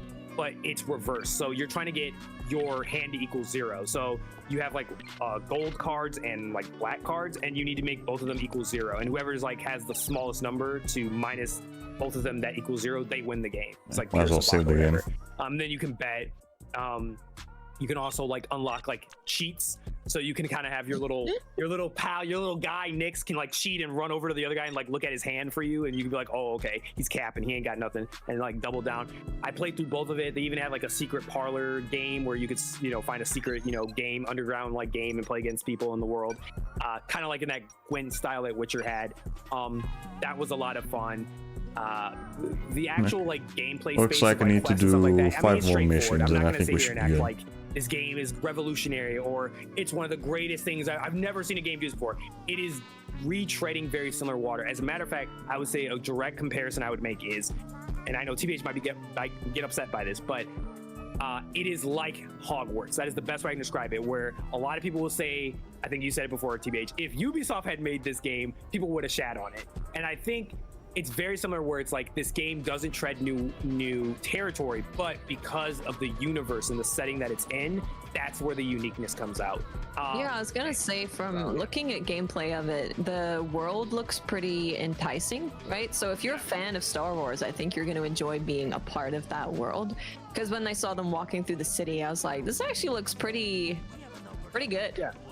Yeah, it's very, I'd say immersive is key. Like if you wanted to experience that like Han Solo power fantasy of being like a smuggler, who likes to like walk around and do certain quests and kind of follow your own path, I think that you'll actually end up really enjoying this. I said in my video, like, this is not Starfield. This is not No Man's Sky. This is not you going into space and flying wherever you want. That is not this type of game. This is a story-focused game. This is a game about a power fantasy of becoming this like really powerful smuggler, meeting characters and pulling off like heists that are going to be really cool. I didn't get to play any of the heists. I even don't know, maybe you guys have heard, I don't even know if the game is going to have like multiple heists that you can pull, like, GTA 5 had that whole like heist thing. I don't know if like that's kind of what Star Wars Outlaws is also doing, where it's like there's gonna be pivotal story moments. Yeah, I and never that's when played you pull off this GTA big 5, so I heist don't and you're really gonna be hiring know certain much people. about the heist But the story stuff. from what I saw, I played it, got to see a couple cutscenes for it. The story had me engaged. I was like, okay, this seems pretty interesting. I'm looking forward to it. And because of the time period, high plausibility, we're gonna see probably some very interesting cameos that could pop up here based off of where the game takes place. Wouldn't surprise me if we see what Bubba was it the Boba Hutt, Fett? Bubba Or Fett. Jabba the Hutt? Been confirmed. Yeah, that's one of the games. There was drama around it because one of the Jabba the Hutt missions was locked behind a pre-order bonus or something. Well, I can tell you off rip is the Hutt cartel is in the game, and they are a syndicate that you can do work for off rip. Like this is probably the coolest. Okay, so this is probably the coolest, unique aspect of the game. So the game has a reputation system that's kind of similar like GTA. So there's already like a wanted system where like the Imperials will come after you for doing bad stuff. But the game also has a syndicate system. So all the syndicates that are in the game, they have like a relationship with you. I fuck with you or I fucking hate you. And as you do certain missions, there's actually like Mass Effect like choices where they actually have consequences. So they might have you go and do a quest, and you might find another way to do that quest. So you might like go about it one way, but there might be a new opportunity where you could maybe help another syndicate instead, or maybe two syndicates want you to do something. You could decide who you're going to help out, and then you'll piss off other syndicates. So when you help certain syndicates, they'll reward you. So they'll give you access to like exclusive like turf, like gang turf that they own, that you'll be able to walk into without being like shot at. You can get access to like unique weapons, like cool new weapons, perks, armor, like clothing, like new unlocks. Like you can get this by like siding with a certain syndicate. And then reverse, when you piss off a certain syndicate at a certain point, not only are they going to be hostile to you, but they'll actually send assassins out for you. So there'll be like actual consequences as you're in the open world of like potentially you'll be just mind your own business, and like a syndicate assassin will show up for let's say like the Hutts, because you screwed them over a job, so they sent out like a death chip for like your head, and now you got like other bounty hunters coming after you trying to kill you. Is this the car one? So it kind of adds to that.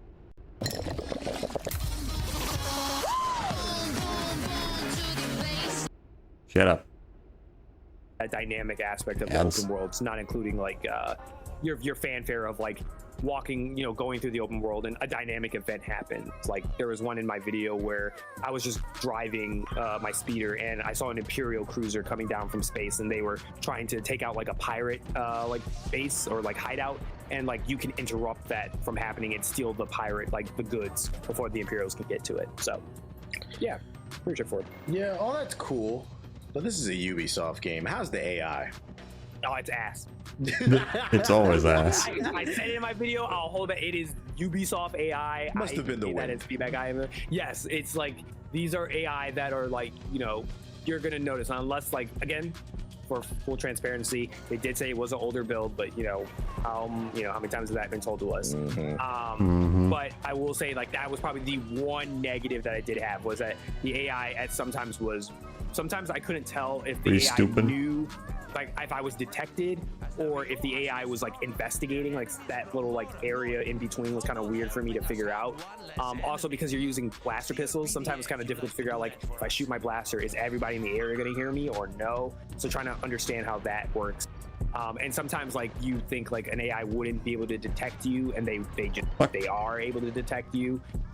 Stuff like that. And just you can like get into a firefight and then go hide and disengage and go back into stealth, but they'll always be like kind of what you said, like you'll knock somebody out and they'll find the body and they'll be like, somebody's here, and they'll be like, oh, it must be the way, and they'll like kind of revert back to their previous like what you said. But I'm in middle of go combat, so I back to can't patrolling, even though my boy's dead. So bring it's any of not them. as complex as something like Dishonored. I do want to point that out. This is not a game trying to be as good and stealth with that many mechanics that like a sim like Deus Ex or Dishonored is, but it is like of like a casual version of it, basically. What about the space combat? Did you touch There we any go. of that? There's the helicopter. Like the ships, what was that like?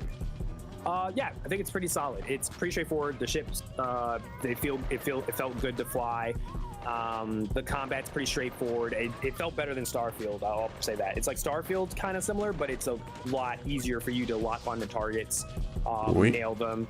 There seem to be like upgrades for your ship. So there is customization to make the Trailblazer even better and more powerful, and get different weapons like that. Okay.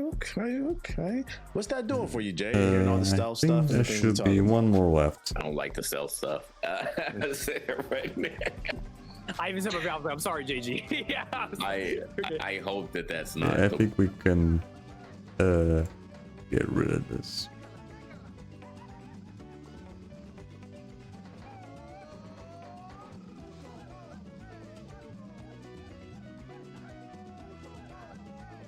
Let's see. It wasn't. There we go. Get rid of that. Then put audio back to normal. Alright. Like a little target practice, senor? We have someone in mind for you. Just a quick whack and the boss will be so grateful. Check your PDA if it interests you. Yeah, I'm pretty sure this might be the last one. It took me almost the entire fucking stream just to get all the damn points.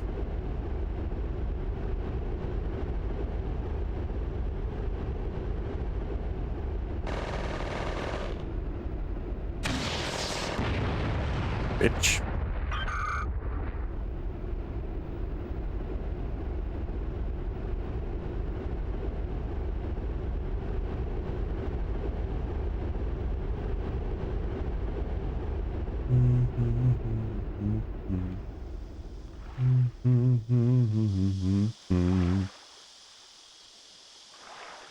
Right. That should do it. Hopefully.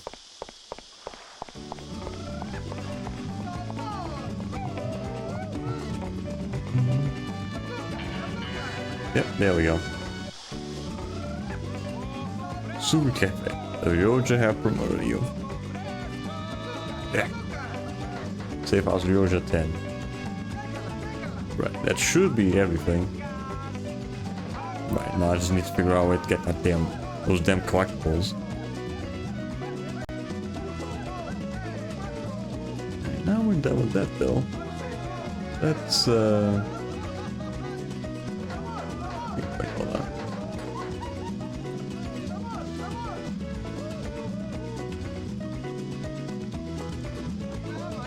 Let's connect. Then I'll open up PC Face again.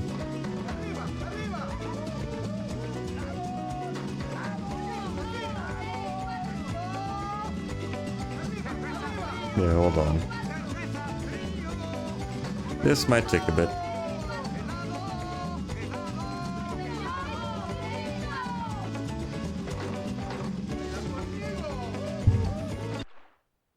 Come on. Come on.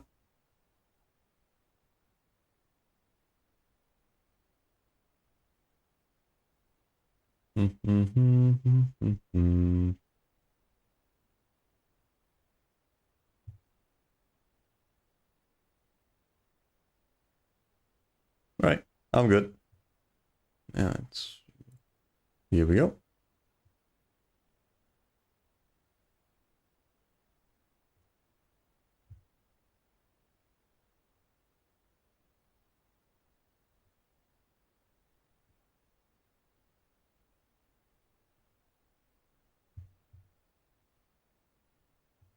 All right, now we're back to normal.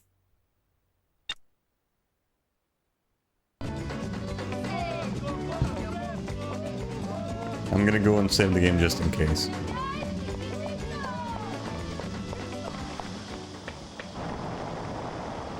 Yeah, we're finally fucking done with that, goddamn.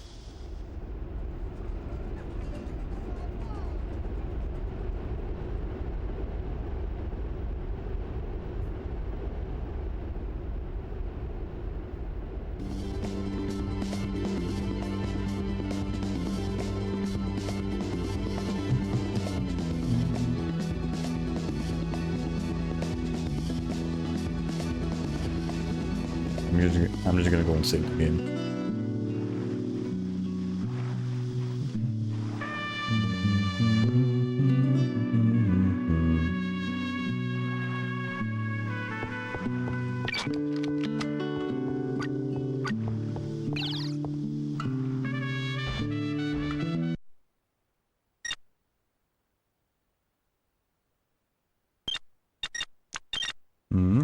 Right. Did I get anything from Reddit? I don't think I did, but let's see.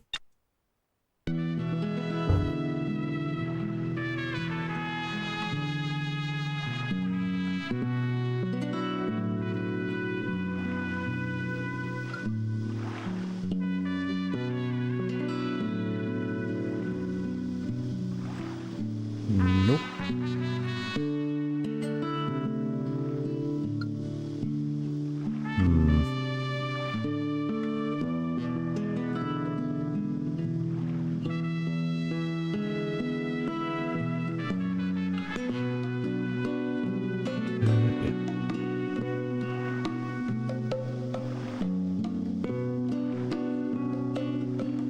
Random number here.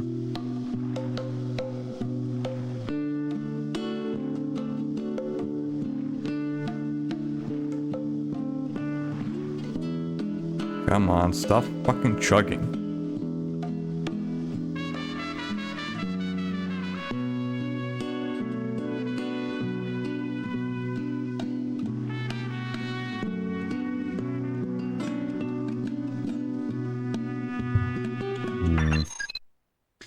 Yeah, I still have no idea how the fuck to get rid of that damn restricted airspace shit. But at least I'm pretty much done with them, with the relations. Sheesh, every 3 side missions done. God damn. And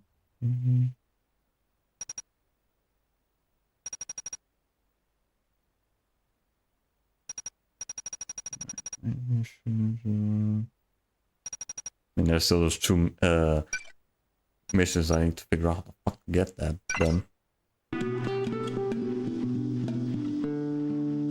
Right, let's actually do at least the main mission.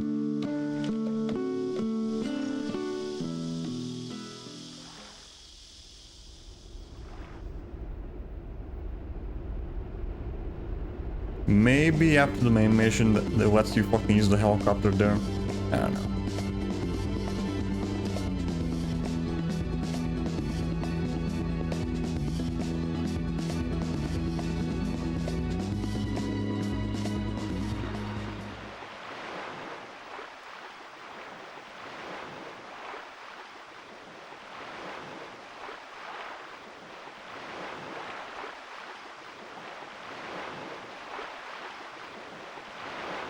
No.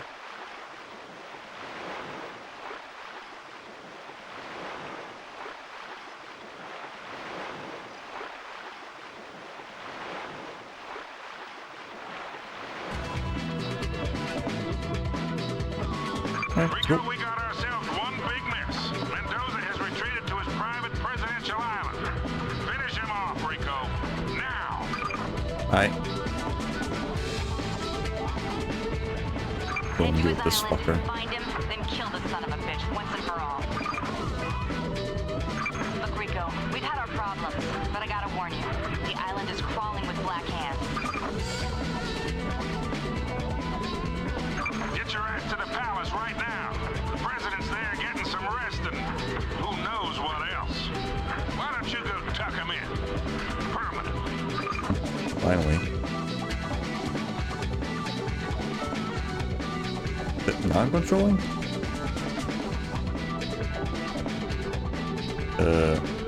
Can I move? Can I fucking move the helicopter or something? Guess not. I'm gonna send a boat.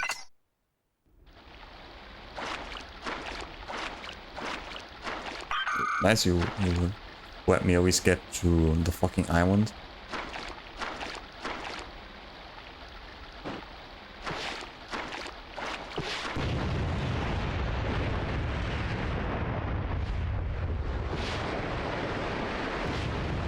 Yeah, this one. I remember this boat. We used them like once in the campaign.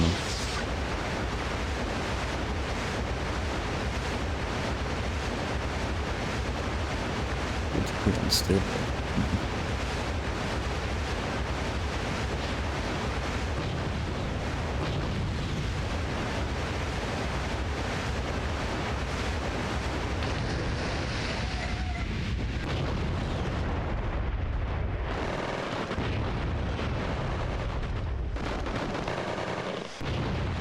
Good boy.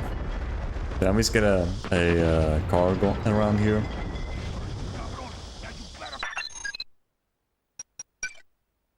Nah. Right, fucking boat's still there, so I can't bring another one.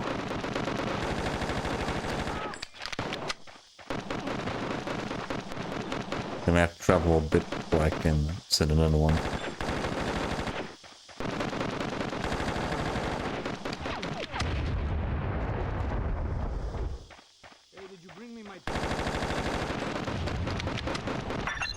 Can I send one now? Yeah, I'm under attack, so I can't do it as well. Something spotted! Fire at will!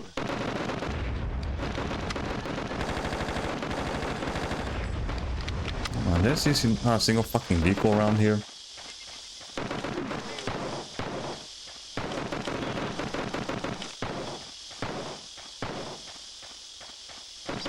Okay, there we go. There are a couple of them.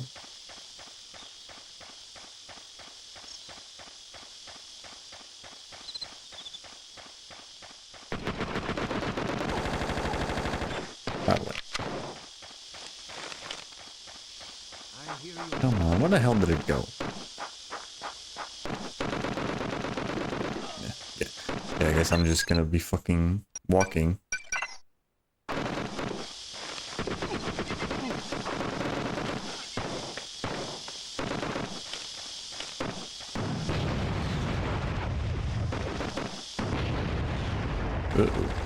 That tank?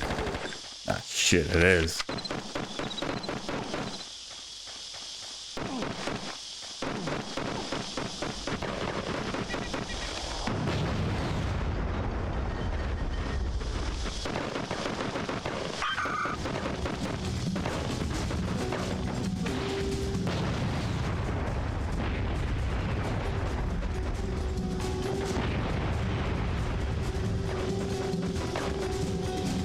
get one of those. Good. Ow. What does this do?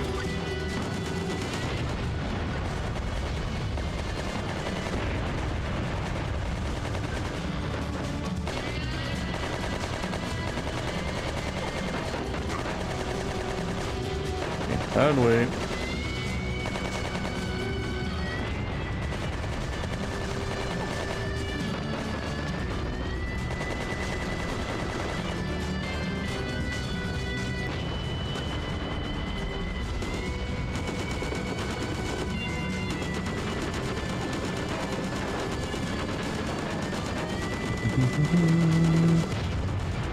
Good.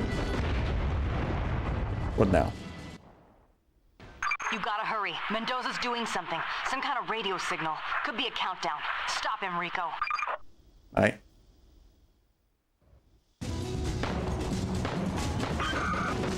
Assuming this is a chopper. Okay. Aye. Is this on fire? Yeah. I just had to say something.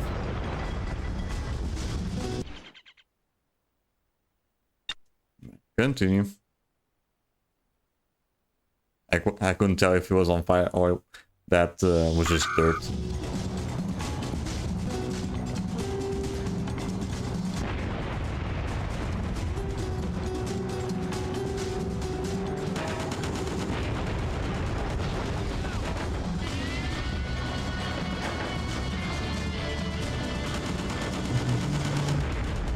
Out of the way. Out of the way, fuckers. Yeah, I'm gonna see if I can stick with it with this thing as for long as I can.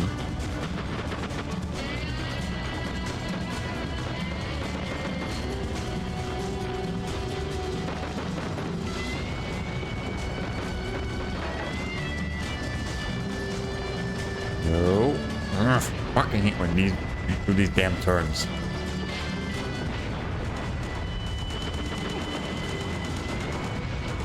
Out of the way.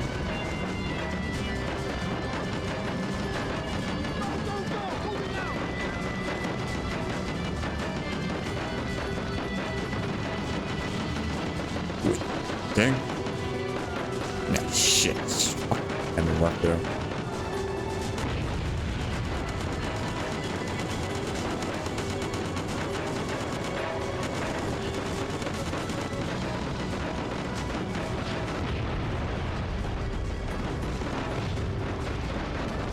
Out of the way.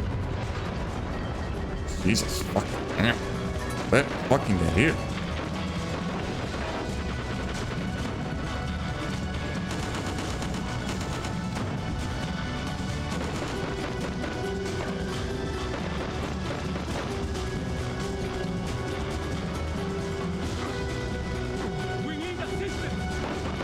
Hell, why can't I fire?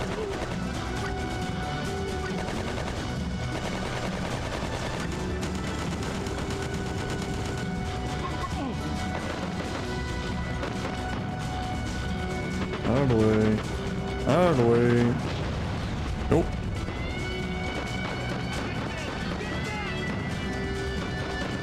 This might take a bit.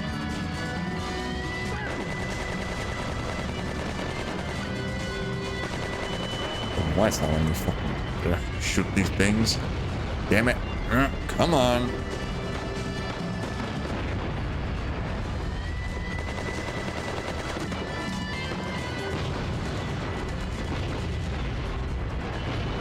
Jesus fuck.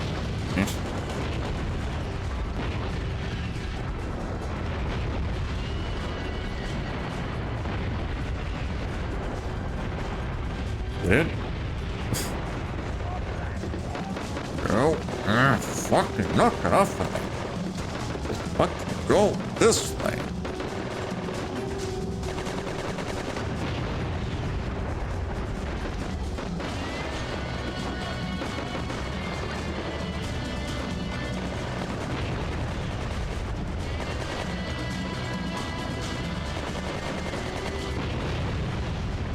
Shit.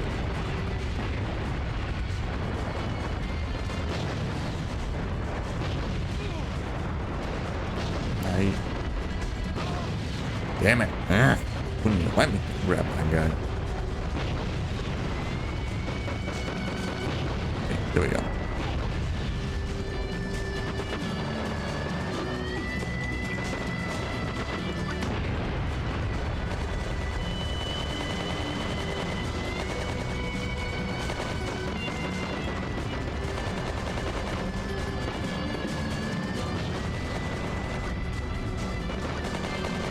Why is it not letting me shoot?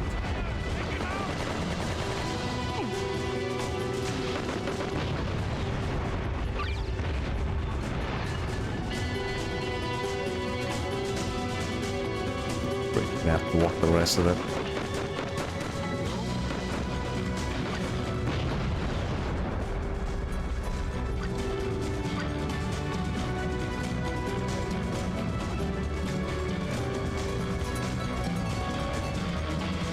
Okay, at least you got a good chunk of it done.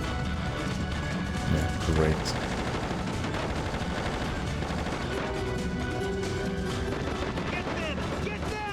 Oh.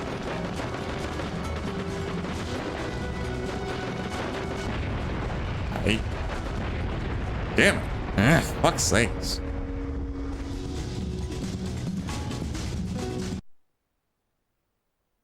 How the fuck are you supposed to get up there?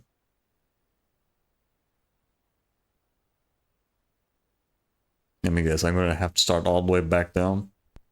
Inside that one. Yep, there we go. Yeah.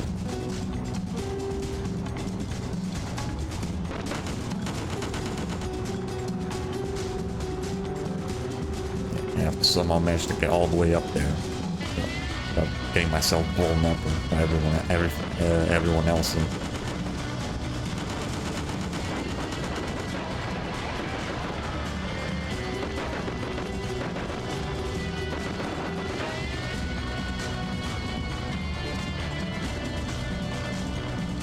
It would be nice if my fucking comrades would actually help me here.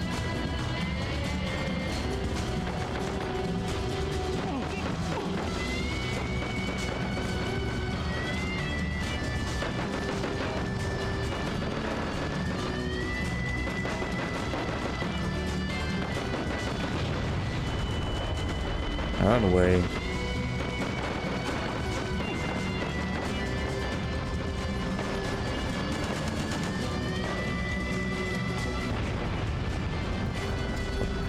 All the way around.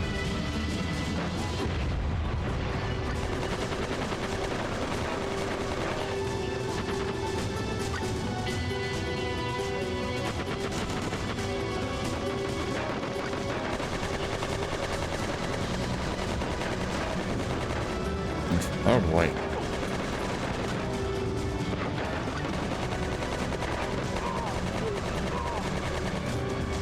Out of the way.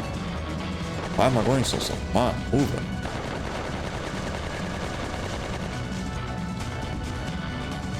Why am I going so slow? Come on. You gotta move on. Why are you going slow?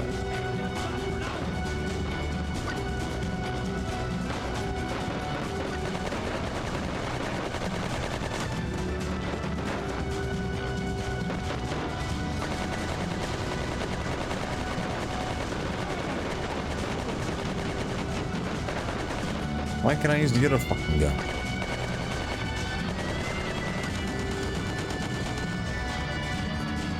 Probably because it's too close, maybe.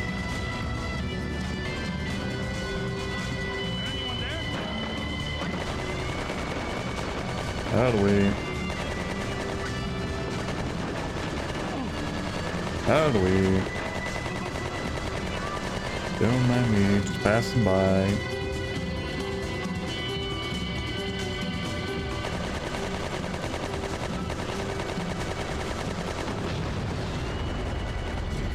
Jinx, out of the way.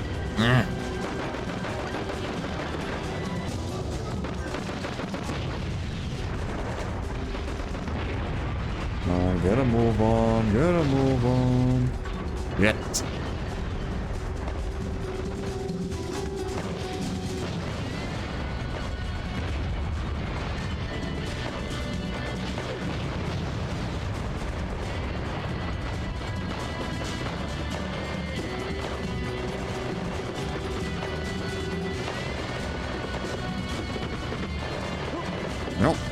Get it. Rick.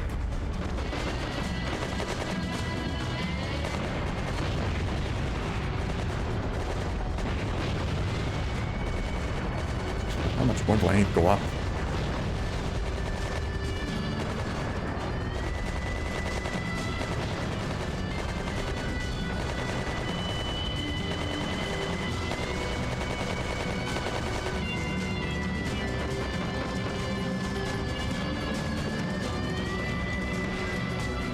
There we go, finally.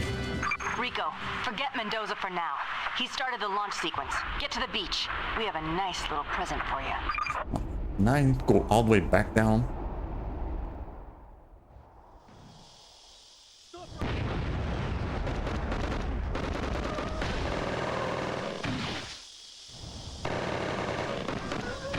Screw it. Jump it.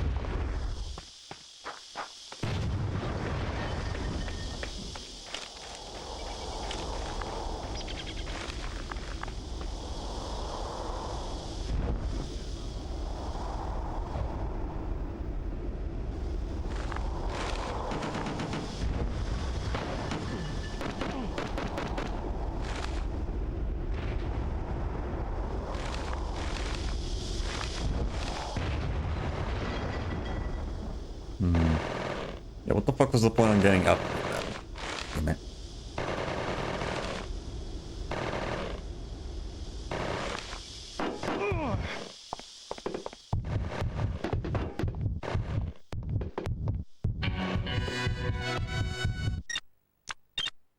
Yep, save.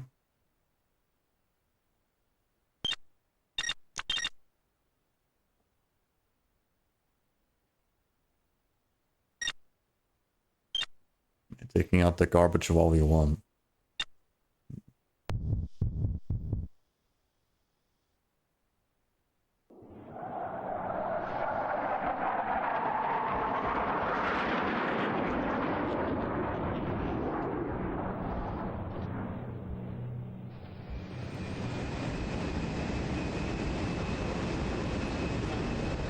We're gonna be using jets for this?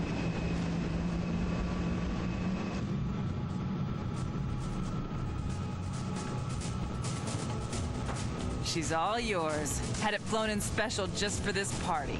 It's got every bell and whistle you can imagine. Those missiles will ruin a lot of people's tans and start one gigundo Latin American war. Get moving and catch those missiles. Alright. Although we're probably gonna leave this next mission for probably another time.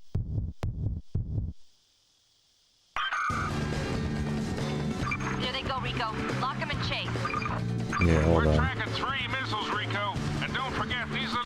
Shut up. Ain't doing this today. But yeah. We should be pretty much end game, huh? Yeah, unfortunately we weren't able to have enough time for everything. But we should be pretty much done, huh? Yeah, this should be like the last 2 main missions.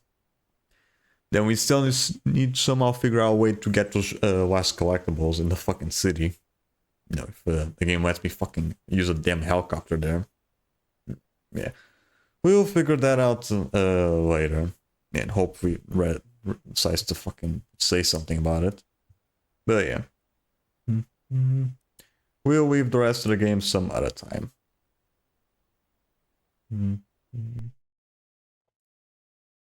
Alright. No. Yeah, at least we should be almost done.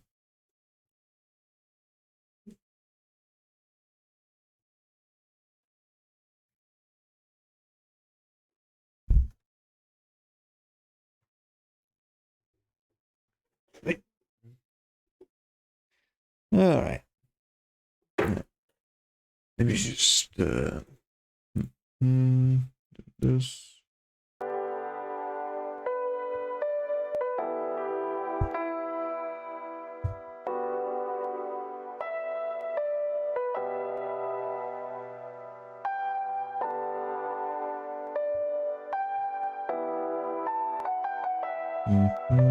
And this.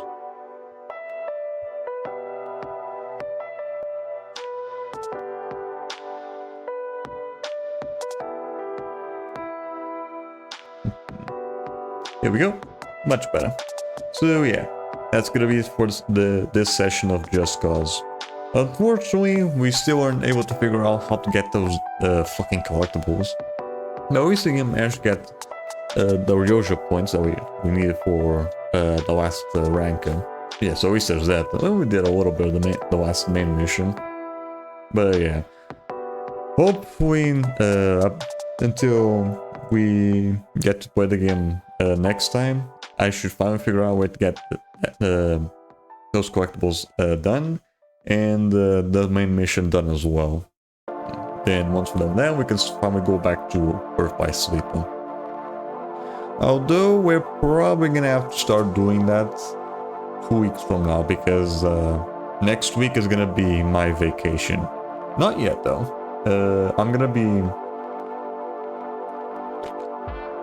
I'm still gonna be able to stream up until Tuesday. But the next time you're gonna be seeing me is gonna be on Monday, from the week after that. I'm gonna be going on vacation for a couple of days. Yeah, I'm gonna have to leave the rest of Just Cause 4 in 2 weeks from now, I guess. But again, next stream, however, shall be tomorrow, where we are gonna be continuing on where we left off with Spar's Adventure. Last we left off, we let's see, we finished off with the DLC stuff, and we started with the speedruns, and we almost got all of them done. Yeah, we were missing like 7 levels, and then we can finally start doing the heroic challenges. At least with Go Run though. I don't know how long those are gonna take. Then also see if I can actually get that one accolade done, where if I have to like have all the heroic challenges unchecked. We'll see. Just in case, I'll just redo the one that I already did. But yeah, next stream shall be tomorrow at 9:30 PM GMT 1, where we are going to be continuing on where we left off with Spar's Adventure. If you like to be notified when I go live, or any other shenanigans that remind my stream schedules of video uploads, you can go to my Discord where you'll be notified as such. And if you also want to keep track of any previous streams I've done in the past, you can also go to my YouTube channel as well. Now with all that said and done, who are we going to be rating today? Well, let's use on right now, shall we?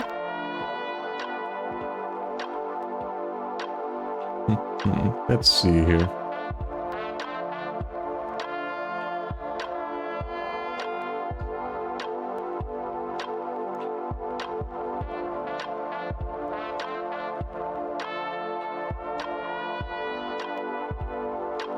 Let's see.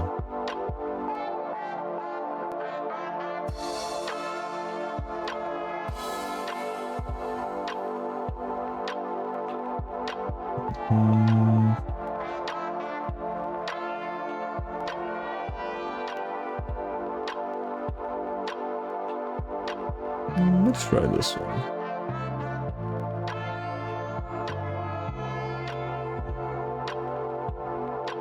Yeah, they're just about to start. They're just about to end stream. Right, whatever. Someone else. Let's see.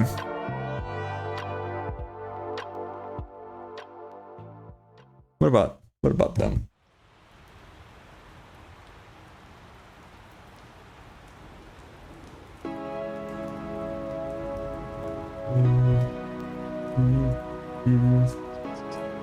Here we go. So yeah, for this stream we are going to be rating Tori Grace VT. Right now they're going through Bonanza, no, Team Fight Tactics, okay. So yeah, guys have fun with Tori Grace, and give them a happy birthday, because it is their birthday stream, I guess. Yeah, have yourselves a merry day, as always. Have a good one. Bye. Bye-bye. See ya. Have a good one. Bye. Bye-bye. See ya.